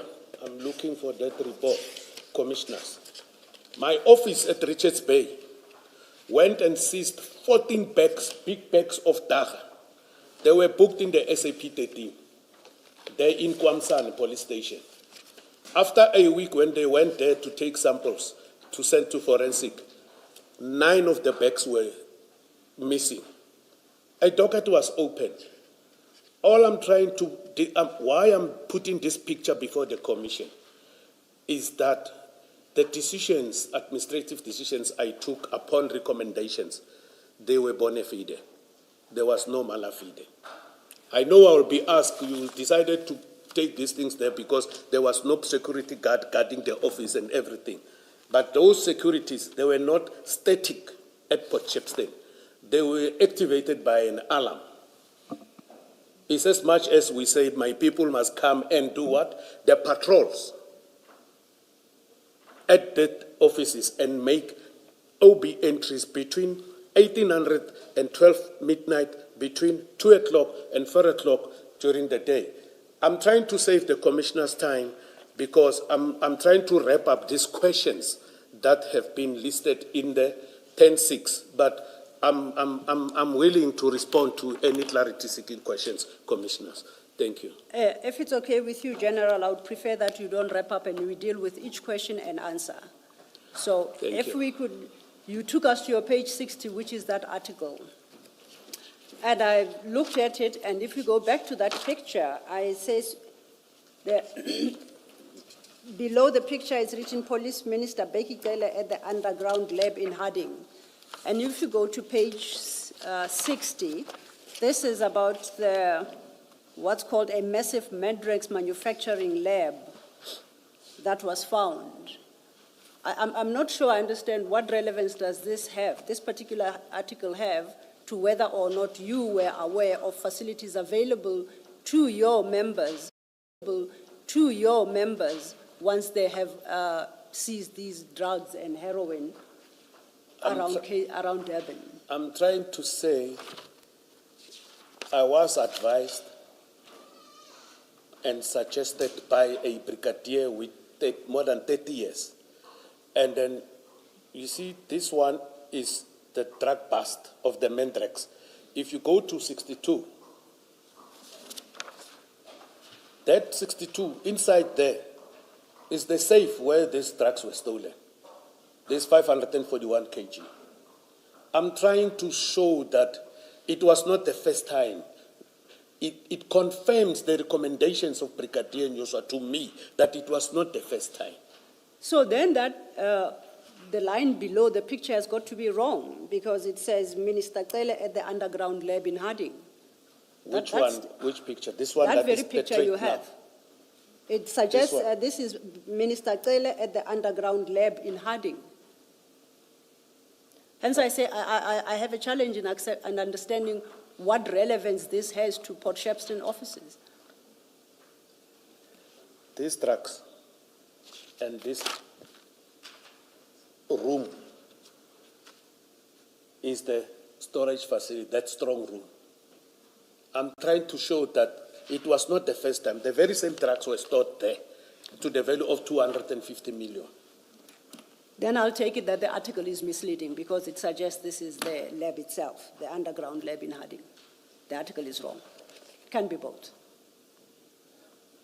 Now, you go further and you reference other articles about police stations being held at gunpoint and robbed. Do you do so with a view to justify the decision to store these at Port Shepstone, or is that for another purpose? I'm just showing that even if I told my members to patrol and do that, while they were patrolling and doing the OB entries, if somebody knew they want to come and steal, they can also attack our people or the security company if it was there. Although we know, according to certain documents here, that security didn't come, but the alarm was still working. That is not the evidence of Colonel Prinsloo, if it's Colonel. The evidence of Colonel Prinsloo and Brigadier Nyoswa, to whom requests were being made, has established that the alarm system was not operational. It's a pity, Commissioners, the SC was not here when Commissioner Malloy outlined it in January, that Colonel Prinsloo said, I armed the alarm. If a person says, but armed... I think I may not be sure of the timing as to what happened when, but what I remember distinctly is that the alarm was not connected to any armed response. Correct. So even if it were to just make noise, and who would care about it? Commissioners... I think the second part to it, General, Yes, was that because of load shedding, the alarm, I don't know the right word, but it couldn't work. Yeah, because of load shedding. Yes, I so agree, for that but- reason, there was no alarm system on the day itself. I agree, the Commissioner. But the fact is, the alarm was armed, although it was not linked to the security company. It was armed. I'm trying to look in his statement where he said so, because we deliberated at length about this in January. You seem to Commissioners. be emphasizing that if it was not linked to an armed response system, was it of much use, General? Yes, because as a unit commander, when you have a security company that is having that alarm that must activate them, the unit commander's phone must also be linked so that once something happens, while those people are trying to call him, he must also get a notification, because it happened with me while I was still a unit commander. That goes exactly to the point of it being linked. So what you are saying happens if it is linked. The point here is that it was not linked, and that several attempts, that the linking required a procurement process, and that came to naught. Attempts to have that revived came to naught. So it was not linked. So what we are saying would not have happened. Do you follow me? No, Commissioner. General, you may have the contraption in your house that works as an alarm, that gets triggered, that makes the noise, but that alarm system may not be linked to an armed response service. Yes. So it will just make noise at your house and the closest houses to yours. But nobody will respond because there's no arrangement with an armed response service. So it just makes noise and it ends there. And the neighbors usually don't care about an alarm system going off at some premises. So do you follow me now? I follow you, Commissioner. Yes. So the evidence of Colonel Prinsloo was that it was not linked to an armed response system. Yes, yes. So basically, it was as good as not there. It would be of use if one of the DPCI members happened to be passing there. Oh, our alarm has gone off. That doesn't change the point that it was not. From that office, Yes. Commissioner, there's a garage, it's not far. There's an engine garage, it's not far from that office. And here, I'm going to read in 825 of the one of Colonel Prinsloo. I'm going to read in paragraph 8, 1, 2, 3. He said, the members, from the bottom, 1, 2, 3, 4, he said, the members then left, and warrant officer van der Berg secured the back security door by the kitchen with chain and padlock, and he made an OB entry. We then activated the alarm and locked the office. That's what I'm referring to, Commissioners. Thank you, General. That still goes back to You assisted me, Commissioner Baloyi, in January. That still goes back to the point I made. It doesn't change the point that they may have set it just to make noise. Thank you, Commissioner. But it's not linked to an armed response system. I've taken note, Commissioner. Thank you, thank you. Can I just quickly, this is what Colonel Prinsloo said. He said the contract with the armed response system, armed response company, expired in March 2020. He says that in paragraph 28 of his statement. And in paragraph 27, he says, if there was electricity or load shedding issues, it won't work. And he says, basically, further, even if it got triggered and made noise, no one would know as the office would be closed, and nearby business would also be closed. Basically, the alarm would just ring until somebody comes in the following workday. If it went off on Saturday, for example, and assuming there was no interruption of electricity supply, it would be deactivated or disarmed by the first person at the office on Monday. Or it would have gone off. Of course, this is I'm testifying from the bench now. Yeah, Mr. I'm in agreement yes. 100%. However, I want to raise this point. In that paragraph 7, where in July, it's before the theft, where he said he requested the district commissioner to inform visible members to patrol.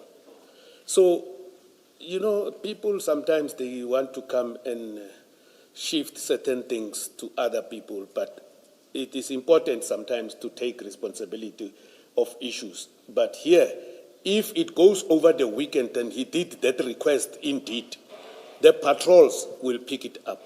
The instruction I gave them to visit the office, they will pick it up. Hence, I raised in my opening affidavit today, Commissioners, that he went there on Sunday. He failed to go down and double check if everything is still fine. Hence, I did that. And I want to emphasize again that Monday, he's the first person at the office. He saw something that is not normal. The lights are on. Still, he doesn't go down and check those type of things. So it is difficult to understand certain narratives that he has done on his statement. But I want to pause there, Commissioners. Thank you, Commissioners. General, then, in response to question 2.2, you deal with the SAP 13 register, Isipingo, but I'm more interested in the Port Shepstone SAP 13. Question? When dealing with question 2.2 at page 13. Yes, Commissioners? And I say in that, in response to that question, you deal with the SAP 13, but your response to the Commission in 29th January 26 confined itself to the Isipingo SAPS 13. Correct. Okay. So I'm saying that I want to go beyond that, and that is captured in question 2.3, because it speaks to the storage at Port Shepstone. You want me to respond to question 2.3? I say it leads us to 2.3, to Okay. question, because I want to confine my question to the Port Shepstone storage. I don't understand. Okay, the question. question. 2.3 speaks about the storage of the exhibits at Port Shepstone between June and November 2022. You see that? 2.3, correct. 2.3. And I was saying 2.2. In 2.2, you confine the answer only to the Isipingo SAPS 13. The question says whether or not there were any other suitable facilities available for storage of the seized drugs and the reason why they were discounted or not considered. Yes. Yeah, remember, I'm saying at page 129 of the issue was addressed during my testimony before the Commission at page 129, I think, of 213 of the transcripts dated 29 January 2026, and it was recorded as follows. Commissioners, as I have testified that there were drugs seized, there is a police station called Isipingo, and that the members went to Isipingo to book the exhibits at SAPS Isipingo.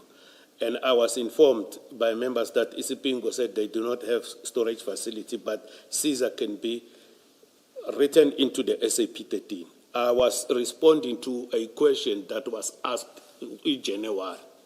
Indeed, So, I agree with you, yeah, General. so- And the point I'm making is, in response in January, you confined yourself to SAP as Isipingo. It is because the question was asked about Isipingo. I accept, except the question now in the Port Regulation 10.6 stated were there other suitable facilities. That question you don't answer. I responded, Commissioner. No, not in writing. I responded here now, Where- 2 minutes where- ago. Please show me where you have written it.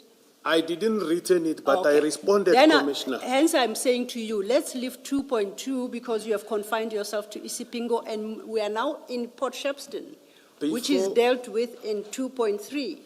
Commissioners, That's what I'm inviting us to do. Before the SC asked me this question, I have responded before this question was posed to me, while we were dealing with the first question. I have responded, and then I was cautioned that don't summarize, wait for me to ask you questions one by one.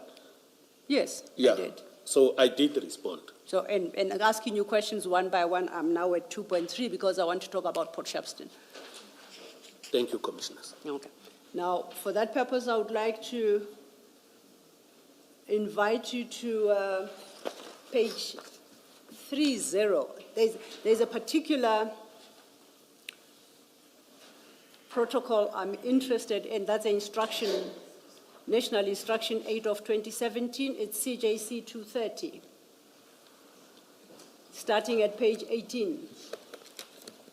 And I ask this question mindful of the fact that you say you accept all concessions and admissions made in regards to the handling of these drugs by those who came before you and were directly involved in this handling, in the seizure of the drugs. My first question is, you confirm you were present when these drugs were handed over at Port Shepstone? Correct. You are physically present. I went there. Sorry, I went there at Port Shepstone when the drugs were stored there. And you went precisely because you and Brigadier Nyuswa drove firstly to Sipingo and then to Port Shepstone following this seizure. We never reached Sipingo. You were headed there, but you never We reached headed it. there, we never reached there because he was talking on the phone, and then we diverted to Port Shepstone. Now, and that was your purpose for going to Port Shepstone on the day? The purpose for me to go to Port Shepstone was to also satisfy myself about the strong room. Oh. The strong room, because when I did the visit, I spoke to the members, and then I never inspected the facilities. I was addressing the members, introducing myself, and then I left. When we went there, it was the first time I saw those safes there. Okay. Now we understand why it is you went there. Why, in your statement in November, you said you were in Port Shepstone for a meet and greet? I was in Port Shepstone for the meet and greet in December 2020. The second time I was there, it was when we took these things there. But that's not what your statement in this inquiry, if I may finish, an investigation states. Your statement appears at page 793. And in particular, I'm interested in paragraph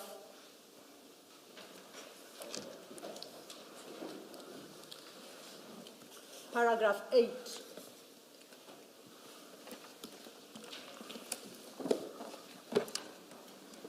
Paragraph 8 of my statement. Of the statement that the gentleman is locating for you. Oh, If we this one. scroll to the end of that statement, This one. we'll get the date. Correct. This one that is flagged, thank you, Commissioners. Yes. Oh, it ran away. If we scroll further down, you'll see the date.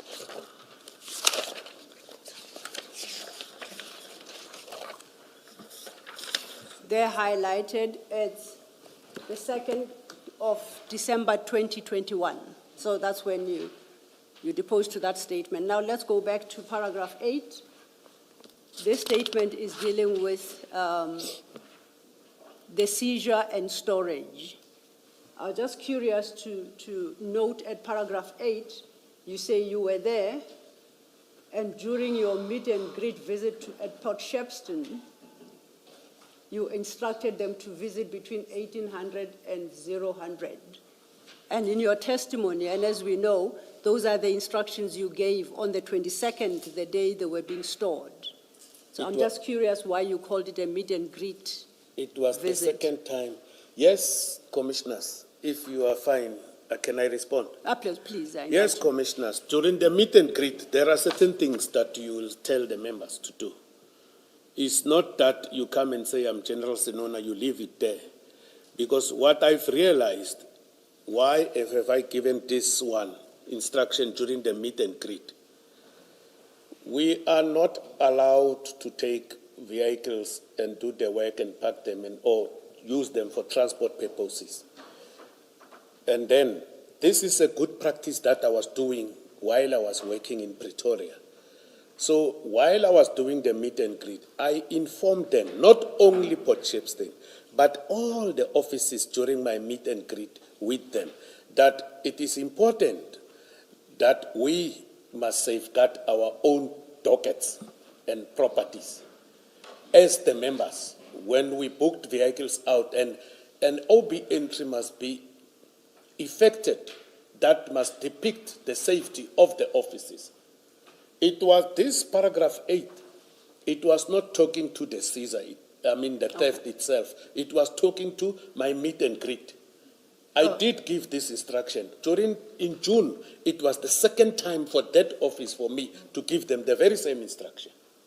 Let's adjourn, we'll indicate when we'll come back.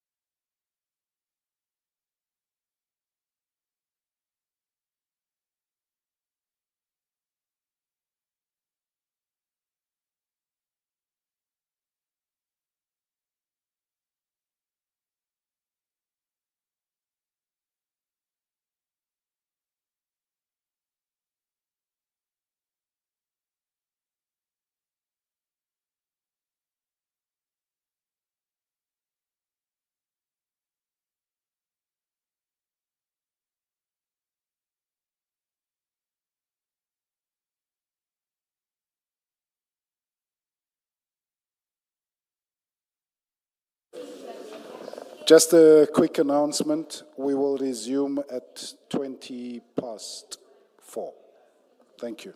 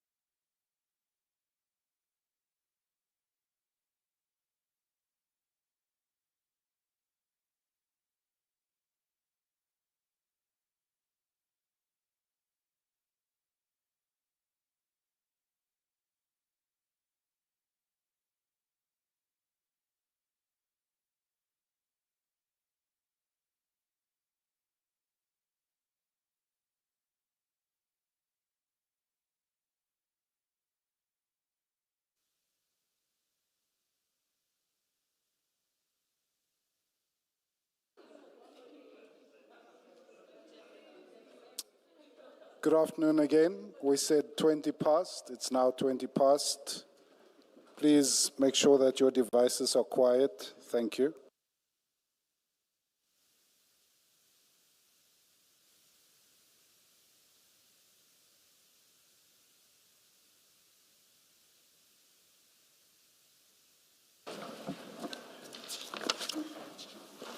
Thank you. Thank you, Chair. Yes, Mr.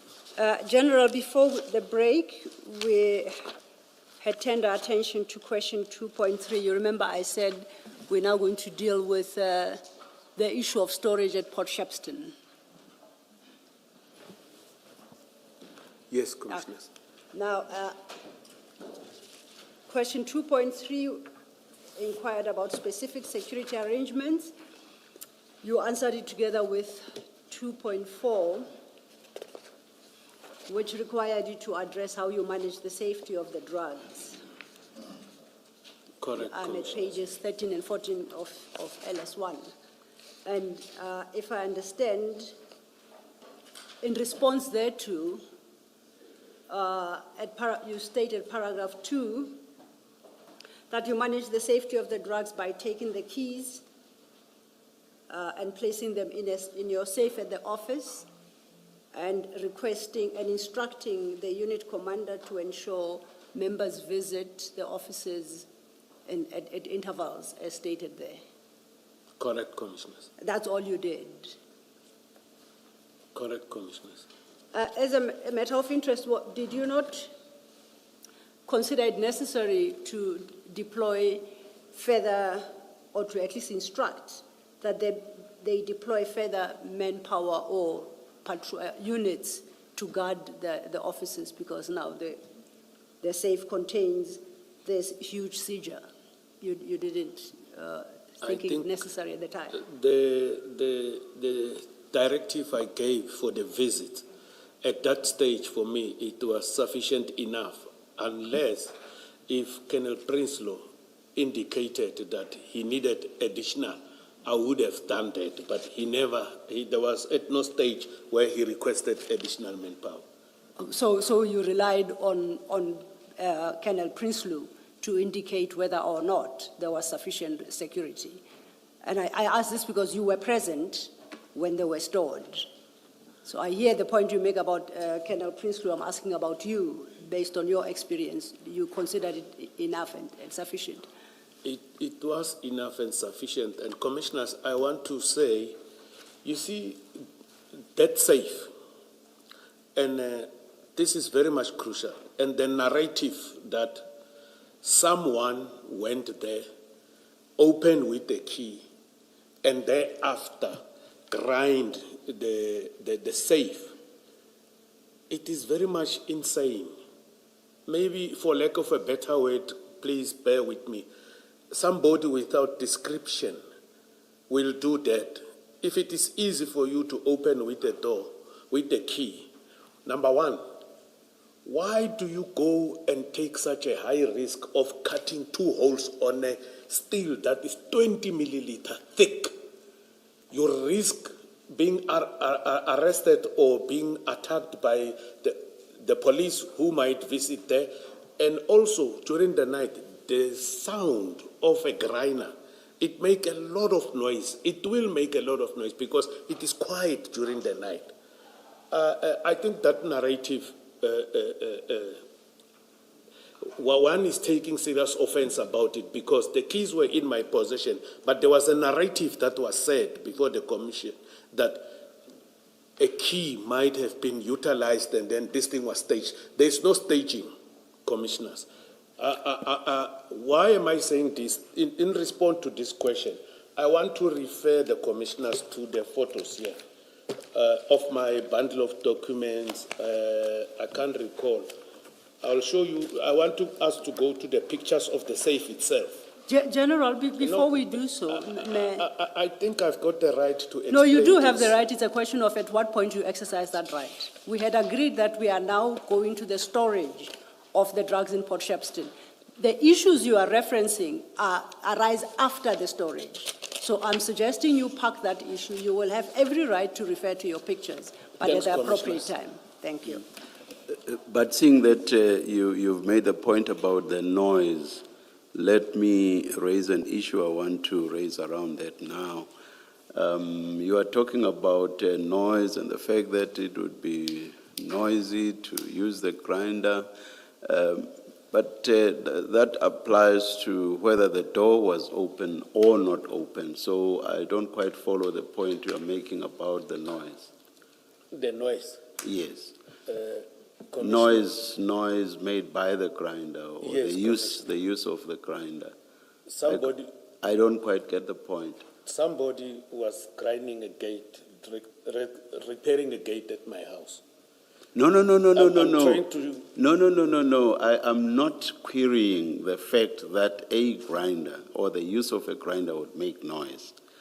But what you say in saying that the idea about this having been staged and the door having been open and only cut afterwards, and you say, but the grinder would make a lot of noise, sort of suggesting that it would make a lot of noise if the grinder was used when the door was already opened. So what I'm saying is, to my mind, it makes no difference whether the door was open or closed or locked when the grinder was used. So I'm saying I don't quite follow your point about the noise. Do you get me now?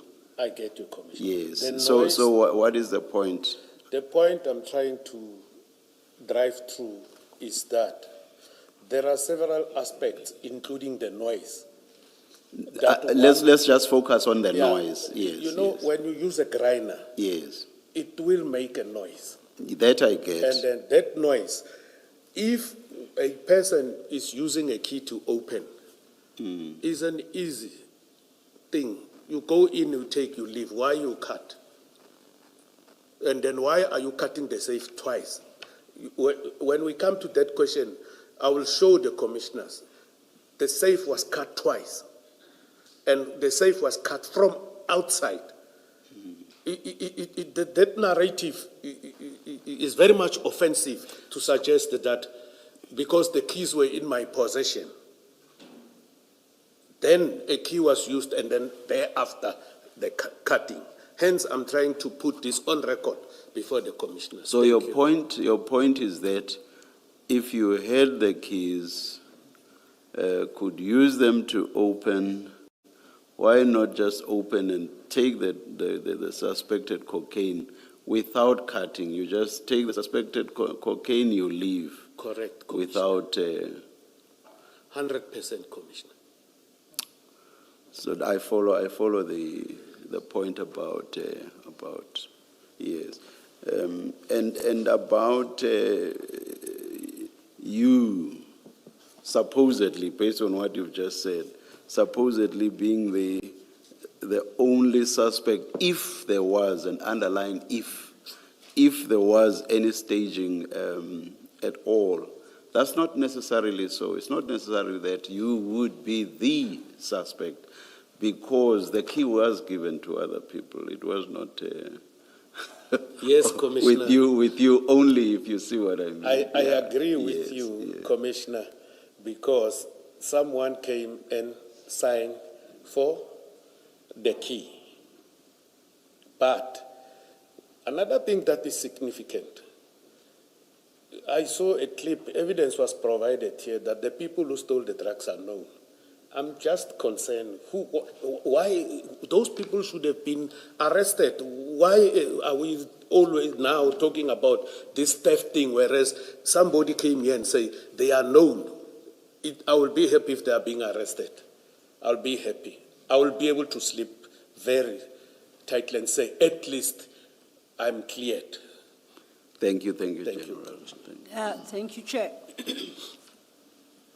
Then I want us to talk about the storage at Port Shepstone. And that would take care of question 2.3 and 2.7. 2.7. 2.7, both questions. It would take care, my next line of questions would take care of those two questions, okay? Yes, Commissioner. So I would like us to You were present when they were being stored at the Potchefstroom offices. I would like to refer you to the national instruction at page 30. I think let's use page 83, CJC 230. CJC 230, starting at page 18. That would be the national instruction. And in particular,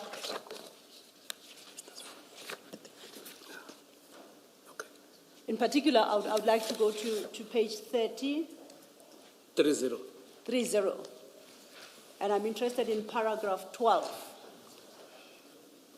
Paragraph? 12, 1-2. Thank you. I take it that you are familiar with what's set out in paragraph 12, and 12.1 provides that specialized units resorting under the Directorate of Priority Crime Investigations, DPCI, and the Division Forensic Services may, with the consent of the Divisional Commissioner or Head, DPCI, keep separate SAP 13 property registers to record exhibits. You are aware with that provision. You are aware of that provision. As I indicated earlier, that some of the things I am aware, some I'm not, but this one, in terms of the permission and what I was not aware, I'm seeing it, and then I'm taking note of it, Commissioner. I think you testified to it during your January appearance. I can take you there if you want me to, where you appeared to at least show an appreciation for that provision. Commissioners, I think it was a question. There was a colonel who wrote a statement and quoted this national instruction in January. I was questioned about it. I responded. It's just that I can't recollect 100% how I responded to that question. But I'm seeing it now. I'm taking note of it.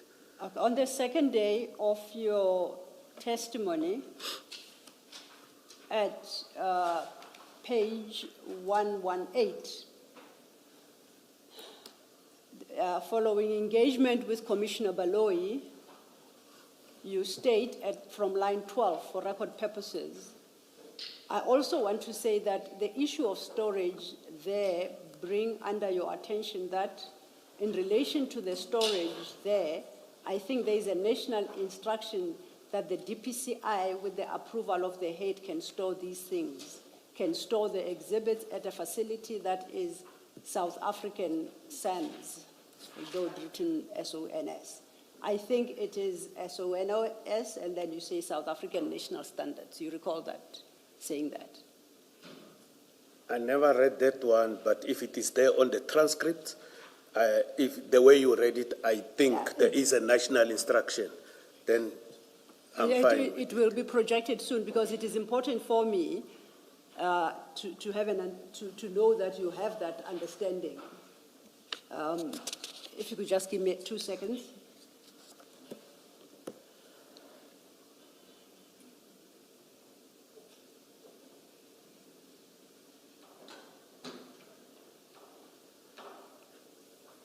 It will be flighted soon. It's your testimony of 27th January at page 118.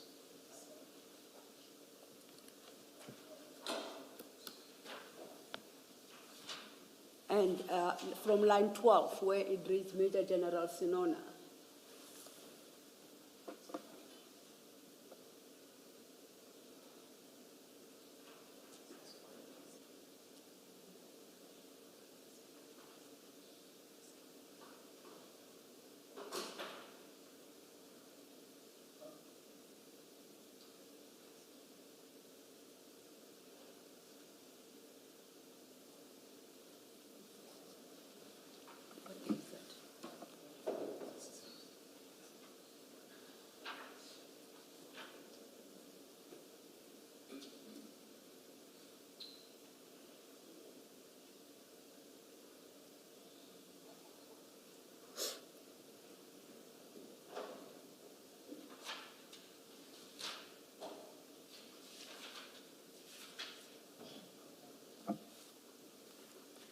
I think we have found our place. You see where it indicates line 10 against the name Advocate Baloy SC.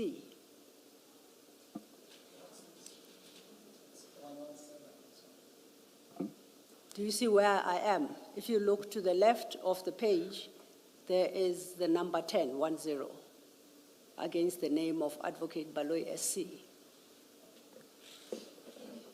I see it, Commissioners. What I was reading,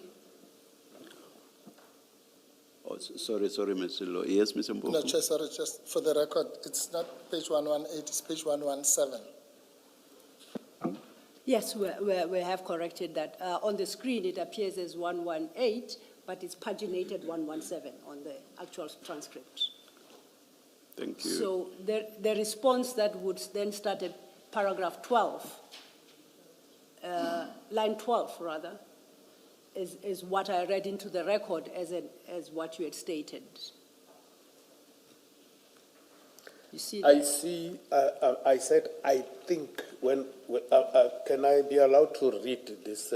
Yes, please. And I said, now I also want to say that the issue of the storage, they bring under your attention that in relation to the storage there, I think there is a national instruction.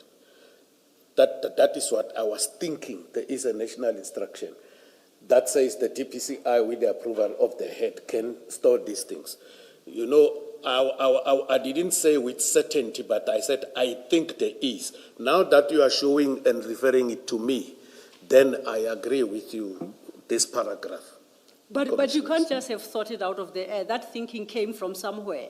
You can't have just decided that you think that there is such a national instruction only to find that in truth there is. It's information I suggest you previously had and you knew. That's why you responded. I interpret your words to say, I think, to indicate perhaps lack of certainty over something or other, but not that there is a national instruction that so provides. You might not recall its words in full detail, but you know it exists. The requirement that the DPCI head approve the storage. Chairperson. Yes, Mr. Mbofu. No, I'm sorry. Honestly, I don't know now what the witness is supposed to do. Is it being suggested that I think is the same thing as I know? Because that's what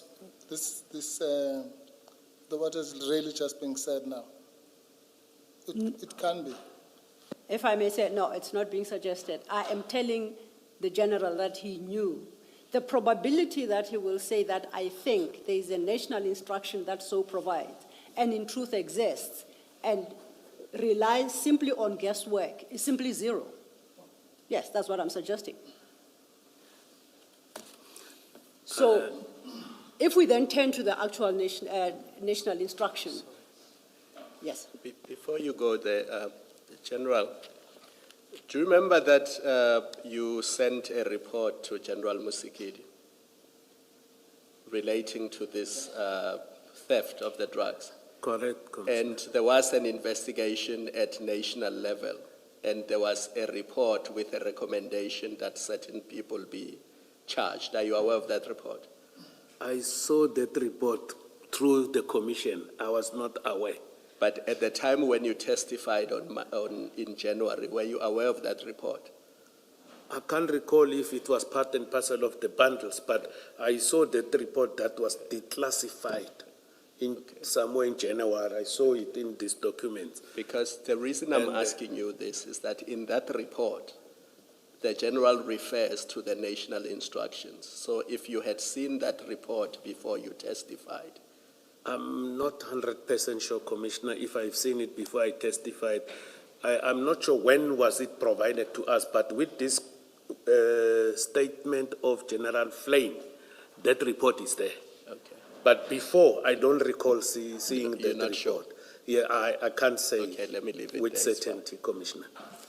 Thank you, Commissioner. And I raise this mindful of I think what you had brought to the Commissioner's attention, that you know of many or maybe most of the prescripts, but you may not know them chapter and verse. You are not able to recite them, and I accept that. That's the caution you had put forward, correct? My Correct, sense was that he knows some, not necessarily Okay. many or most. You know some. Some. Yes. Correct, Commissioner. And I think he did reference national instructions. Would it be fair to assume that, considering the position you hold, you at least would familiarize yourself with all national instructions, particularly one as old as 2017? By 2021, you would have had sufficient time to familiarize yourself, or is that an unfair assumption? It is an unfair assumption, Commissioners. For one reason, I can say Chapter 6, Section 17 of the South African Police Service Act, Section 17, subsection 22. Then I'm asking a lawyer, what does it say? A lawyer won't be able to tell. He must go and read it so that he can be able to tell. Hence, I'm saying, as a human being, you all know everything. I'm just making this example, Commissioners. With due respect, I'm just making this example that I won't be able to know everything, and I won't be able to read everything, because most of my job that I was doing, Commissioners, is to ensure that we reach our targets in terms of performance and go and account to the national office and prepare reports and everything as it is required at national office, and my people that are working with me, assisting me to prepare these reports. So How do you hold those over whom you exercise oversight? How do you hold them to account? we have a system that is called PIMA, Performance Impact Management Evaluation Report. And then every month, every section will do a presentation of their achievement. And then we check vis-a-vis the set target. And then if a target is not reached, I will advise the brigadier responsible and say, go back to your members, sit down with them, come up with what I was calling a turnaround plan, and depict action steps that we are going to take in order for us to achieve the targets. So that is my overseeing of the province to ensure that we are delivering the service to the people. I guess part of the question, I get that, and indeed it does address the question of the exercise of oversight, but I think perhaps partly what I have in mind is, what's your measure? What do you look against to see whether there is compliance? Because you can only exercise oversight if you are able to see that there is compliance. So that's what I have in mind. Commissioner, it is expected at the unit level that the team leaders, as I explained the structure, the hierarchy, the team leaders must do 24-hour inspection. They can implement brought forward system.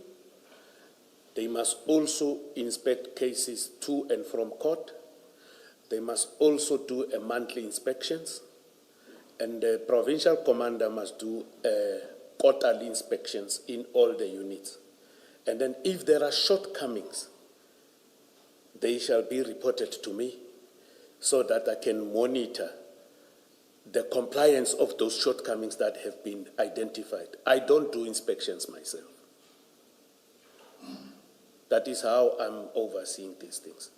And it is a practice in the police. Seeing that what's being raised here, for example, relates to the storage of exhibits in Port Shepstone, one could even raise an earlier issue about how they were intercepted from a container at the depot.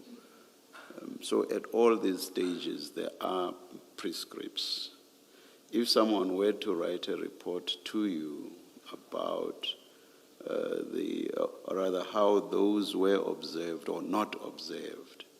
So if you basically say, you know, some of these prescripts and not necessarily all or most, how would you be able to assess that, for example? If someone writes a report, Yes, that there was if a need, contravention. if, for example, a need arose for a report to be written to you about those issues. The issues- non-compliance. Yes. If a report comes, commissioners, highlighting non-compliance of prescripts, the person that is writing the report will depict the specific policy document. And then what I will do, I'm having a legal service section. I'll call them in and say, please go and read this thing for me, give me an interpretation. And then if it requires consequence management will be taken. And then further to that, when we pick up things that were not done correctly, what we did as the management, we will ask the legal services to go visit the offices and do presentations. Like, for example, we were having a lot of civil claims in terms of search and seizures. And then I said, prepare a presentation, let me have a look at it. Make sure you go and sensitize the members when they apply for search and seizure warrants that are being challenged, that give us a problem. Tell them what is it that they must look at, and also consult with the prosecutors if they are happy with the application, so that when it is challenged in court, we are able to respond to that positively, so that the actions must be admissible in court by our own members. I have people that are doing those type of things for me when the reports arrive. I don't do them myself, Commissioner. Yes, Mr. Law. Can I just follow up on this? General, what you're describing is you pick up a problem and the fix. You're speaking about a fix, right? That you then put in place measures. But the concern, and coming back to this case, the handling of from the moment that container was open, the handling of that scene and the movement of the drugs up to the 23rd, in fact, of June. So they were deposited at your offices, Port Shepstone, on the 22nd.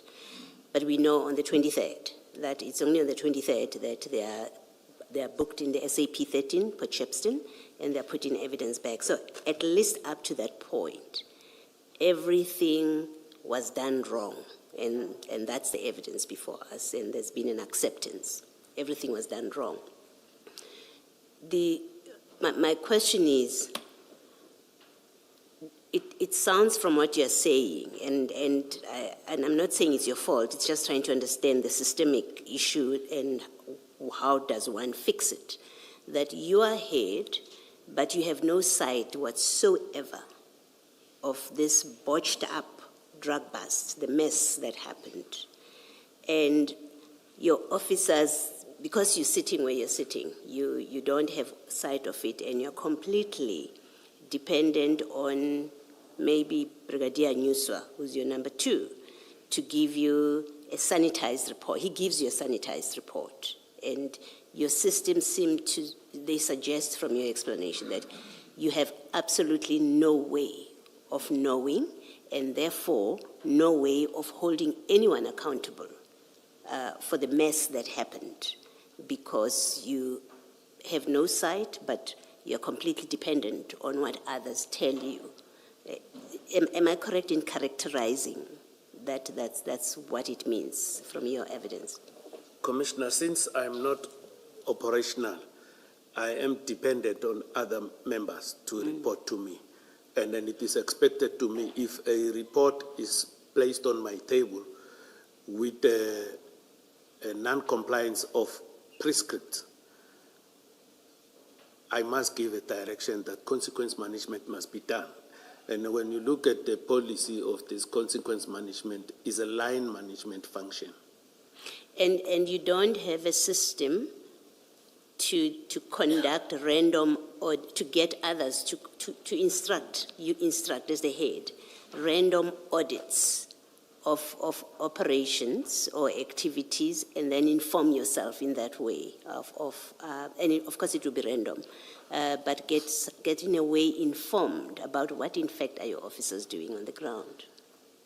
As I've indicated, Commissioner, that number one, let me start by saying I do not have what is called an inspectorate at the province.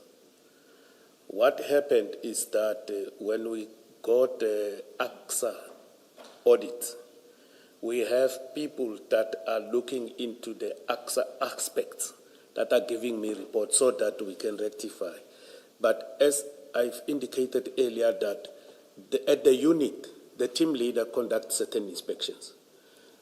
The unit commander must do inspections. Once in 3 months, the brigadier will take a team. For example, with organized crime, SOKI, there are 5 offices. The brigadier will take all the unit commanders that are colonels, sometimes with lieutenant colonels, and go and do an inspection in a specific office. If there are serious challenges there, he will bring them under my attention to advise or deal with issues if there is a recommendation of a consequence management or any, what are we calling it, contravention of the prescripts. But if it is not brought under my attention, then it's a problem, because these are the people who must assist me. Thank you, General. Advocate Silo, can I follow up on this issue? And I may be getting ahead of you. Please indulge me. General, you've responded to Commissioner Baloyi in general terms.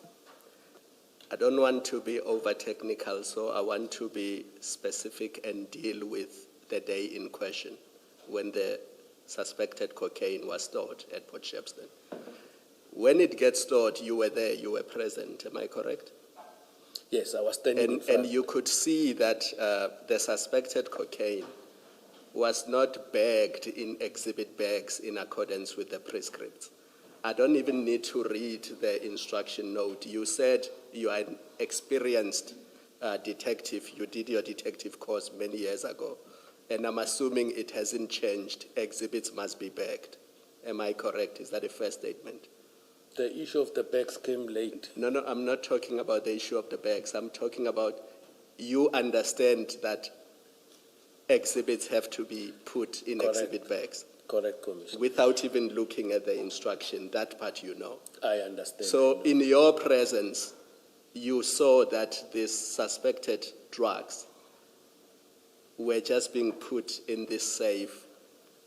They were counted, these bags, one of the time, and put in the safe. And that was not in accordance with prescripts, even as you know them. The IO, I think there is this thing of, I want to say, out of ordinarily of necessity. By then, I was standing in front of the building when they were packing these exhibits. And then I became aware when the investigating officer came to sign for the keys, in that then they recounted the exhibits and packed them and booked them in the SAP 13. And then also my brigadier was aware. General, why are you avoiding the issue of on the day in question? I'm not on the following day when they come to Devon to fetch the keys. I'm saying on the day in question, before they give you the keys, you are there as they are storing these exhibits in the safe. Yes, I was At standing in that front time, of the did you not building. notice that the prescripts were not being complied with? It never crossed my mind that they were never done. It was after the effect. So at the time, you did not observe that they were not complying with the prescripts. Is that your answer? They were not pegged, yes. You were not aware. And then you say you became aware the following day. Yes, Commissioner. Now, coming back to Chair's question, this is something that you now become aware of. Did you take any action against those officers? I didn't personally take any action. Did you instruct those below you to take appropriate steps? I think it's a mistake that I did, but Brigadier Nyuswa Please became do aware. this. Please answer yes or no first and then explain. I'll give you the opportunity to explain. Because what often happens, witnesses do the explanation and then they say, what was the question again? Because we got lost in the explanation. So to make it easy for you, you can answer the question and then give your explanation. If the commissioner wants me to answer in a yes or no, I'll say I didn't take action. Yes. Hence, my deputy was aware. I expected him to take action. And when he didn't take action, because you were aware that prescripts were not followed and your deputy did not take action, what did you do about that? My mistake was not to make a follow-up if he did take the action. Yes. That's my response, Commissioner. General, I may be mistaken in my recollection of evidence, including yours. I thought the evidence is that you did, once you found these things or you saw them being put in the safe, but you saw them in the safe. So it's not a case of you did not see these exhibits on the day, on the 22nd. You saw them. You had physical sight of them before the safe was locked and you took the key. That's my recollection of the evidence. If that is what I've said, Commissioner, Yes. I will say yes, because some of the things I can't recollect properly. Yes. But if I'm assisted, as the Commissioner is saying, Then you would have known on the 22nd that they were not sealed in evidence bags. You didn't find out for the first time on the 23rd. You saw them on the 22nd. You saw they were not sealed. The safe was locked. You took the key and you left. That's all on the 22nd. Commissioner, can I be offered the opportunity not to respond to that question? Hence, I've indicated in the opening that already I'm being investigated disciplinary in terms of the disciplinary processes, and also the issue of the non-compliance of policy does not amount to corruption, criminality, political interference, and those things. So I therefore humbly request that I mustn't respond to that question. It might come back and bite me with these disciplinary investigations. Okay, look, I think if that's where you want to leave it, then you leave it to the commissioners to draw their inferences from your answer. And I'm happy to leave it at that, if you're comfortable with that. But I want to explain that the question is relevant because we are trying to make sense. We're trying to make sense of all the anomalies that happen. What do they explain? Is it incompetence, as Mr. Mpofu said in the morning? Is it incompetence, this particular conduct? Is it a result of incompetence? Or it is a result of a calculated plan to achieve certain outcomes? That's why this question about how the exhibits were treated. That's why it's been canvassed with all the witnesses, including you, and that's why I'm raising it with you. It's because we're trying to determine that. But you're happy to answer the way, to leave it where it is. It's your right to do that. It's Thank you. because it's an HR-related thing, and I've been served with a notice of investigation in relation to the storage and theft commissioners. Yeah, I'm sorry, I'm unable to answer that question. We'll record it as such. Thank you. Thank you, Commissioners. Just then to conclude on that paragraph 12, we can record as a fact that you, as the head DPCI, did not designate or approve the Port Shepstone officers to maintain an SAP 13 register. You did not take the steps contemplated in 12.1. You've never done that. I don't understand the question, Commissioners. We are back at our national instruction at page 30. Okay. And just to close that up, that whether you knew then that you would have to approve premises for purposes DPCI keeping separate SAP 13 register as contemplated in 12.1. You never did that. You never gave such an approval in respect of the Port Shepstone offices. If you look at my statement, I said I think there is. So the issue of approval, when I read this thing, it say head DPCI. And I'm saying that, so you're saying it speaks to the head of the DPCI, which is national? Is that what you're It suggesting? say or head DPCI. So what happened is that I agreed based on the recommendation by the brigadier for these exhibits to be stored there. But you didn't have this conversation about whether or not Port Shepstone had been appropriately designated in terms of 12.1 with the brigadier, did you? So that conversation didn't arise between you and Brigadier Nyuso. It never arose.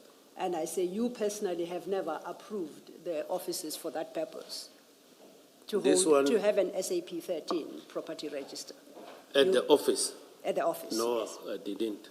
And you are not aware if it is the head of the national DPCI had approved such offices for that purpose. You are not aware of I'm that not approval aware. either. So if we go then back to your statement at page 16, question 2.7. A question was posed there at page 16, whether there was a proper exhibit register kept at the DPCI Port Shepstone offices. If there was not, you are required to provide details of why an exhibit register was not kept. And your response is, I'm unable to provide a definitive response to this issue. This falls within the purview of the unit commander who appoints an SAP Clerk 13 who will be in charge of the exhibits. Do you see where I'm reading your response? Yes, Commissioners. Will you accept that response is wrong in the context of paragraph 12 of the national instruction? It does not fall within the purview of the unit commander. Are you prepared to accept that? No. Okay. So where's the correctness in your answer here that to the question whether a proper exhibit register was kept at the DPCI Port Shepstone offices, where you say this is the responsibility of the unit commander? On what basis do you say that?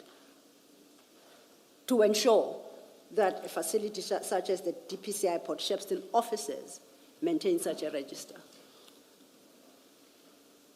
As far as I can recollect, Commissioners, when I look at, I think, Colonel Prinslo's evidence, he said he appointed this one to have the keys and deal with the storage of things in the safe. But the issue of the SAP 13,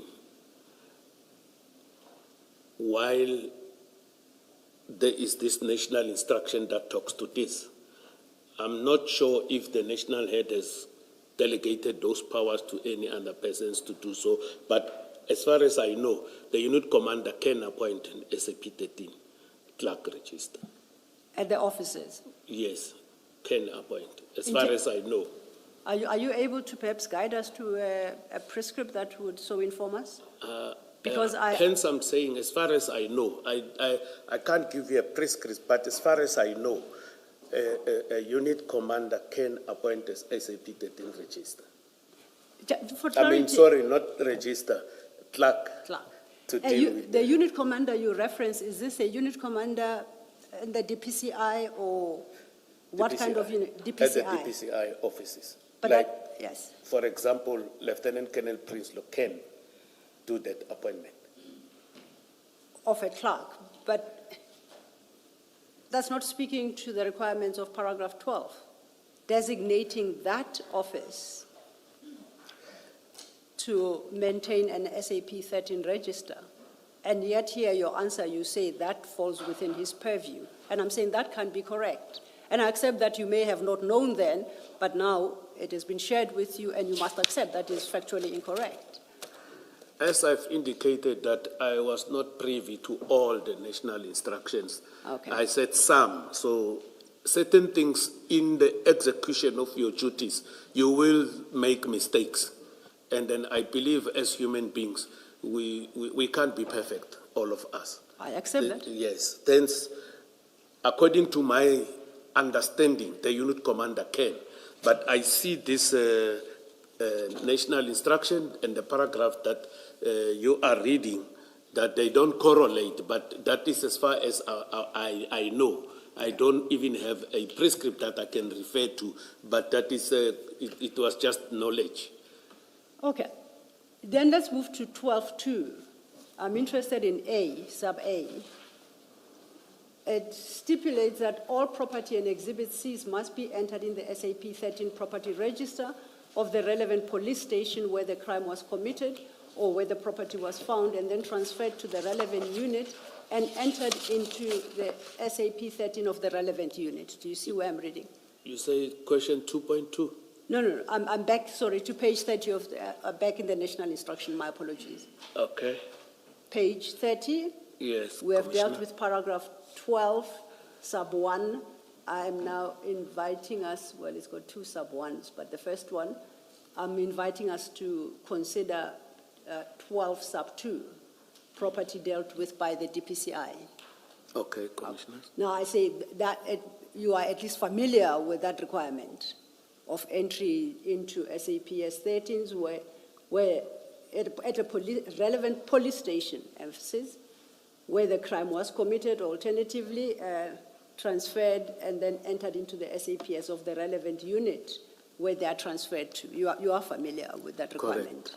Yes, Commissioner. Now, during the storage of these drugs and in your presence,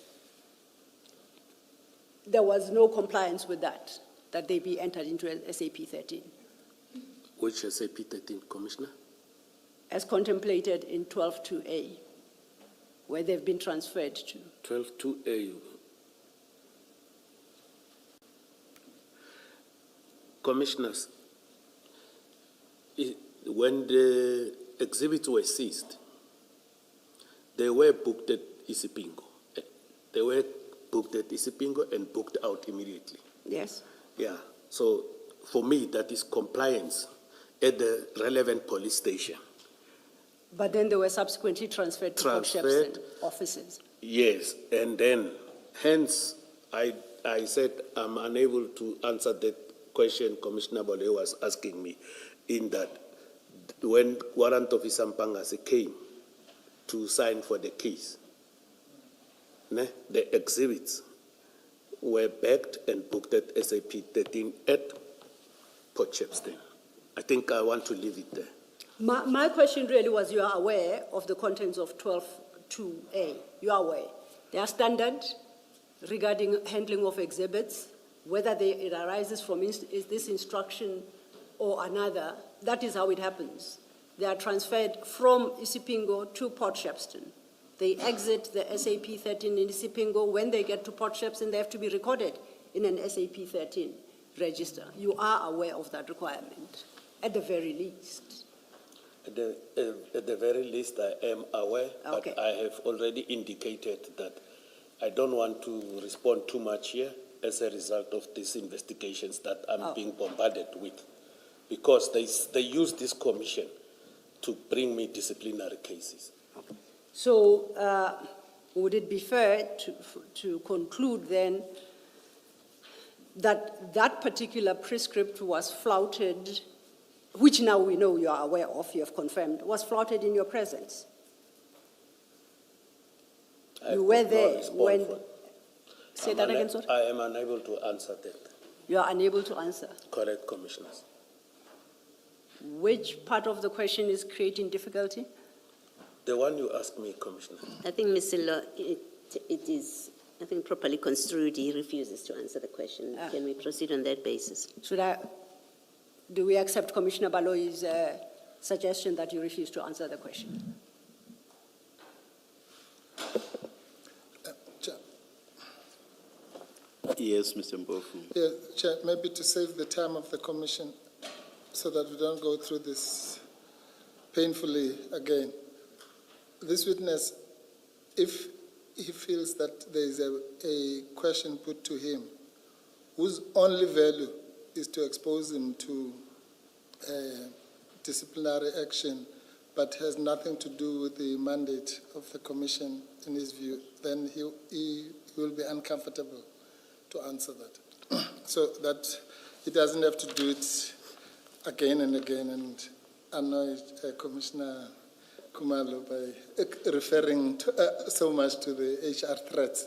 I think this point has been made, I don't know how many times now. No, Chair. It has not been made. Can I just finish, please? Yeah. So, and the point which, at least, let me not speak for the witness, let me speak for myself. The point that I made in the morning was that, and I gave examples, and that's what we were talking about, that unit. Our view is that there are two units. There's one sitting somewhere at HR, one sitting at the police that is watching these proceedings, ready to pounce as they did in January, with all sorts of trumped up and spurious charges. So if this exercise is to show that General Senona is a bad manager or whatever, then we accept that criticism. But we're not going to go into specifics about, as I said in the morning, minutiae. If I may take advantage of this chair, just to make a wild example. At some stage in my life, I was the CEO of the SABC. But if you ask me what happened in the Northwest office or whatever, I've never even been there. Or how to hold a camera and somebody held it upside down, you know. So, but I don't want to go to issues of management and organizational design. The issue is that the general is saying that he takes responsibility as the head, but he can't be asked about, did this one open this key or whatever, and at that level. If you are a manager, you rely on people. You can't, it doesn't mean if you're a CEO, you must know what's happening in the technology department, in the accounting department, in this and this, at the level of that detail. But as I say, I don't want to maybe stifle the questioning, but with the greatest respect, it's not clear what needs to be achieved in relation to the terms of reference. May I clarify with your leave, Chair? May I just ask a question? Does the fact that with regard to this, and in particular the storage, does the fact that the general had taken a particular interest in this and even went to Port Shepstone himself, even took over the keys, does that not distinguish it, for example, from your situation? Yes. At the SABC of not necessarily knowing what is happening at the Northwest office of the SABC? Yes, thank you, Chair. It may or may not, but I'm making a different point. The point is that to what end, in relation to the terms of reference? The general says he was there. Commissioner Baloyi explains, well, I think it was Commissioner Baloyi or Commissioner Khumalo. All right, you might not know everything, but on this occasion you were there, you actually saw it happening. And he says, yes, I did. Maybe I made a mistake. What more must he say? Now in hindsight, he knows he probably should have said, why are these things not being begged? But he did not do it. So how does that assist us? To say, okay, you should have done it. Then we can be here all day saying, yeah, you should have begged them. No, I didn't beg them. No. So for what particular purpose? Commissioner, apart from exposing him to somebody who's going to say, you were there, you actually saw all these transgressions, now we're going to pounce on you. What other purpose can it possibly serve? Commissioner Baloyi, of course I'm paraphrasing, also made the point that here we have what I would refer to as a comedy of errors / inadvertence or whatever one may call it, from the beginning all the way to the end. And that one wants to inquire into whether these were not already setting up a scene for the theft. Agreed. Which is why, as Commissioner Baloyi, I think, then asked, or rather said, We should therefore inquire into all these errors, it may be errors or errors in quotation marks, so as to have a full picture as to what exactly happened and why.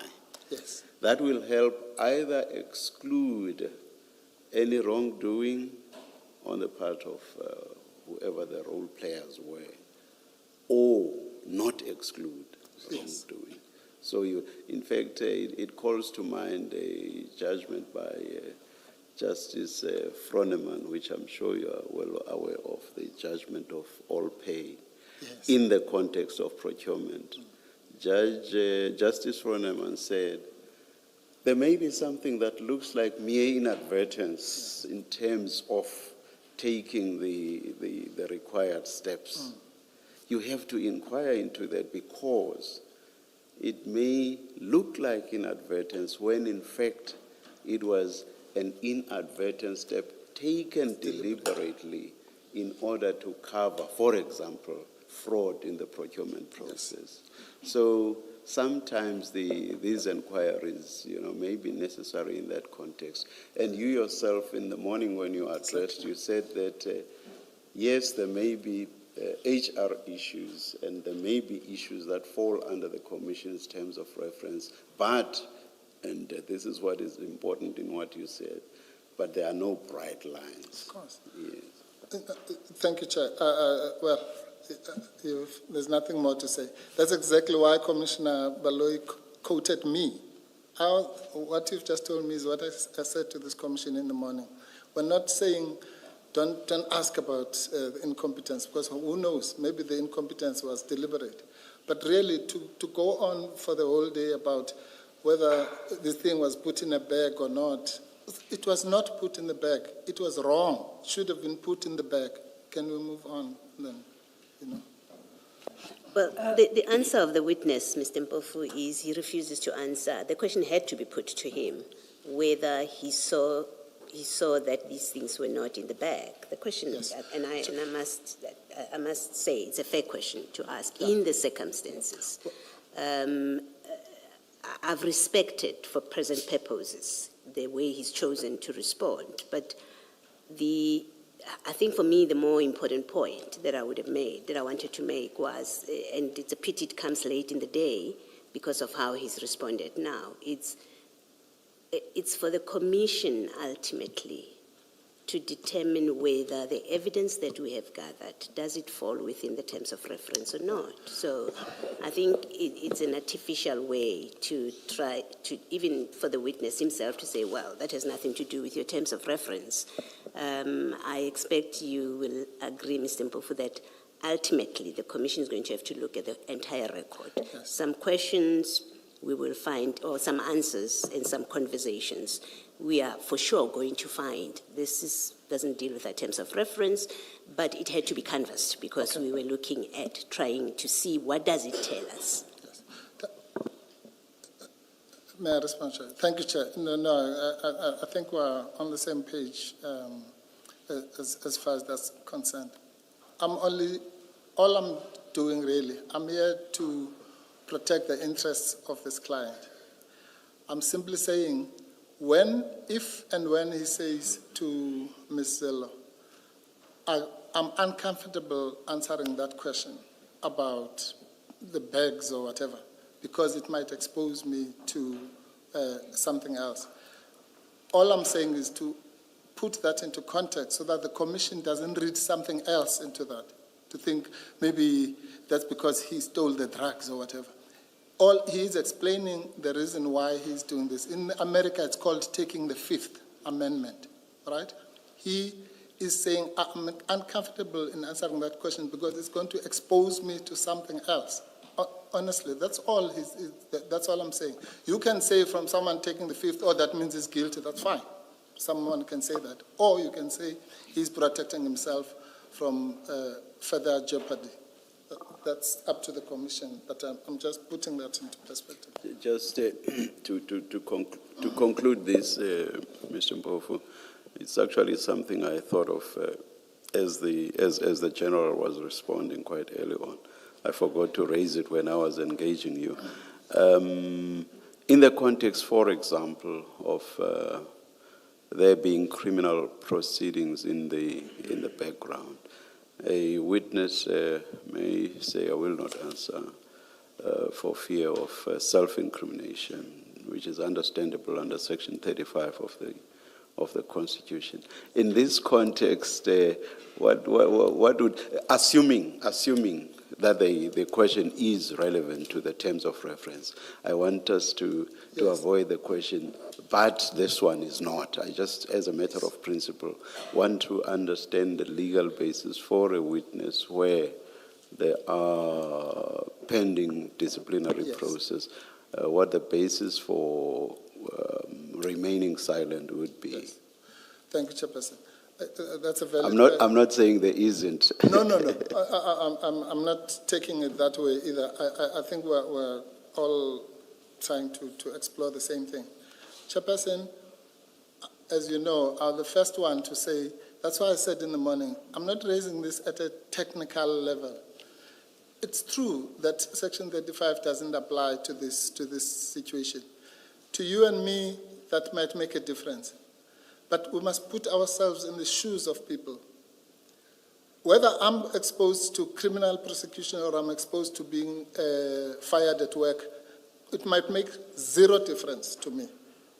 I'll just leave it at that. So, it's nice, the lawyering about, okay, does this now mean self-incrimination for the purposes of prosecution? It's all very nice academic debate. But if you think that when I leave here on Monday, I might be faced with something that's going to take food from my children, then quite frankly, it's the same effect as to whether or not you should expose yourself to this danger or that one. I get the effect, and my reference to Section 35 of the Constitution sought merely to emphasize the difference or the distinction. Yes, that was merely. So the point of substance was more, in this context, what is the legal basis for saying, I choose not to respond to this question? Yes. And I have not heard a direct answer from you. Well, I get and I accept your point about the effect may actually be the same. Sometimes it may actually even be worse to lose your employment. I get that. So just as a matter of law, then what would the basis be? Well, as a matter of law, there might be zero basis, Chair. But as a matter of real life, whether you expose yourself to the...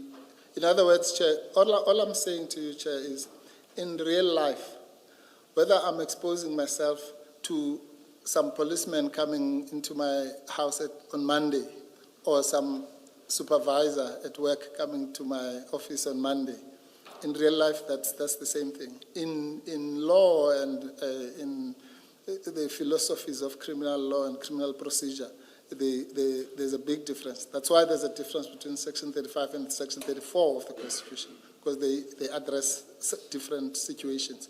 But those are niceties of professorial rectitude.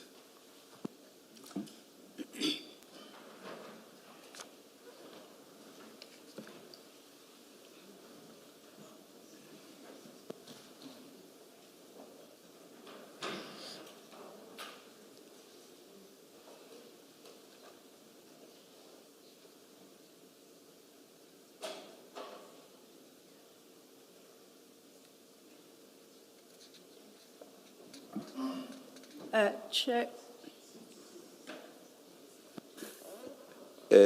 Perhaps something that we must place on record so that I'm sure you are aware of it, Mr. Mpofu, but the General should also be aware of it. General, there's also, I think it's Section 6 of the Commissions Act. It's Section 6 of the Commissions Act. The Act itself, yes, which requires of witnesses to answer questions satisfactorily, fully and satisfactorily. If there is no legal basis, and in this instance, I'm not aware of any. I'm not saying there's none, but as presently advised, I'm not aware of any.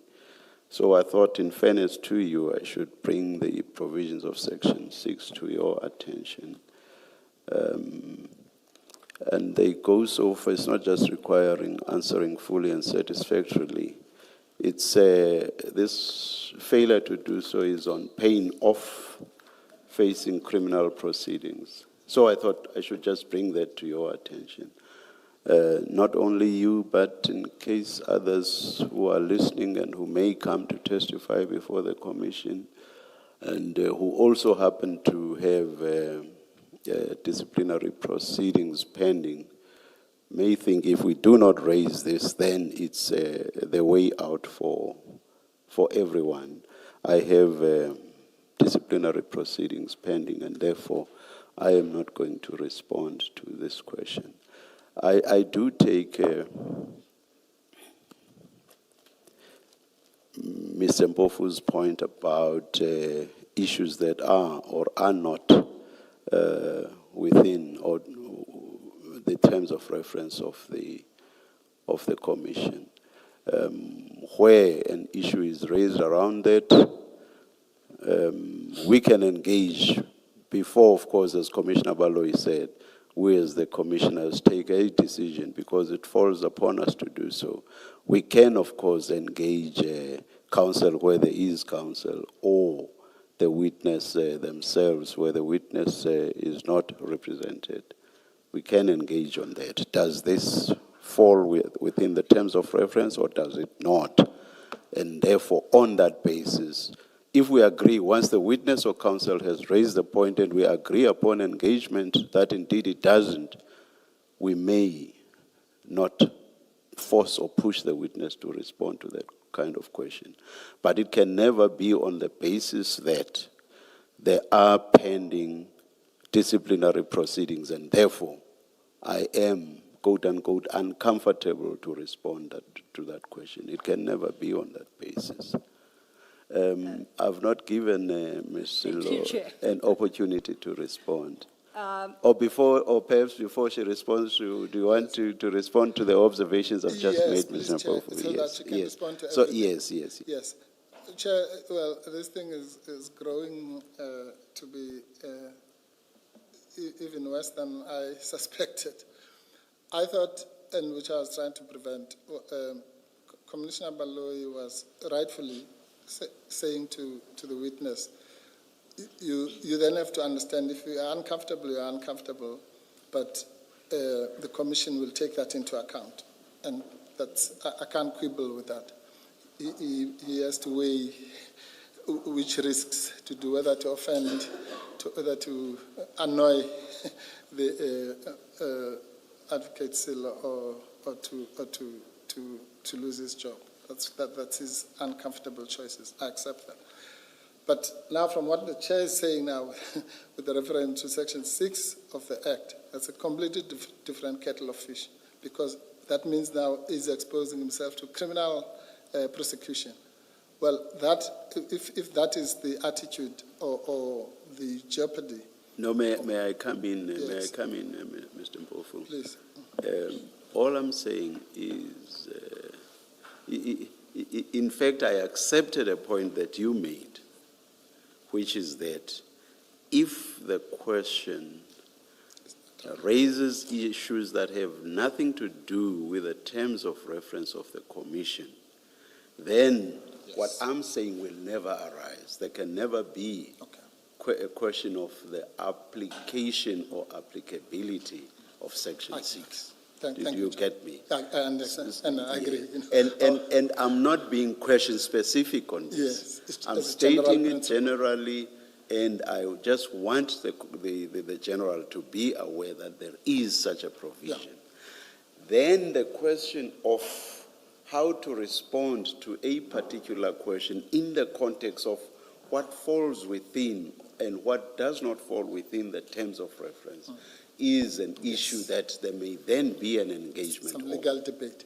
No, Chair, I accept that holistically. And I do sympathize with the remarks you made, Chair, that you don't want to open the floodgates for rogue people to come here. Every time you ask a question, they say, well, I've got some disciplinary thing. That I accept. I was just putting it in the context of this specific witness and what he said in the morning, but I accept. Yes. No, thank you. Thank you, Mr. Mpofu. Yes, Ms. Thank you, Chair. A number of issues have been raised. I'll start with the simplest. When we started, we dealt with the seizure of the drugs at the harbour. And we were to go to their entry into the SAP 13 register at Isipingo. A suggestion was made that the General accepts every concession made by those who were responsible for that seizure. And I needed to clarify that with the General, and he so confirmed. I accepted that on the basis that he was not present. He cannot comment on what went down. He will live with the concessions made. I then shifted to Port Shepstone, where he was present now. These are two different scenarios. And it cannot be that he cannot be questioned about flouting of prescriptions in his presence. He was aware. It is different for what happened at the harbour, what happened at Isipingo, because he was not present. And that distinction is an important one to hold. The conversation we have had over the past so many minutes is about his presence at Port Shepstone, his approvals, maybe not approvals, but his failure to act when prescripts are flouted. That he can respond to. And it is not enough for Mr. Mpofu to call it minutiae. There are a series of questions of what we consider flouting of prescripts in his presence that at the very least must be put, each question, to General Senona. And there is no basis for Mr. Mpofu to stop that exercise. The question will be put. What arises is how General Senona responds thereto. I was going to deal with the provisions of the Act and the fact that actually the witness is under compulsion to respond to every question put to him in the commission and answer to the satisfaction of the commissioners at the risk of inviting consequences to him.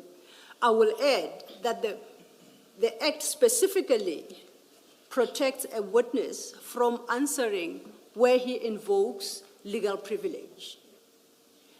And I submit that in the absence of legal privilege, then the witness must answer.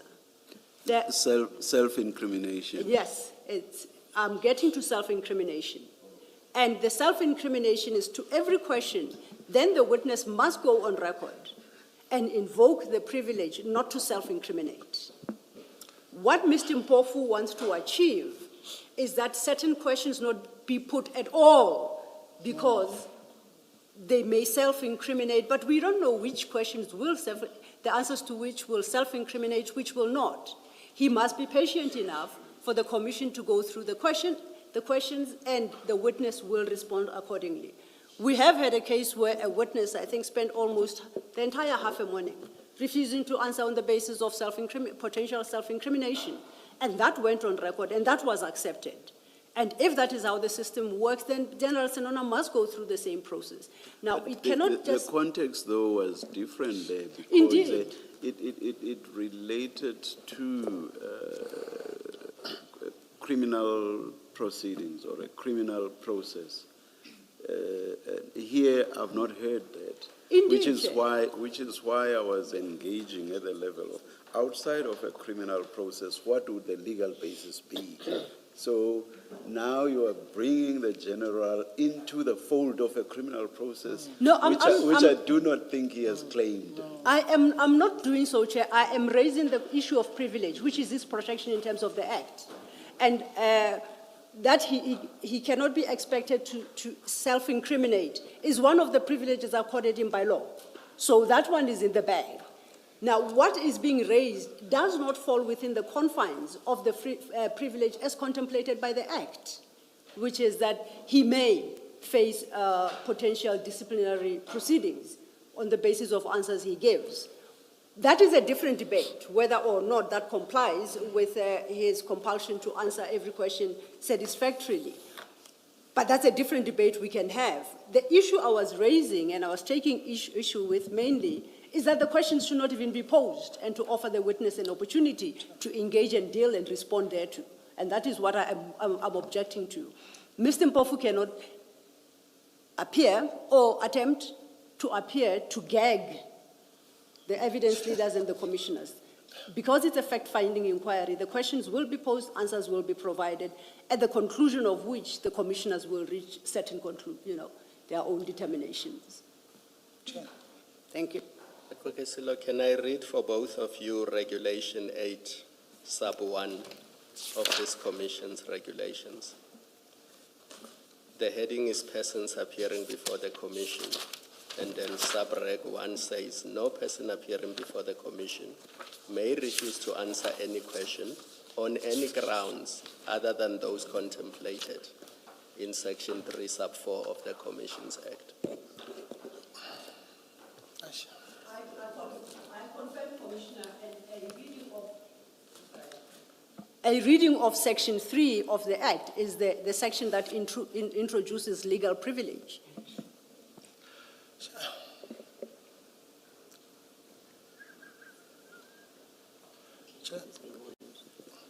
Yes, Mr. Can I just assist, really? Because I don't know why. Thank you, Mr. Oh, sorry.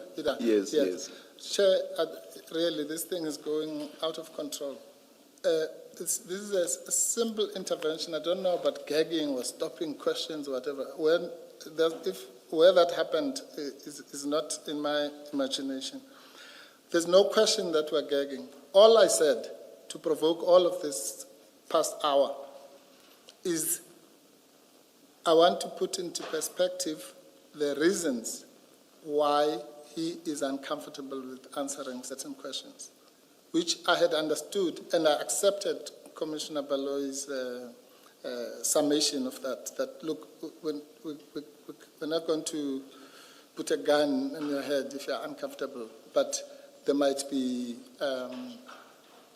when the evidence is being assessed, there might be consequences. That's what happens with every witness. That I accept. I don't know about the gagging and all this story, this drama.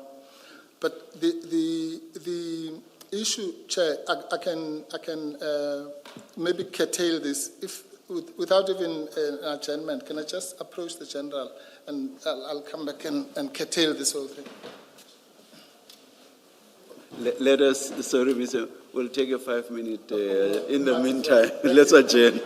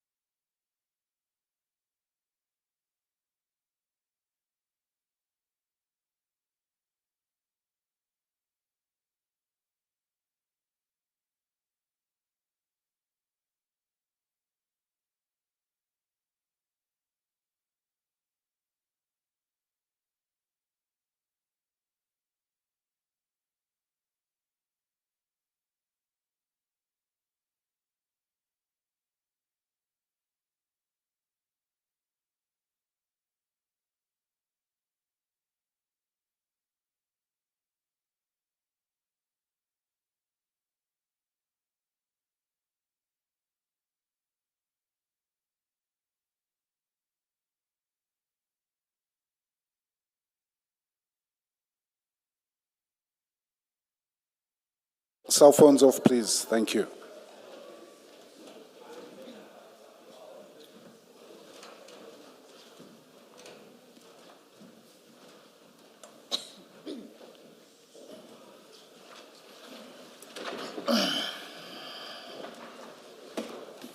Mr. Mpofu, I trust that you have been able to cut across all this. Chair, Am I hoping against hope? you are Chair. You must never give counsel more than the half a minute he's asking for. Now other ideas come to mind. No, on a serious note, Chair, what we really wanted to offer was the following, so that there's no misunderstanding. Because, as I say now, the whole thing is now about criminal prosecutions. Obviously, if the choices or the threats that are being made to the general leave him with this choice of either going to jail or losing his job, he'll choose losing his job, because that's really where we're going now. So the point, the advice that we have discussed with him is that, so that there's no question, which is unfair on him, because he's been so candid with this commission the whole day, to suggest that he now is evading or being shielded or whatever. That he will answer questions, but wherever he is uncomfortable because of the fear of those other repercussions, he will indicate so. So I think that's a healthy compromise. In other words, he's not going to say, I'm not going to answer that, but he'll indicate where he's uncomfortable, either because, he's not a lawyer, so he won't be able to make that other evaluation we're talking about relevance or irrelevance. But where he's uncomfortable, he'll indicate so. That's number one. The last point we want to make, Chair, is that these fears, for lack of a better word, don't come from the air. We have one of the recommendations that came from this commission, I think it was the first, or I don't know whether it was the first report.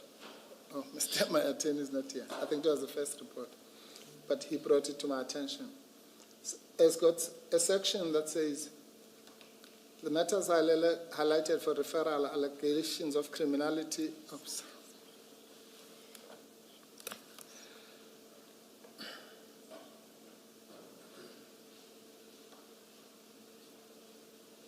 Excuse me. All right. Leonard Jr. has succeeded to make it disappear, but I'll just paraphrase what was there. In your first report, as honourable commissioners, one of the people who was supposed to have been fingered for criminal investigation, who was listed in that, was General Senona. So this is not just a theoretical fear that we're voicing here, or as it now turns out, neither is it confined to the issues of disciplinary self-incrimination, for lack of a better word.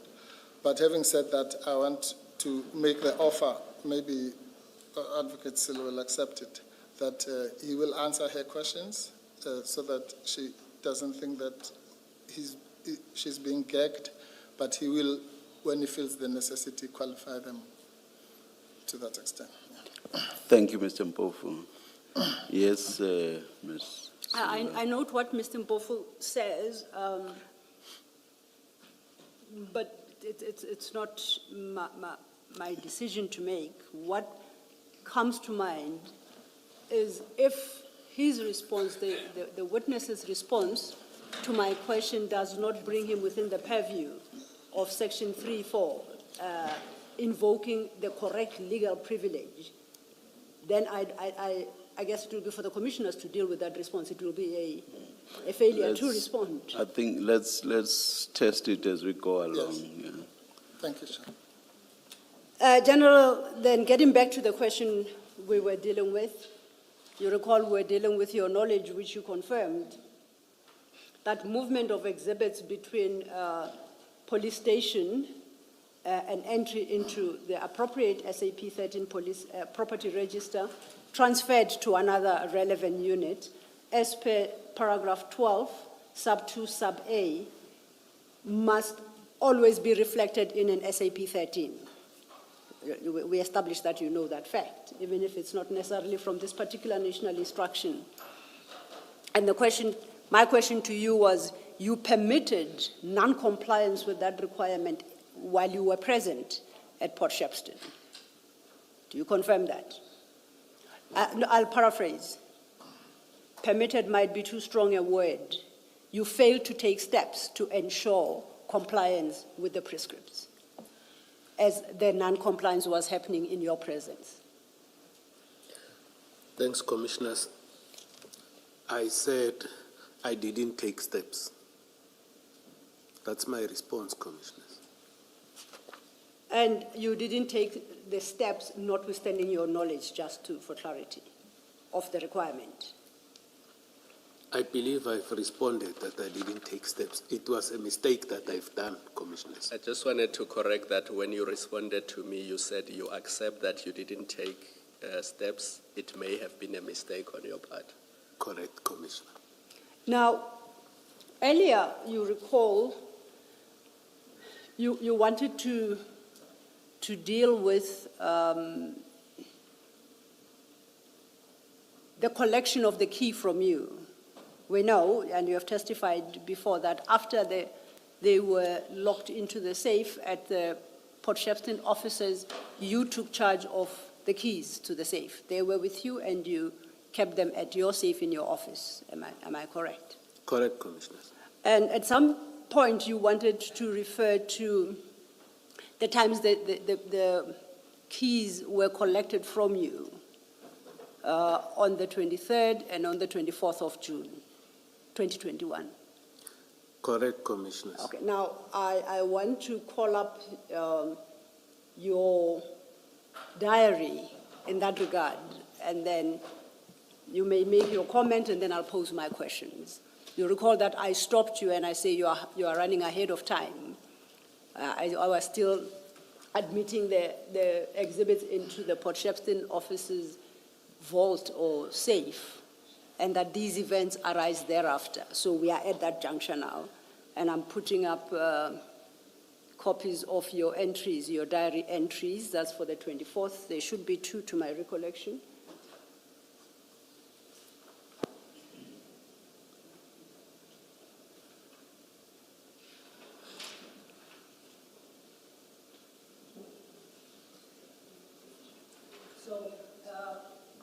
As you see here, that's the 23rd of June. You confirm that is a copy of your diary entries.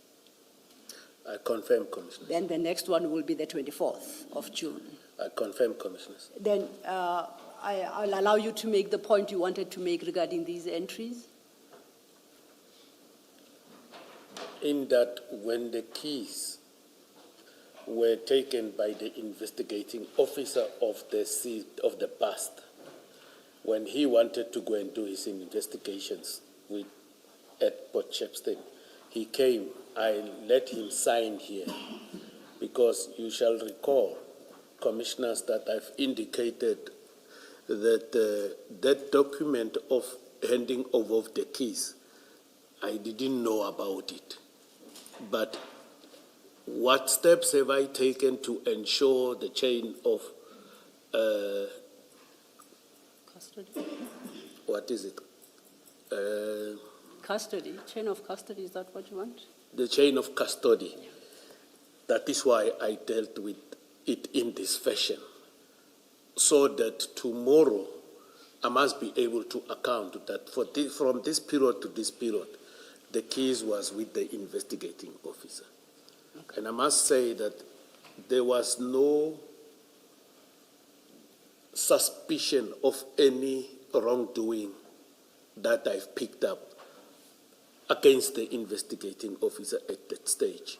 I trusted that he was going to do the due diligence, and indeed, before we reported off duty, brought the keys back to the office. Then I will lock them in my office. Thanks, Commissioners.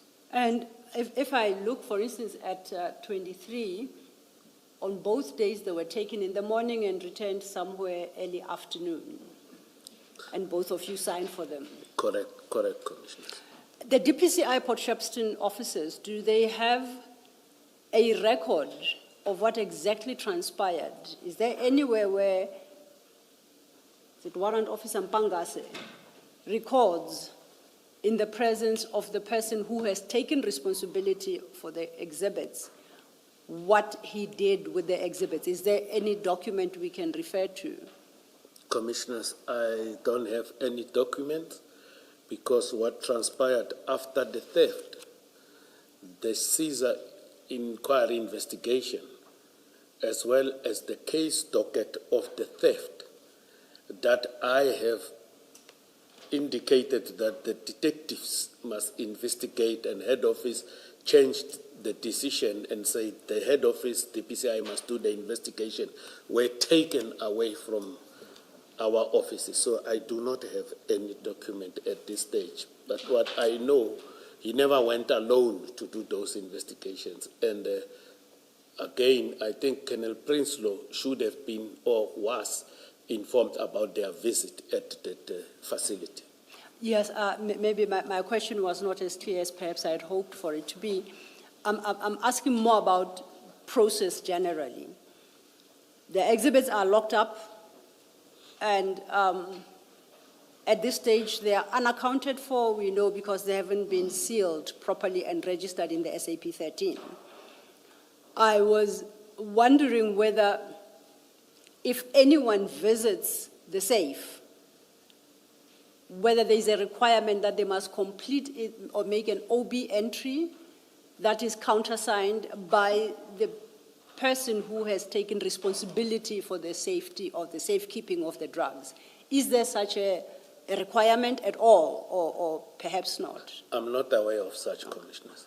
I ask this because in truth, as you sit there, you do not know what actually transpired when the safe was opened on both the 23rd and the 24th.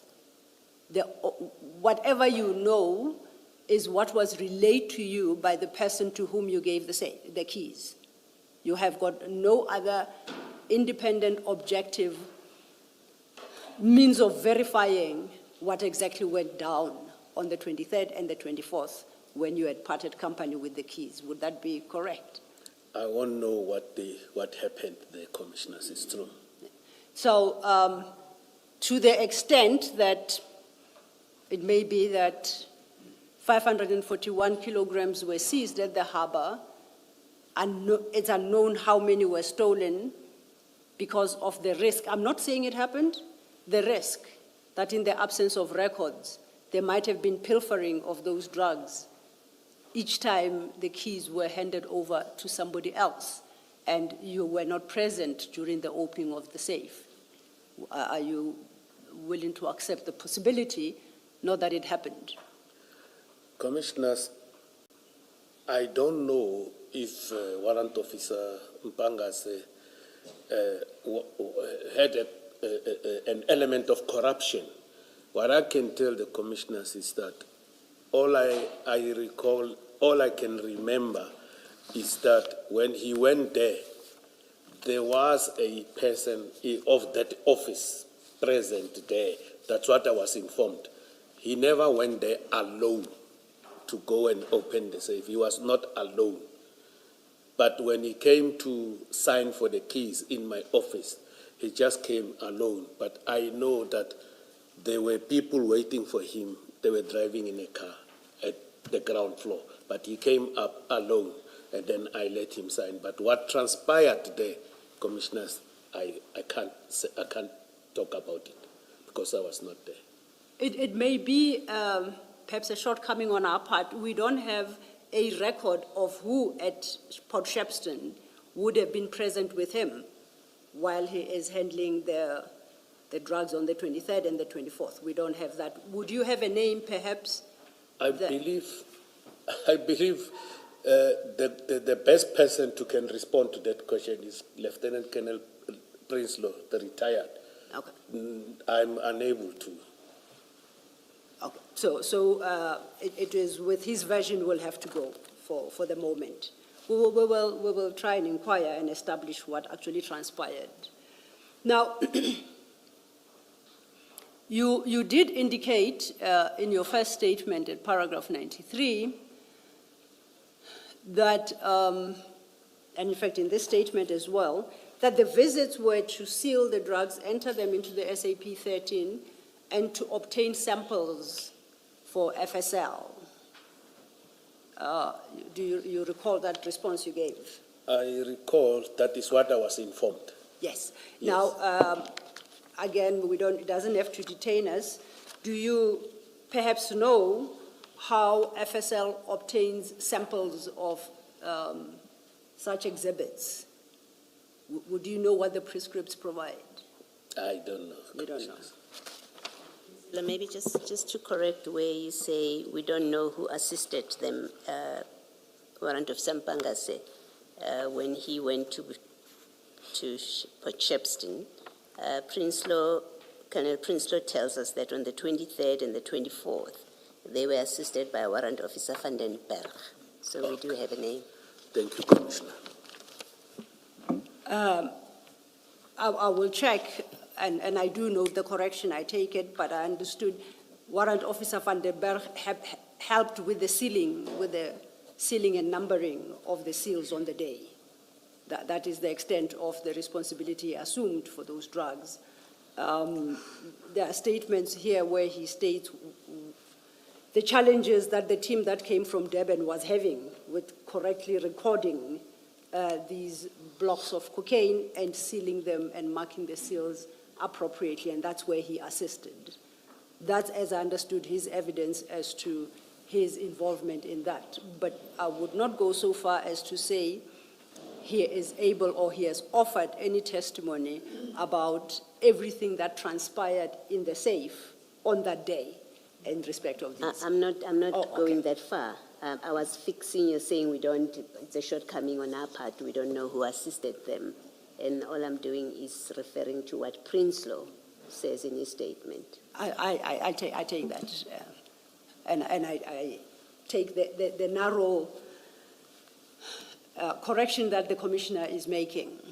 But to the extent that it is necessary, we will call, I don't know if it's warrant officer or, I apologize for the rank, Van den Berg, as to what transpired on each event. Then quickly, General, I want us to move to the attempted break-in at the Port Shepstone offices. Can I ask my question? Yes. Because you are moving to October now. General, in terms of the prescripts, let's forget that you took a decision that the exhibits be stored at the DPCI office at Port Shepstone. Because for the purposes of you and I's discussion, that applies even if they are at a police station. Now, the prescripts say within a certain period, the exhibits must be sent to FSL. And my issue with you and Brigadier Nyuswa is that both of you were aware that that was not done. You certainly have not shown us, both of you, any report that says to you there was a request to FSL, either National or Western Cape or KZN, that these exhibits be taken within the period set out in the national instruction. And as a result, these exhibits were lying there in that safe for 4 to 5 months before they were stolen. Now, my question is this. I was giving you the background because I know you may not remember all of these things. My question is this. Why did you and Brigadier Nyuswa not take any steps to ensure that the exhibits were sent to FSL? General, before you respond, perhaps to assist you, that's a question at question 2.14. So perhaps if you go to your page 21 and you cast your eye on the response that you provided there, and then you can respond to Commissioner Khumalo. Is it framed in the same elegant manner or in an In a far inelegant- in a far less elegant manner, but it speaks to the requirement to transfer them within a Yes. prescribed period. Do you see where I'm referring you to, General? Correct, page Okay. 21. At page 21, there is question 2.14. That's the question that, was asking about the retention of these drugs for such an extended period at Port Shepstone, and whether the national instruction was complied with. And then you've provided a response there. I just wanted to. Thank you, Mr. General. I'm asking this question because at the end of the day, we must determine whether the cause of the theft was because these drugs were kept in a place where they should not have been kept for a period of 4 to 5 months. So it's relevant for that reason. And because you and Brigadier Nyusa were aware that they were stored at Port Shepstone, in fact, it was your decision on his recommendation that they be stopped there. My question is, what steps did you take to ensure that they were sent where they were supposed to go in accordance with the prescripts? If you did not take any steps, why?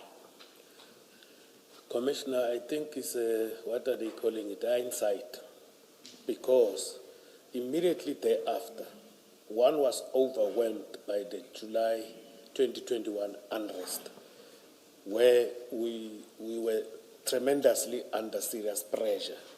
I didn't put it here, but every day from 4 up to whatever time, one had to account. And then I believe that as a result of that, for me, I can't talk on behalf of Brigadier Nyuswa. One was focusing there, and then this thing, just we forgot about it. And I would say, I did also know that the KwaZulu-Natal Forensic Science Laboratory indicated they didn't have an adequate accommodation for these drugs as a result of they cited issues of flooding and so forth. But I think hindsight is that one was overwhelmed with the July 2021 unrest because KwaZulu-Natal was the most affected province in the country during that period. So the answer is it was an oversight for the reasons that you have mentioned. Correct, Commissioner. All right. But is it a fair assessment to make to say the failure due to an oversight to send these drugs to FSL in accordance with the prescripts is one of the causes, not the main cause or the ultimate cause, one of the causes that led to the theft? I'm taking note of your comment, Commissioner. Although, again with hindsight, I mean. although, Commissioner, if you were in my shoes during that period, you wouldn't have thought of those kind of issues due to the pressure that was put on us. Because every day we reported there, we have to deal with the issues, and my principal, together with the minister, were reporting progress to the president. It was a very difficult situation. And if one was not faced with those type of things, one would say, come here and say, hey, I made a mistake, I apologize. But due to that type of a situation that we were in, it was not an easy thing. Okay. And I just wanted to complete it by saying, to be fair to you, Brigadier Nyusa said from the beginning of November, I can't remember if it's the 1st or the 2nd, most of you were then assigned to deal with local government elections. Commissioner, I can't remember when was the date of those elections. I will have to go and check. I think he said the 1st. You don't have to be, exact. I'm not asking you to be exact. I know there were elections, in November, but I don't know. I can't recall the date. Yeah. And then Once there are elections, we are put in the call-up instructions of the provincial commissioner and posted in different areas. The focus of my question is not the exact date, because I don't expect you to remember the exact date. The focus of my question is, were you also part of the call-up instruction around that period? Correct, Commissioner. Can I just to go back to the 22nd, where you end up with the keys to the safe? We've had evidence that there is an SAP 13 clerk or exhibits clerk, and that is the person who has keys and controls access to where the exhibits are kept, and is eventually accountable for what happens to exhibits. Is that, do you accept that is the position? Do you agree with that evidence? I'm getting lost, Commissioner. Okay. We've had evidence Yes. that there's an SAP 13 clerk who holds the key to the exhibit room, to where the exhibits are kept. And they are responsible for access in and out, what people are taking, they keep a register, and ultimately they are accountable. If there are problems, they have to explain how did this if there are shortages, they have to give an explanation, because they are responsible for administering and managing that. And I was checking whether, is that your understanding too about the control and safekeeping of exhibits? At the police station. Not with you. I'm just checking at the police station. It is wherever there's an SAP 13. If you had an SAP 13, that would apply to you too, if Port Shepstone had a SAP 13. Correct, unless the circumstances require. Yes. Like this one was a different type of a case at all, but that is the procedure that needs to be done. You say different in what way? Why was this different? Because we are dealing with exhibits in a safe that have been entered, even if it's a day later, are entered in the Port Shepstone SAP 13. So all of that is in place. What made this different? Look, Commissioners, remember, evidence was led here. We also testified that the exhibits were stored at the DPCI offices. And the difference with this one, I'm saying, where the exhibits were placed at the DPCI offices, it's like sort of an armory that walk-in safe. Armory, there was safe where you put rifles and pistols, and of which a clerk, somebody will be appointed to manage that safe. But when we put those things, those firearms were removed there, those drugs were alone there. I'm not sure if I understood the question. No, you're not answering my question. Why was this different? The fact that we know happened is these exhibits were entered in the Port Shepstone SAP 13. Yes, correct. A day late, right? In fact, I think they're bagged, if I'm not mistaken, they're bagged on the 23rd, and then on the 24th, they are then entered in the book. I may be wrong there, but my question doesn't turn on that. My question is, the Port Shepstone SAP 13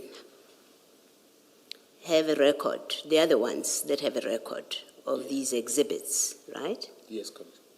They do not have the key. They do not have control. They do not have supervision over access to these drugs and what is in fact happening with them. When Warrant Officer Bangase comes in, they have no idea what's happening. And yet they are I think the other word that was used was, they are the custodian of these exhibits because they have the key, they're supposed to have the key, and they have the SAP 13. That's the evidence we had.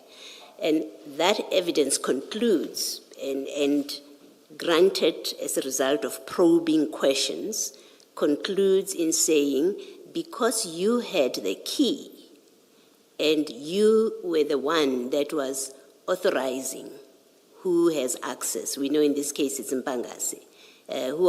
You were the one that's authorizing access to these, you were keeping the key. Ultimately, you became the custodian because nobody else had control over that activity.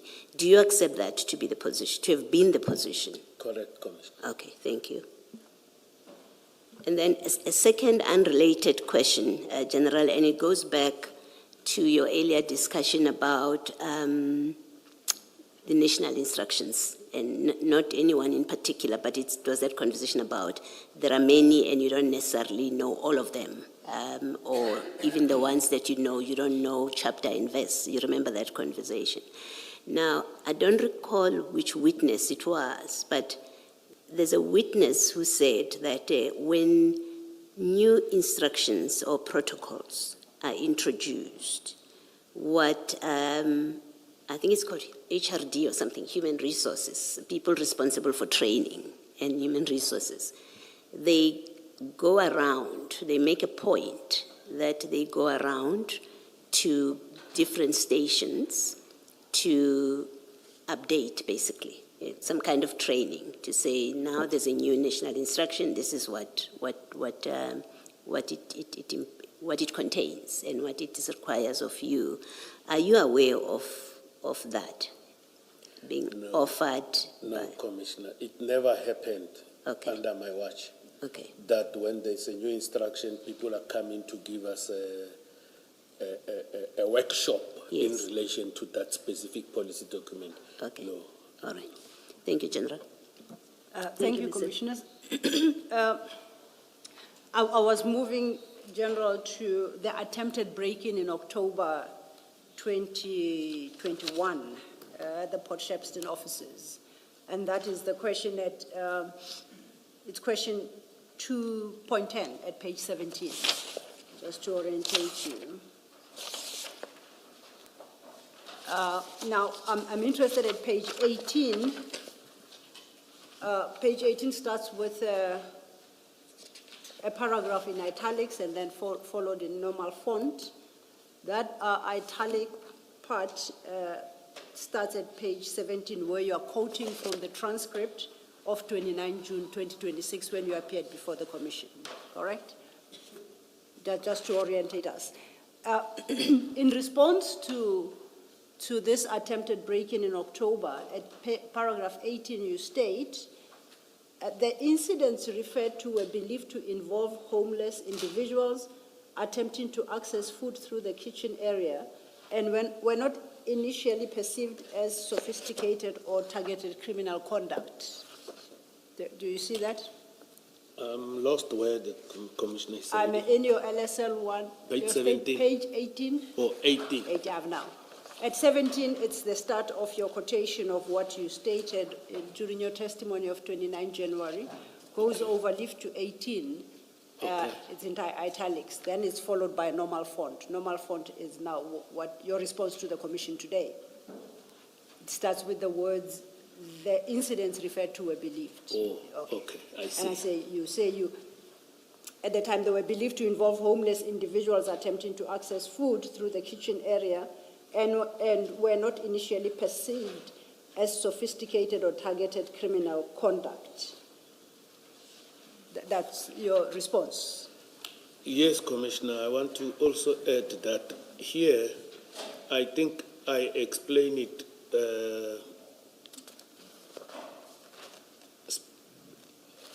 explicitly that when you look at the report that was given me when I was informed about this, a stone was used to break the glass in the kitchen area, not on the side where these people who stole our drugs came in. It's on the other side. So the kitchen window was broken. There was a stone that was utilized there.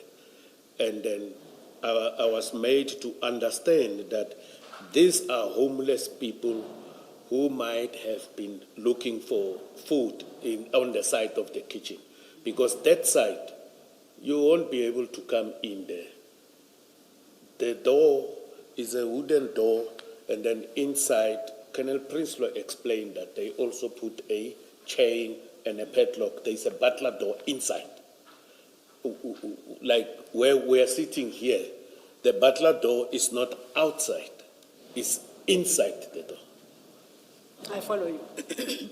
So my question is, because of what you state there, that didn't elicit any reaction from you or a concern that perhaps they should be moved and that the safety of Port Shepstone was not as guaranteed as you had originally been led to believe. That never crossed your mind because you had understood that you are dealing with homeless individuals. Yeah, yes. but what we discussed with Brigadier Nyusa was to expedite the investigation so that these drugs can be moved. And that's the part I was hoping you'll reconcile with your view of what transpired then. At page 17, quoting from your transcript of the 29th of January, you state that after this attempted break-in, last three sentences, we gave directives that they must speedily finalize the investigation of these drugs because we needed the Section 212 report in order for us to make a decision to dispose of this. Yes. I don't understand why the need for a speedy investigation and disposal of the drugs would arise in circumstances where you had understood that this was just an attempt by homeless individuals trying to get food to the kitchen. I can't reconcile the two. Will you help? Remember, commissioners, the drugs, you can't sign a disposal order if there is no Section 212 from the forensic laboratory. And then because of this, how this break-in of October, we agreed with Brigadier Nyusa that they must speedily finalize this. And then at that time, I was made to understand that Colonel Jacobs was the IO. Remember, I don't assign investigators, commissioners. It's down there where investigators are being assigned. So that they must speedily finalize this thing. Once you get the Section 212, you can sign a disposal order if there are no arrests. Then you can, normally you will get it. We have our own ones that we sign, and then when the exhibits are at the forensic lab, they have their own pro forma that you must sign and dispose of, because that is the position we were taking, that this thing must be expedited. And the thinking was brought about by the attempted break-in. Yes. And in the absence of obtaining that Section 212 affidavit, you didn't consider perhaps moving the drugs in the meantime? No. It never crossed my mind, commissioners. Did you ever conduct any, by you I mean plural, your office, conduct any formal investigations into the attempted break-in? Because your response here states that they were believed to be homeless people, perceived to be not sophisticated or with targeted criminal intention. So that was your thinking. But did you ever conduct, or did your office ever conduct investigations into that actual attempt? Normally, this type of cases are investigated by general detectives. It doesn't fall within the focus area or mandate of the DPCI. So independent investigators from the stations will deal with that break-in. Are you aware of whether or not such an investigation was initiated? These were and I ask because these were your offices, DPCI offices specifically. A docket was opened and registered and investigated at the station. And what was the outcome? Are you aware? I believe there were no arrests on this one. And what was the determination as to what actually transpired? Were you found to be correct that these were the attempt was by homeless individuals who were trying to get food? Did you get answered one way or the other? A report was sent to my office. That is where I made the determination. out of that report Okay. from the Port Shepstone office. Okay. And you are satisfied that that did not require any disciplinary action against any of the DPCI Port Shepstone offices, officials or officers? Yes. You are satisfied? Yes, Commissioner. Okay. I know that the investigation of the actual theft was subsequently taken over by National Office, Correct. and that was in November 2021. Correct, Commissioners. And you did testify previously that you have not been kept abreast of developments from that investigation. Correct, Commissioners. It is now 5 years, or at least in January, this year would have been close to 5 years. I'm interested to find out whether you made any inquiries considering that you had subjected all your members to polygraph testing. You had concerns that that break-in may have potentially been facilitated by insider information, and I put it no higher.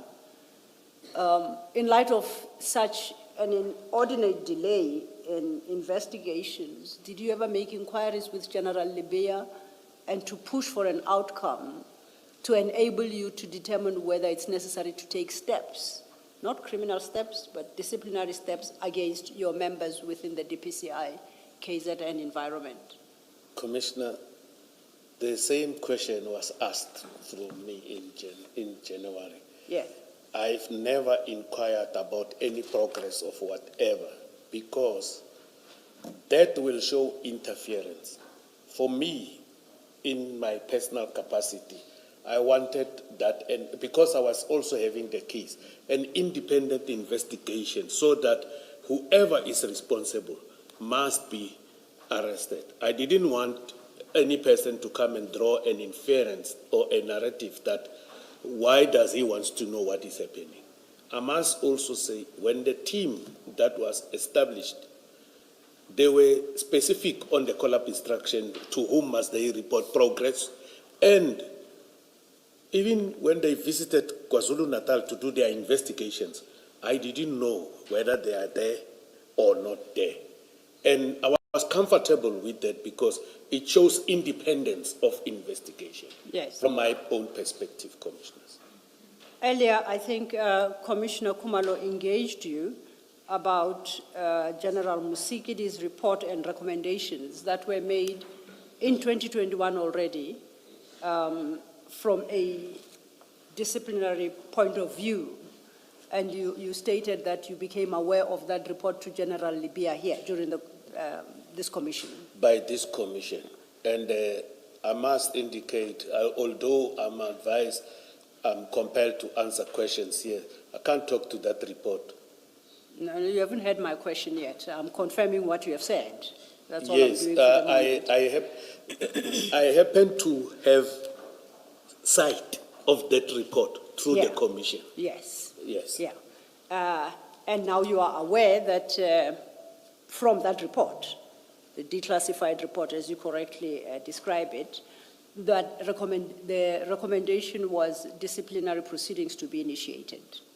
That's what's in the report. You are aware now. You were not aware then? Yes. You are Now aware I am aware. Yes. And then I also saw in that report, I'm not sure if the SC is going to talk to that. There's a handwriting. By General Libya? Yeah. Let's discuss paragraph 6. And we don't know what was the discussions and the outcome of that. Yes, I confirm there was that, but that my interpretation of that is that the comments were directed back at General Musikidi. Really? So not for you, it's not for your for purposes. me, but I want to bring this to the attention of the Commission. You see, on that report, when I read it, after I saw it, I did read it. I focused there at the end with the very same paragraph 6. Beneath where General Libya wrote, it is written approved, not approved, approved, not approved, approved, not approved. It will say 6.1, 6.2, 6.3, 6.4. I can't remember up to what 6 point. There is no indication of approval or non-approval of that paragraph 6 of the recommendation of the disciplinary investigations. That is what I saw there. Why? I can't explain to the commission. And I wouldn't ask you why, I assure you.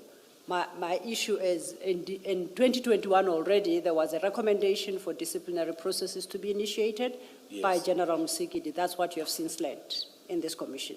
Correct. What you've also learned is that in response thereto, General Libya directed to General Musikidi that further engagements be had between the two of them. I confirm, that is in the report. Yes. Yes. And I'm not going to ask you about why General Libya so determined. No, I wouldn't. And I also do not know why they never dealt with those disciplinary actions in, it's 5 years. Yes. Now we come here, Yes. then all of a sudden we are charged because it came here. I think the commission must also, I want to request, I can't give directive to the commission, that must also be looked at. I confirm. As much as we are told you failed to comply with 1, 2, 3, that must also be looked at. I confirm. It's my humble submission. That is for General Libya to explain to the commissioners. I'm not requiring of you to do so. Thank you.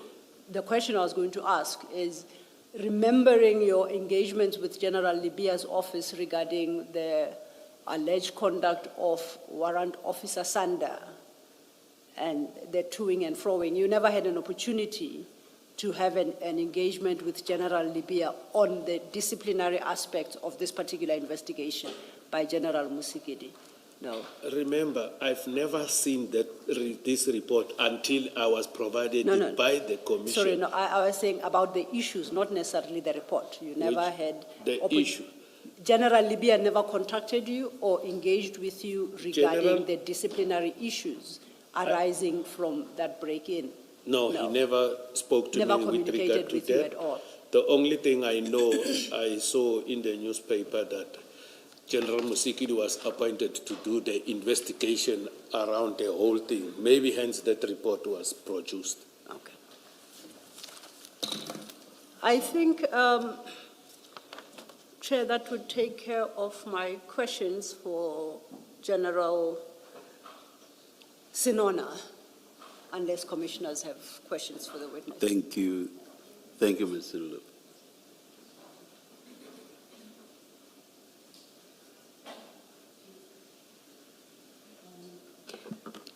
General, just the last question, the last interaction that I had with you, about you having the key, taking the key for the exhibits. You said this was a different situation. I think that's the language you used. And I asked what was the difference. I don't recall that you responded to that, and maybe it's because of how I carried on in pursuing a different aspect of what I wanted to discuss. Can you just explain what you considered to be different in this case maybe let me stop there. What did you consider to be different here? And we're talking specifically about you taking custody of the keys. It is because the 541 kg of suspected cocaine was stored there. And if I didn't take possession of the keys, it's a 50-50 cash, Commissioner. Why you never took the keys, you know this is the value of these drugs. Or now why you took the keys. That's why I'm saying I'm saying it's different based on what I'm trying to explain now, Commissioner. I'm not sure if it does make any sense. I don't see how this is different from any other exhibits. Remember, I started by saying that you have an exhibit clerk, an SAP 13 clerk, who is responsible to keep a register. They keep the register of what is in the safe or in the exhibit room. They keep a register of the movements in and out. And from that perspective, these are typical exhibits. There's no difference. And so when you say it is different and that explains why you took the key, it is that part that I'm asking. That we're dealing with exhibits in an exhibit room that have been entered in another stations, in a stations SAP 13, but Shepston, and where that key could have remained, and that clerk, the registrar, the exhibit clerk in that station would have been responsible for the movements, keeping a register, and. So why do you say this was different? Commissioner, I think we stored the drugs at the PCI offices. If they were stored at the police station, I wouldn't have taken the keys. The distinction, Commissioner, is that the exhibits were stored at DPCI offices, not at a police station. Hence, I'm saying what I've said, or maybe I've said it wrong or what, but that is the distinction. That's why I'm saying this is what was my word? So you're different just by location, that the exhibits were in a different, in a DPCI office. Correct, Commissioner. Do you accept a proposition that if they were stored at the DPCI office and the key was where the SAP 13 register was, with the SAP 13 clerk of Port Shepston, when warrant officer required access, as he did, which you facilitated, because according to Brigadier Nyuswa, you would instruct him on the 23rd and 24th to call Colonel Prinsloo and inform him that warrant officer Mpangase is coming. You could have done that with Port Shepston, with the Port Shepston SAP 13 clerk, who would have accompanied those people to your DPCI office, see what they do, and then make his entries in his records that he keeps as an SAP 13 register. Do you accept the proposition that it would have happened that way? I am trying to understand it, Commissioner, but when they sign out those exhibits, the SAP 13 clerk at the station is out of context. Whoever signed for them take responsibility. Now, hence I'm saying this was different because I believe, I might be incorrect, but I believe that after these exhibits were booked at the SAP 13 at Port Shepston police station, they signed them out and they were placed at the DPCI offices. No, that's not the sequence. The sequence, okay. You've got the sequence wrong. What happened is they from Isipingo, these were taken on the 22nd to Port Shepston, your offices, DPCI Port Shepston. Yes. And then on the 23rd, they were then entered in the Port Shepston SAP 13 in the absence of the clerk, of that clerk. Okay.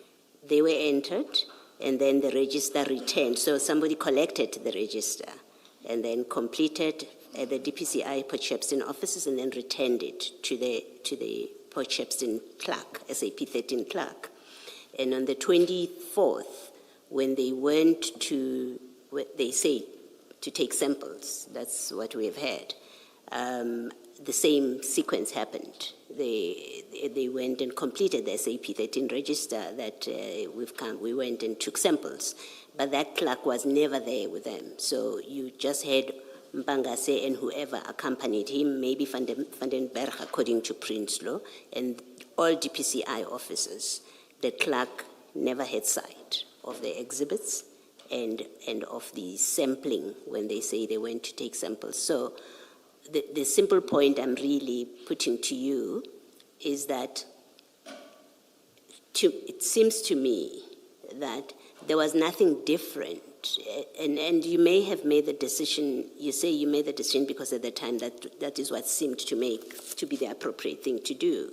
Maybe that's how you thought about it. But I'm saying what I'm putting to you is, well, these are exhibits like other exhibits. in a safe, which has a key, entered in a police station's SAP 13, where there is a clerk, and there was no reason really other than how you thought about it. There was no impediment to following the normal process where you would have called the SAP 13 clerk and say, allow Mpangase to go and open for this purpose. And then that process would play itself out. But with the SAP 13 register, rather clerk involved in this, there was no impediment for that, except that you thought about it differently. Commissioner, I've heard what the commissioner is saying. Yes. And I was not 100% aware of what the commissioner has just explained to me. But now I understand that if that is what happened, there was no need that I take the keys. Yes. If they never signed for the exhibits out of the SAP 13 off, that my impression was that they signed them out. Okay. Yes. That was my impression. Thank you, Commissioner. Okay. And then one last question from me, and it may be that I missed it. You or another witness, but I think it's you, you've given us a list of the officers that underwent the polygraph test. Remember, from your previous evidence, you did say that you requested your superior to subject your subordinates. We know from Brigadier Nyuswa that he wasn't subjected to a polygraph test. And the list that you've given us doesn't contain his name either. And he was asked the question, in the same way that we asked you in January, he was asked, why didn't you undergo a polygraph test? And he said, well, I don't know, ask my superior, effectively. That's what he said. I don't ask for a polygraph test, but if I had been told to go for a polygraph test, I would have done so. It's my superior's decision. What is the reason that you didn't include him in the list of people to undergo a polygraph test? Commissioner, I must say it was an oversight on my side because he's the one who gave me the name list of the people. And I never realized it's not part of it. Remember, they fall under his direct supervision, all these people. I think that is an oversight on my side, not to check where are you here. Yes, Commissioner. One last question. I just remembered it, sorry. When Colonel Jacob testified, and I think it was about the polygraph, again, the polygraph test, he explained that, and he had left me with the impression until I saw your list of people that underwent the polygraph. He had left me, and maybe I misunderstood his evidence, with the impression that Warrant Officer Mpangase did not undergo a polygraph because he resigned. In fact, he didn't use the word resigned. He said it was widely known that Mpangase had put in a request already for early retirement. I think he said early retirement. Yes, he was telling everybody in the office. Did you ever become aware of that? What I'm aware of, Warrant Officer Mpangase resigned from the police. Yes. But I think during the process of us engaging in the issue of the list of members that must undergo the polygraphy, he has already resigned from the police. Yes. He was no more a member. Remember, no, he does undergo the polygraph test. He does. You had him in the list. According to this list, you had him in the list, okay, and he was examined. In fact, the documents that you have given us, they say he failed the test. But I'm more interested in the circumstances of him leaving, because Colonel Jacob presented it as anyway he was on the way out because he's retiring. And your request for people to go for a polygraph, the document that you've given us, that list, I think it's dated the 23rd or thereabouts of November, and then you have a note, a handwritten note that Mbangase has tendered his resignation with immediate effect or effective the 1st of December. You remember that note? That's how it happened. I remember that there were two lists, Commissioner, but thank you for reminding me that Mpangase was part and parcel of that, because it's a long time ago. Yes. But I know there were two lists that I've signed and sent for the application. But I didn't know the outcome of the polygraph test. Okay. Who passed, who didn't pass, it was never brought under my attention.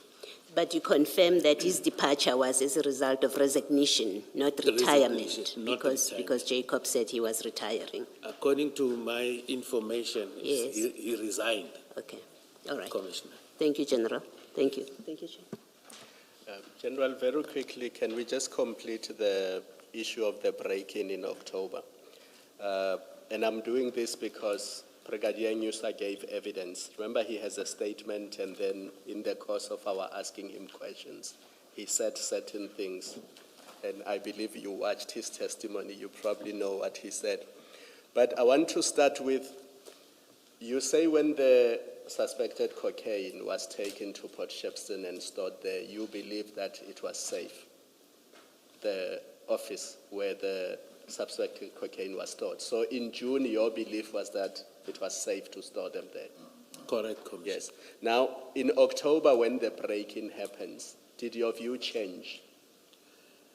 Not really, but we indicated that this investigation must be expedited.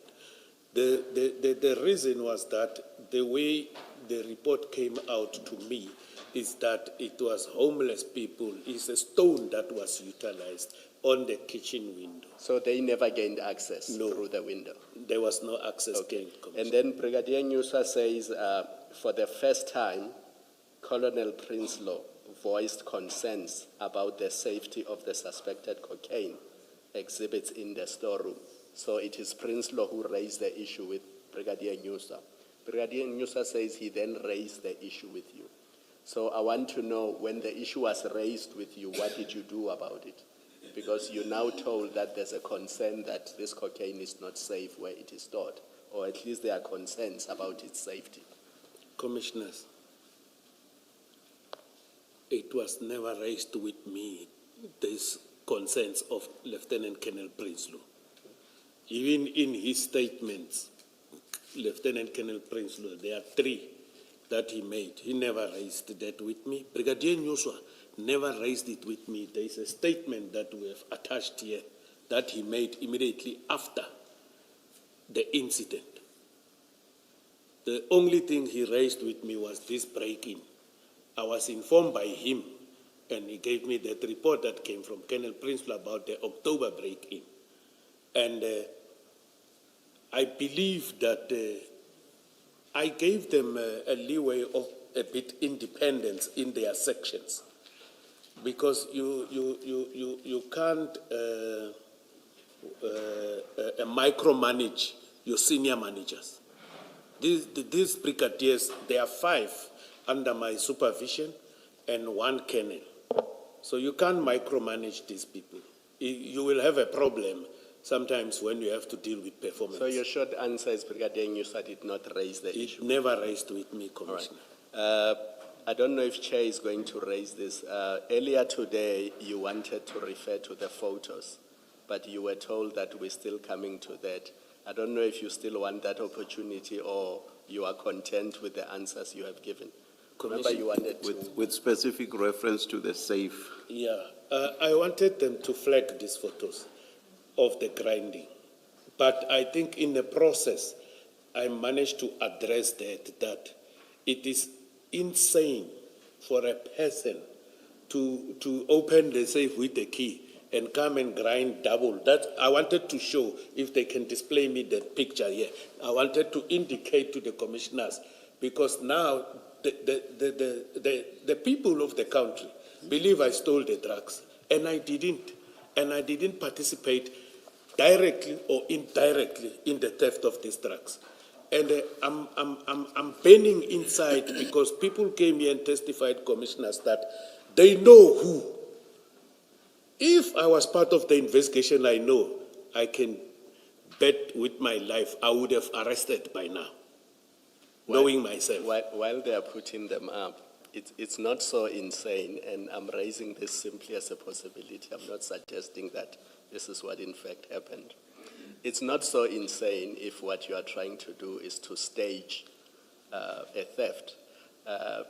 And I'm raising this with you because I'm sure you will remember that Brigadier Nyusa in his statement said he suspected that the whole thing was staged. I'm sure you saw that. Commissioner. So I'm only raising it in that context and to give you, to be fair to you, the opportunity to respond to that. Commissioner. I mean, I was not there, so I'm not going to suggest that it happened this way or that way. But there are many possibilities. Hence, I'm asking the commissioners, let's display the photos. Let me respond while the photos are here. Because I still believe it is insane. You see, when you look at the ground on the floor. Apologies, General. May I just place them on record? Yes. For purpose of the transcript. These appear from page 42 of your supplementary statement to page 51. Thank you. The commissioners in January, they were having black and white photos, and then I displayed color photos. Can I stand up, Commissioner? Except you can't speak away from the mic. Sorry. I will come back. I'll come back and speak. Yeah, as long as you are not going to speak whilst you are there, because this just might not I want capture. to point certain things, then I'll come back. It just might not capture your voice. Okay.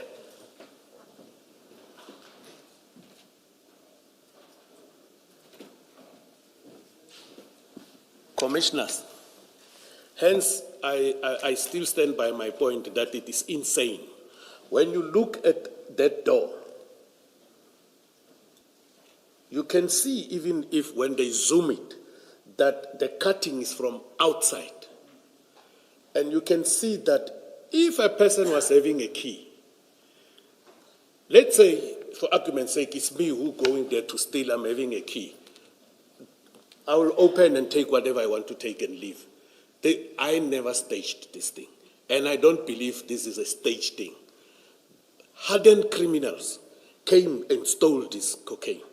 They grinded this thing there on top, they ground it at the bottom, and then go back to the first one. Yeah, look on the floor there next to that thing that looks like a chair is a mechanism that was there, the locking mechanism. Also here,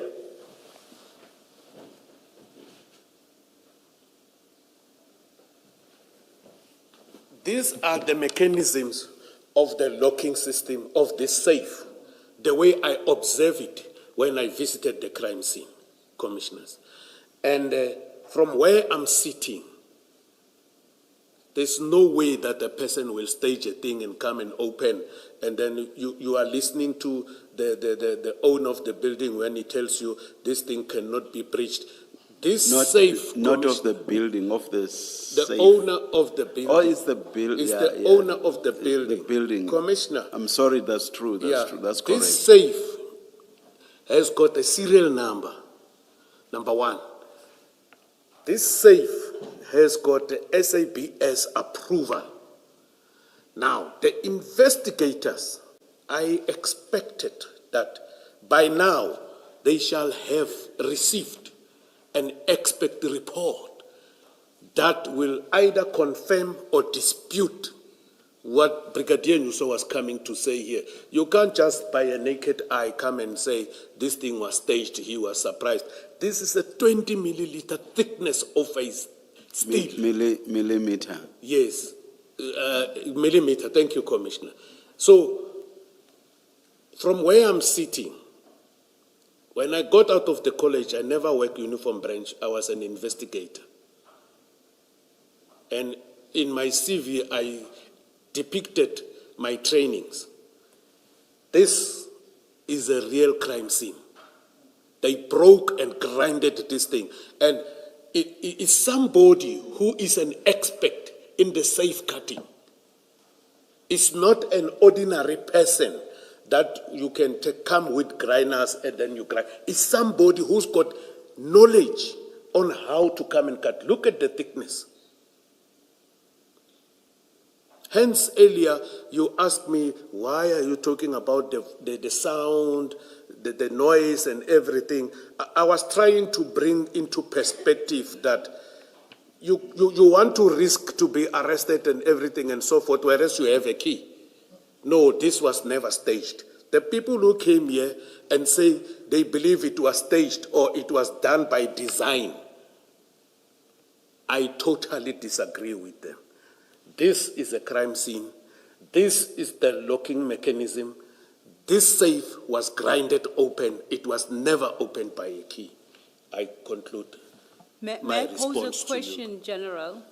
Looking at the series of photographs, what specifically tells us that the grinding happened with the door closed and locked as opposed to the door open? Correct. What tells us that, looking at the pictures? And I ask because if we go to the Go to the first, first picture. if we go to the first, the same outcome could be achieved with the door closed or open. Is that not the case? Because what you are saying would seem to suggest that you can't achieve that outcome with the door open. You can only achieve it with the door closed. Allow me Yes. to say, to use this word, for lack of a better word, an imbecile will do these things after he opened the safe with the key. Only an imbecile. I accept that, but Yeah, I but- thought looking at the pictures, what tells the commission that this was done with the door closed and locked and definitely not open? Is there anything in particular? It's true, they did this thing while the door was closed and locked. When I inspected after the crime scene managers and everything have done everything, when we go back with General Musikidi, I think she came a day after. You'll realize when you look inside there, after grinding this thing, that mechanism was also cut. And then you will be able to push those things so that the hinges, not hinges, there is this, Commissioner? The ledge, thank you, that protrude from the door to the hall was removed after these things were cut. You will be able to open it once you have cut this thing. It's not a key that was utilized here. I want to categorically state that, Commissioners, it is not a key. And I was never involved in the so-called staging of this crime scene. I am a police officer. I took an oath, and then I'm also willing that these people must be arrested. They came here, certain people, to testify before you, Commissioners, and say they have a list of people who committed these things. Why are we not told about those lists? The investigators that were appointed after this commission has given a first report. Why are they not probing this thing and ensuring that these people are arrested so that we can get closure to this? Now I'm here sitting, explaining these things. If they do their due diligence, whoever says somebody came to the province and informed the management, I don't know who and when, but it is not me who was informed about that list of the suspect. I don't know them. And then the issue, the narrative of that, these suspects are linked to management, not me. I vehemently deny that I am linked to the suspect. I don't even know who they are. I don't know why are they drawing that narrative that they are linked to management. And who are they referring to when they say management?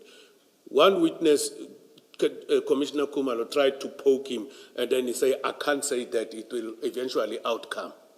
So, Commissioners, my heart is still bleeding with this theft. I want to see a closure here. The way this thing happened is like I've lost a son or a child. If you lose a child, it's not an easy thing to close.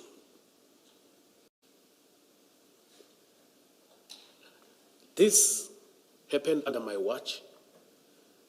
Is a sore that is not yet healed. It's still bleeding till today. And I'm praying day and night that the people who are responsible must be brought to book. And this is just a comment really, at the very least, and this is from your evidence in January and today, but also the evidence of all the other members who were involved, who have expressed the view, as you have done in January, that, and I paraphrase, this is an inside job, as in information having been shared, right? I mean, it seems to me it's a fair comment to say the trust-based working relationship seems to be terribly misplaced, at least within the people that you've been working with on this, that everything that was done on the basis of trust, because you clearly are suspicious of each other, right? Others are saying these people are linked to senior management. Ask senior management. The landlord said the door cannot be breached. You have said to us previously that information came from inside. You suspect it came from inside. So it sounds like your working environment is an environment of distrust, basically. Everybody distrusts everyone. That's a fair summation. Commissioner, is a fair submission based on what transpired here on this matter, because an outsider will never know the layout of those offices. A person who knows that place properly will know that if you come in here, you will fall here, and you come in here, you will fall in here.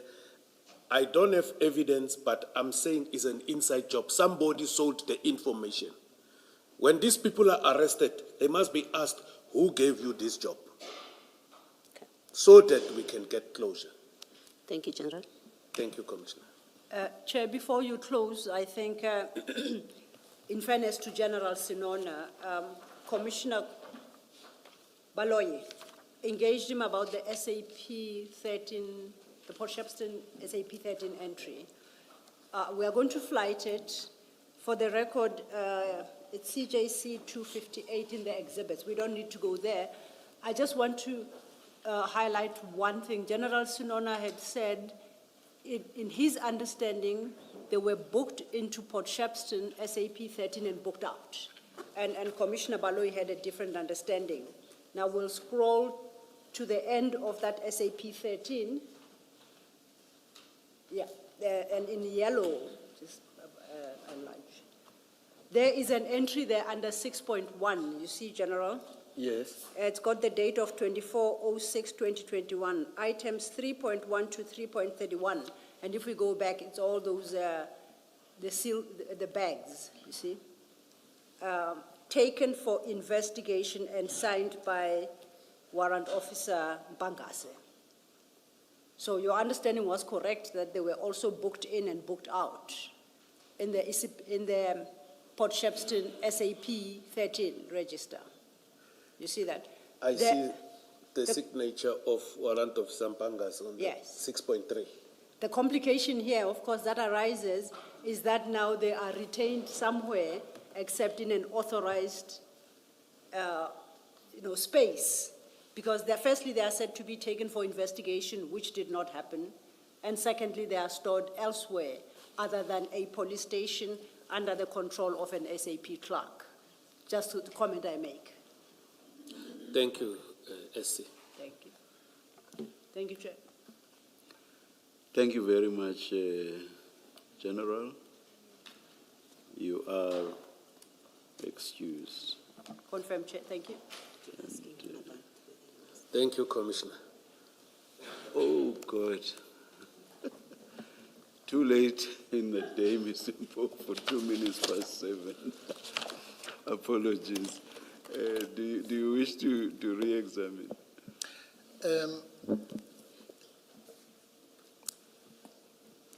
Just, if you can just give me 1 second. Just